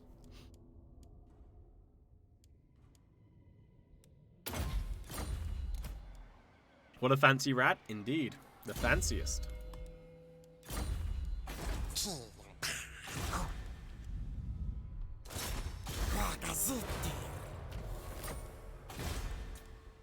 Also, Queek, as far as I know, Queek is the only Skaven to actually have a bodyguard who is legitimately loyal to him.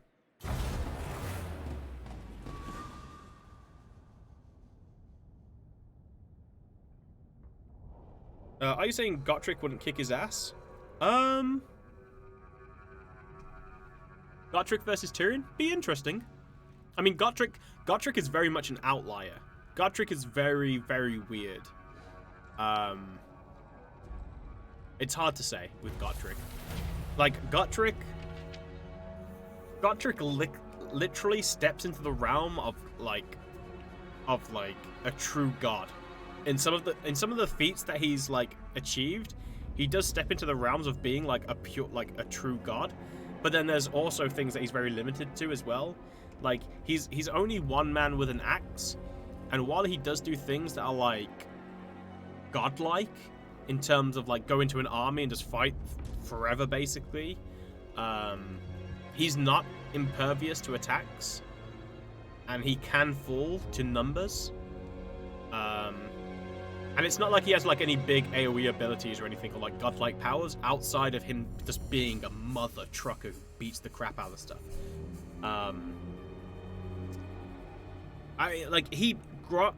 believe Gotrek faced. I want to say that Gotrek came face to face with Grom the Conqueror at one point. Did he? I can't remember if one of the invasions on Kislev, when they were in Prague, if he fought Grom the Conqueror or not. I think he did. I'm pretty sure Gotrek either beat him or did something that ended the war in the book. But I haven't read it for ages. But then again, Gotrek also fought against. I think he had a fight with Skarbrand and held his own against Skarbrand. It wasn't Grom the Conqueror. Do you know which dude it was? Because it was the guy leading the war, right, against Prague, I think. But yeah, so yeah, he's weird. Like, he beat Throg in a one-on-one as well, although Throg got knocked off the tower and survived, so we never got to kill him. But then, obviously, he meets Grimnir. Grimnir empowers him even further, gives him even more powerful. He basically empowers his axe, so it's even more powerful. Then gives him the twin of that axe, so he basically becomes a dual-wielding berserker. And now in Age of Sigmar, he's becoming even more like a god. At this point, I believe he's considered a demigod, although personally he thinks it's bullshit and doesn't listen to any of it. Because basically, like, Gotrek's like a cool Chad Archaon. Gotrek kind of wants to beat up the gods, because they lied to him. Well, he mainly wants to beat up Grimnir, but it sounds like Gotrek actually might be Grimnir. So yeah, it's a weird one. Yeah, remember, he was a Zinch dude, and he had those twin wizards, the black and gold ones, who constantly played chess. Let me look it up. Yeah. Also, the Slan don't even have to die, some just fall asleep permanently. And what about Skarbrand? Yeah, so Skarbrand got teleported into where the dwarves, where the dwarven portal was, leading into the realm of chaos, and Gotrek fought Skarbrand there. It's not the first time Gotrek has fought a greater demon of Khorne either. It was funny. So there was a greater demon of Khorne, because they went into the realm of chaos. Or sorry, they went into the chaos wastes, and they bumped into a greater demon of Khorne there, and Felix turned into Thor and threw a rune hammer at the greater demon, and then it hit the demon and flew back to him. And they were like, "You shouldn't be able to do that, manling." It's like, wait, what? So that was pretty funny.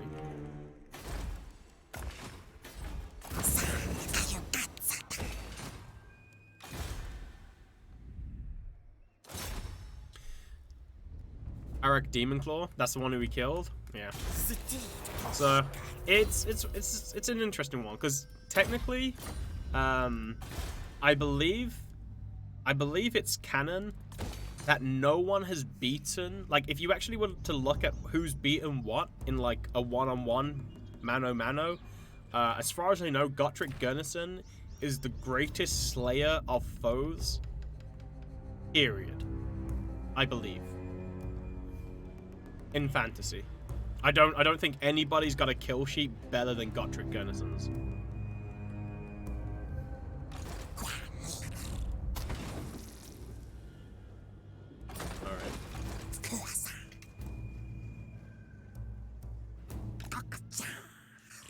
Well, so the thing is, right? The whole point of Gotrek potentially being the worst Slayer was made mute when he finally found his doom. Because then you found out afterwards that he actually had the greatest doom of any Slayer ever as well. So it wasn't so much that he was a bad Slayer, it's just that the doom that awaited him was the greatest doom of anybody. So it was just like, yeah. It's a weird concept for a dwarf, because if like a lot of the time if you fight something, like if you fight a greater demon of Khorne or just a greater demon and you beat it and then you die to a goblin, you basically missed your opportunity to have like a great doom. So it's kind of seen as like, oh, that's why you're unlucky. So that's why sometimes Gotrek was referred to the worst, but the doom that Gotrek ultimately found was the greatest doom. Nagash is a pretty good kill sheet as well, no? No! So Nagash is weird, right? So the difference between Nagash and Gotrek is Nagash is all about basically expanding his power. Oh, 1 second. Seren's calling me. Hello? Hello? Sure, okay. Hey. So Nagash, like, here's the thing with Nagash, right? Oh, take care, Gotrel. Ketrel. So Nagash is like, I want to take over the world kind of power, right? Where he's like, so Nagash has tried a few times to take over the entire world, right? And one of the examples was he was basically going to do his great ritual, and his great ritual was going to basically raise the dead, and all of the dead would basically be under his control, right?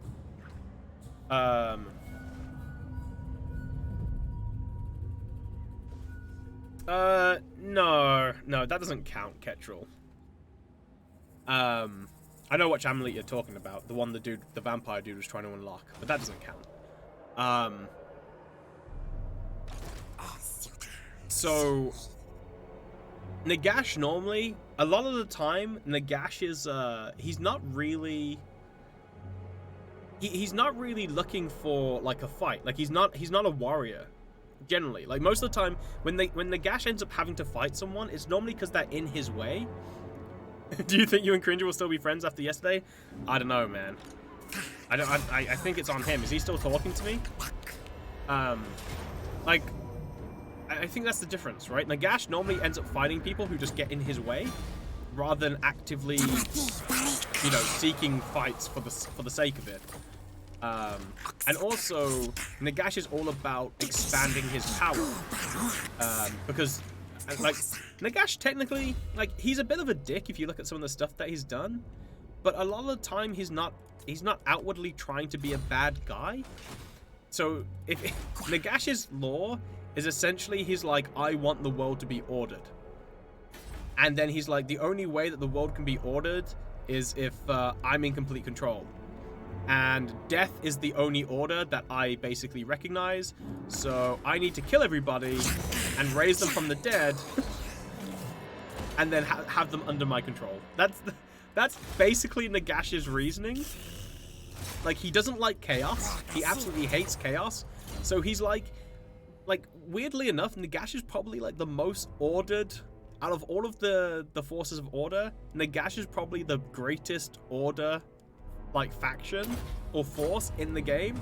It's just that he wants everyone to be dead so he can order it. But that's Nagash. He's really strange. He's just like a standalone thing. But yeah, it's weird because it's kind of like, obviously the Slann, you could say, are more powerful than Nagash, but the difference is the Slann aren't trying to raise everybody up from the dead to control them. Could they? Probably, if they wanted to. But we also don't know, because it's not as clear-cut as one faction stronger than the other. I believe in the Lizardman 8th edition, the reason why the Slann sleep and slumber is because they basically battle the Chaos Gods directly. I believe it's stated in the Lizardmen army book that if it wasn't for the Slann and their efforts to thwart the influences of the gods of chaos trying to influence the world and, you know, spawn demons and stuff, regardless of anything else, Chaos would have won. So if the Slann weren't doing their thing, keeping basically reducing Chaos's influence as much as they were, Chaos would have won by now. So it's kind of like, without the Slann doing what they were doing, Nagash never would have had the chance to get to the power level that he was getting to. And like it's a weird one that there are so many more variables in it where it's just like, oh, Slann aren't that great. Where in reality, if Slann only had to care about themselves, they probably would take on everybody else easily. Like, oh, Chaos is trying to get some grip on this world. Okay, Slann would just nuke everybody and just start fresh. Because that's the power of the Slann, right? Like, they're strong enough. They probably, like, the Slann are probably strong enough to wipe out all life on the planet and just start fresh, and Chaos wouldn't be able to influence the world anymore. So it's a weird one. It's a weird one because it's not as simple as just being like, oh, this faction is stronger because of this, when you have other factions that allow other factions to be able to do other things. So it's kind of like the Border Princes. So this part of the world, right? These guys, unlike the Bretonnians and unlike the Empire, for some reason, I don't really understand why, but apparently there were never any greenskins in these mountains, and there weren't any beastmen in these mountains, or any other kind of threat. So Estelia, Tilia, and Estelia and Tilia, so here, not so much the Border Princes. The Border Princes is basically lawless. But around here, they never had to deal with any kind of like big threats, and so because of this, they didn't build any massive big walled cities to defend themselves from these threats, and they also didn't have big standing armies either.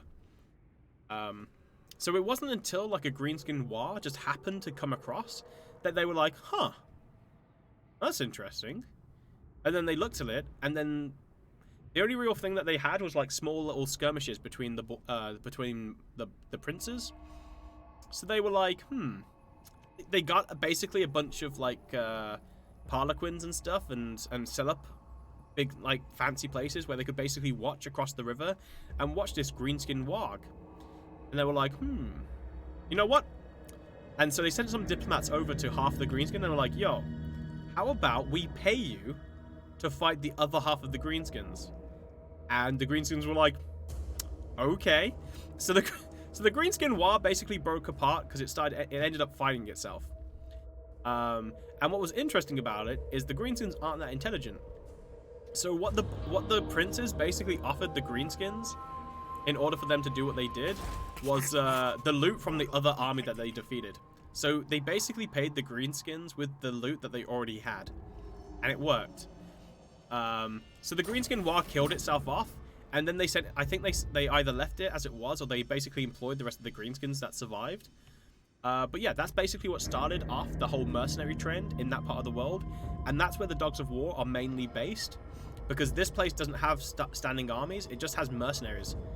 Whenever they need something to fight, they just basically employ mercenaries. So this is like the mercenary world. Like the main focus in this area is like mercenary armies, and that's all how it started. Because they didn't need standing armies, and then they were so rich and stuff that they just now pay for armies for people to fight for them. Pretty funny.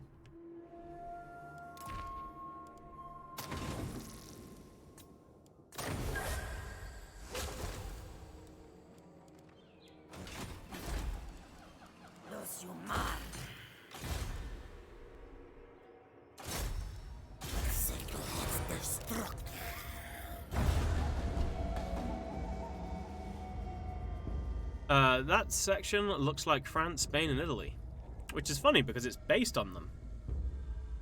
Fight for their entertainment, yeah. Rome did the same and probably helped hasten its doom. Where is Mazdamundi? I think he's dead. Actually, do not know.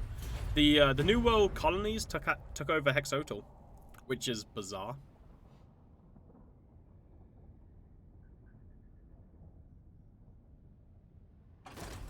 Oh, I know what I should do. I should send this guy down to Itza, actually.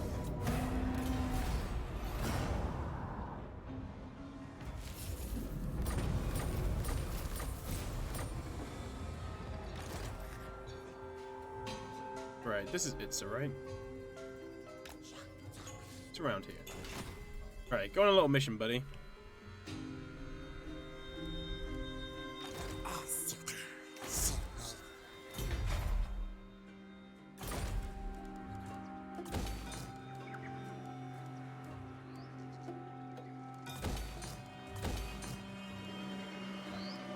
Oh, right, sorry, dude. I don't know if you're still here, but you wanted me to check Ancient Salamander? Yeah, it's still tier 4. My bad. I was meant to check that ages ago. Whoops.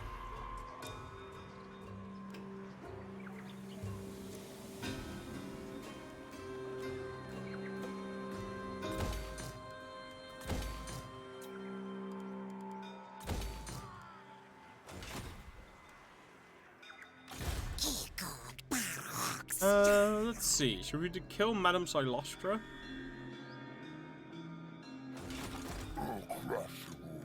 No, you won't. Yeah, I might as well go kill Madame Silostra. Why not?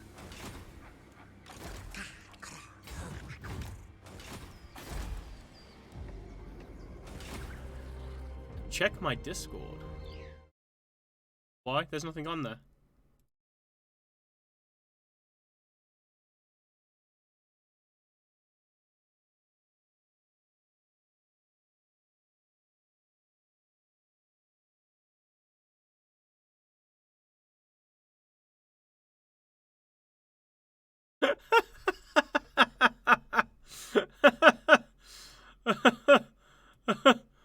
Look at this. The Seren's put this in my Discord with the caption, Elliot's coming for Jerome's job. Oh my god. Look at that smug little look on his face, though. Like, he looks so freaking smug. Yeah, this is our little kitten. This is the one who went to the vets yesterday to get the snip. Beans? Yeah, I hope so. Yeah. What's funny, though, is because of the coloration, like the where his markings are, it looks like he's got stubby little legs sometimes. Because of how the coloration is with the white marks on it, it's really funny. Like, it just gives the illusion that he's got stubby little legs on his front feet. This is not a laughing matter. We might switch. He looks very smug about it too. Yeah, he does.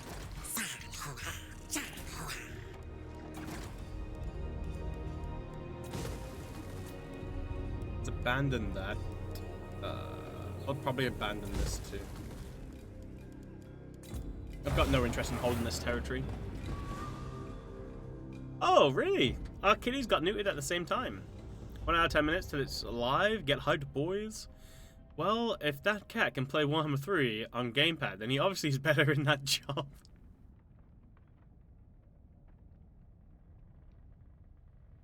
There you go. That's little Elliot.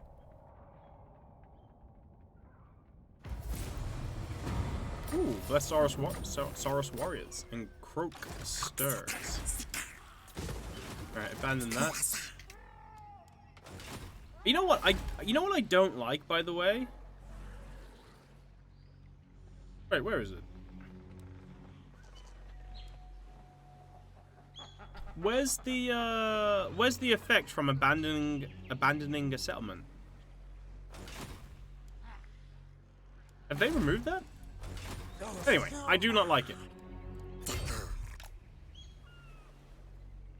While on the controller, he managed to activate and deactivate the mask, and then managed to get it into pelling the eagle mode on the Pathless. Unfortunately, I don't know what any of that means because I have not played it.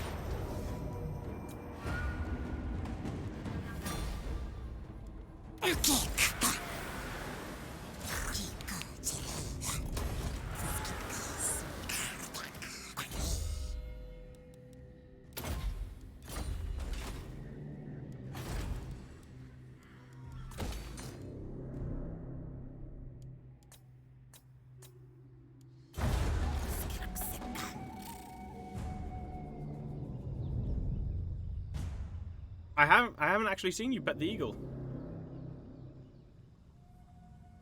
Oh. I've seen you, but I don't know how you actually have to do it. But no, the only time I've seen the eagle be petted was in the trailer that we watched.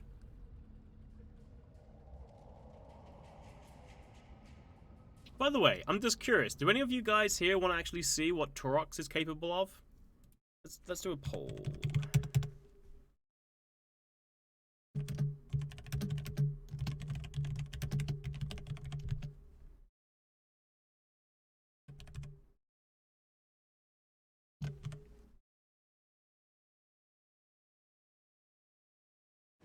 Swamp Town?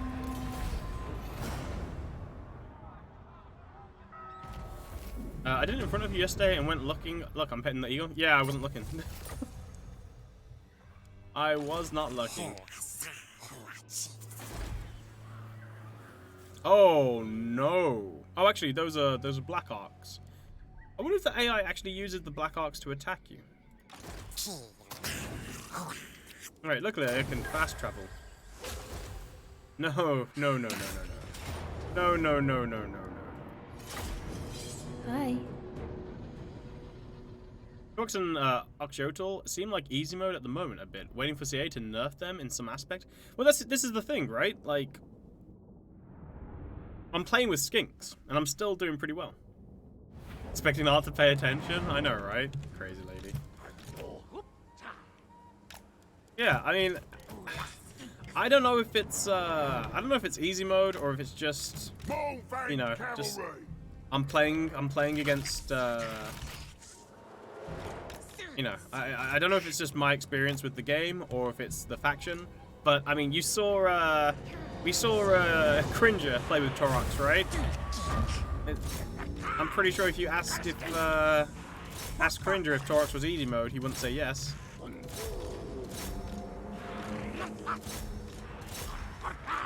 Like, I honestly think it's more of like an AI problem. Apart from Torox. Torox is straight up broken. I can't even pretend. Like, he is straight up broken.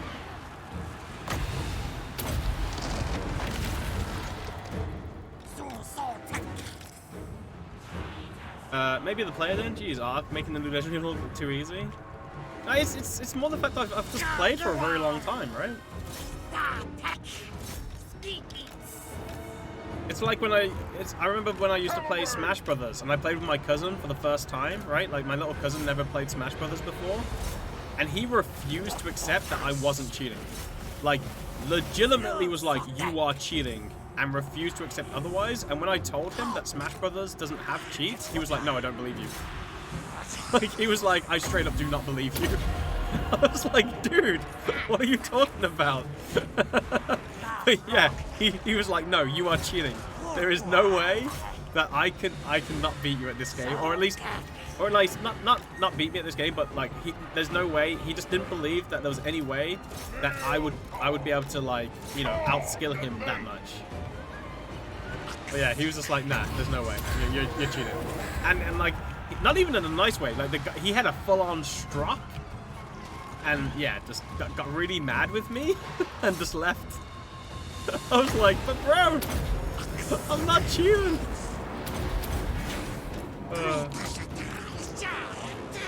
You downloaded a hack Smash version? No, dude, I'm talking about playing on the GameCube. I'm talking about years ago, man. Full on GameCube playing.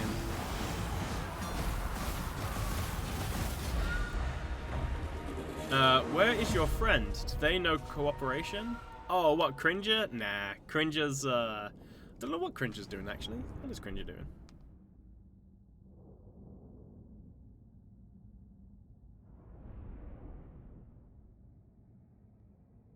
Cringer might be doing other lives. Cringer's playing RimWorld today. Yep. That's exactly what a cheater would say. Oh.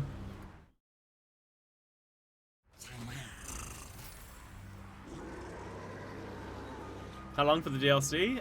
It should be in 1 more hour, yeah.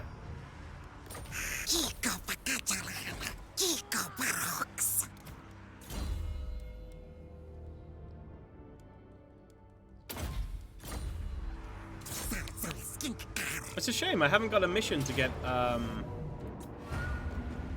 blessed horned ones yet. If I could get blessed horned ones, I would actually replace blessed horned ones with the Saurus. Sorry, with the ogres. Alright, let's move over here so we can protect this element from this black arc.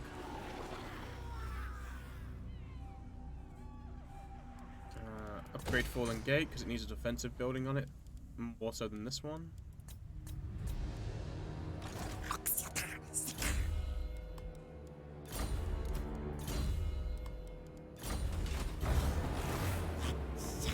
Right, you want to see me showcase Taurox? Alright. I'll showcase Taurox. There is something in Smash Made that does cause first player bias in frame timing, so you might have been kind of cheating. I don't have a bunch of time for that to fight with the stupid Total War website that it will probably crash again. You would replace Ogre Cavalry with Horned ones? Yeah. Get your pizza first. Or wait, is it ready? Is it ready already? Is it ready already? Oh, dude. Is it possible to raise Altdorf on turn 1 with Taurox? No. That's impossible.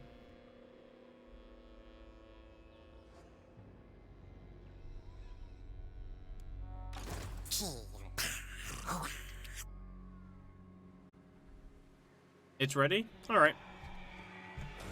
Okay.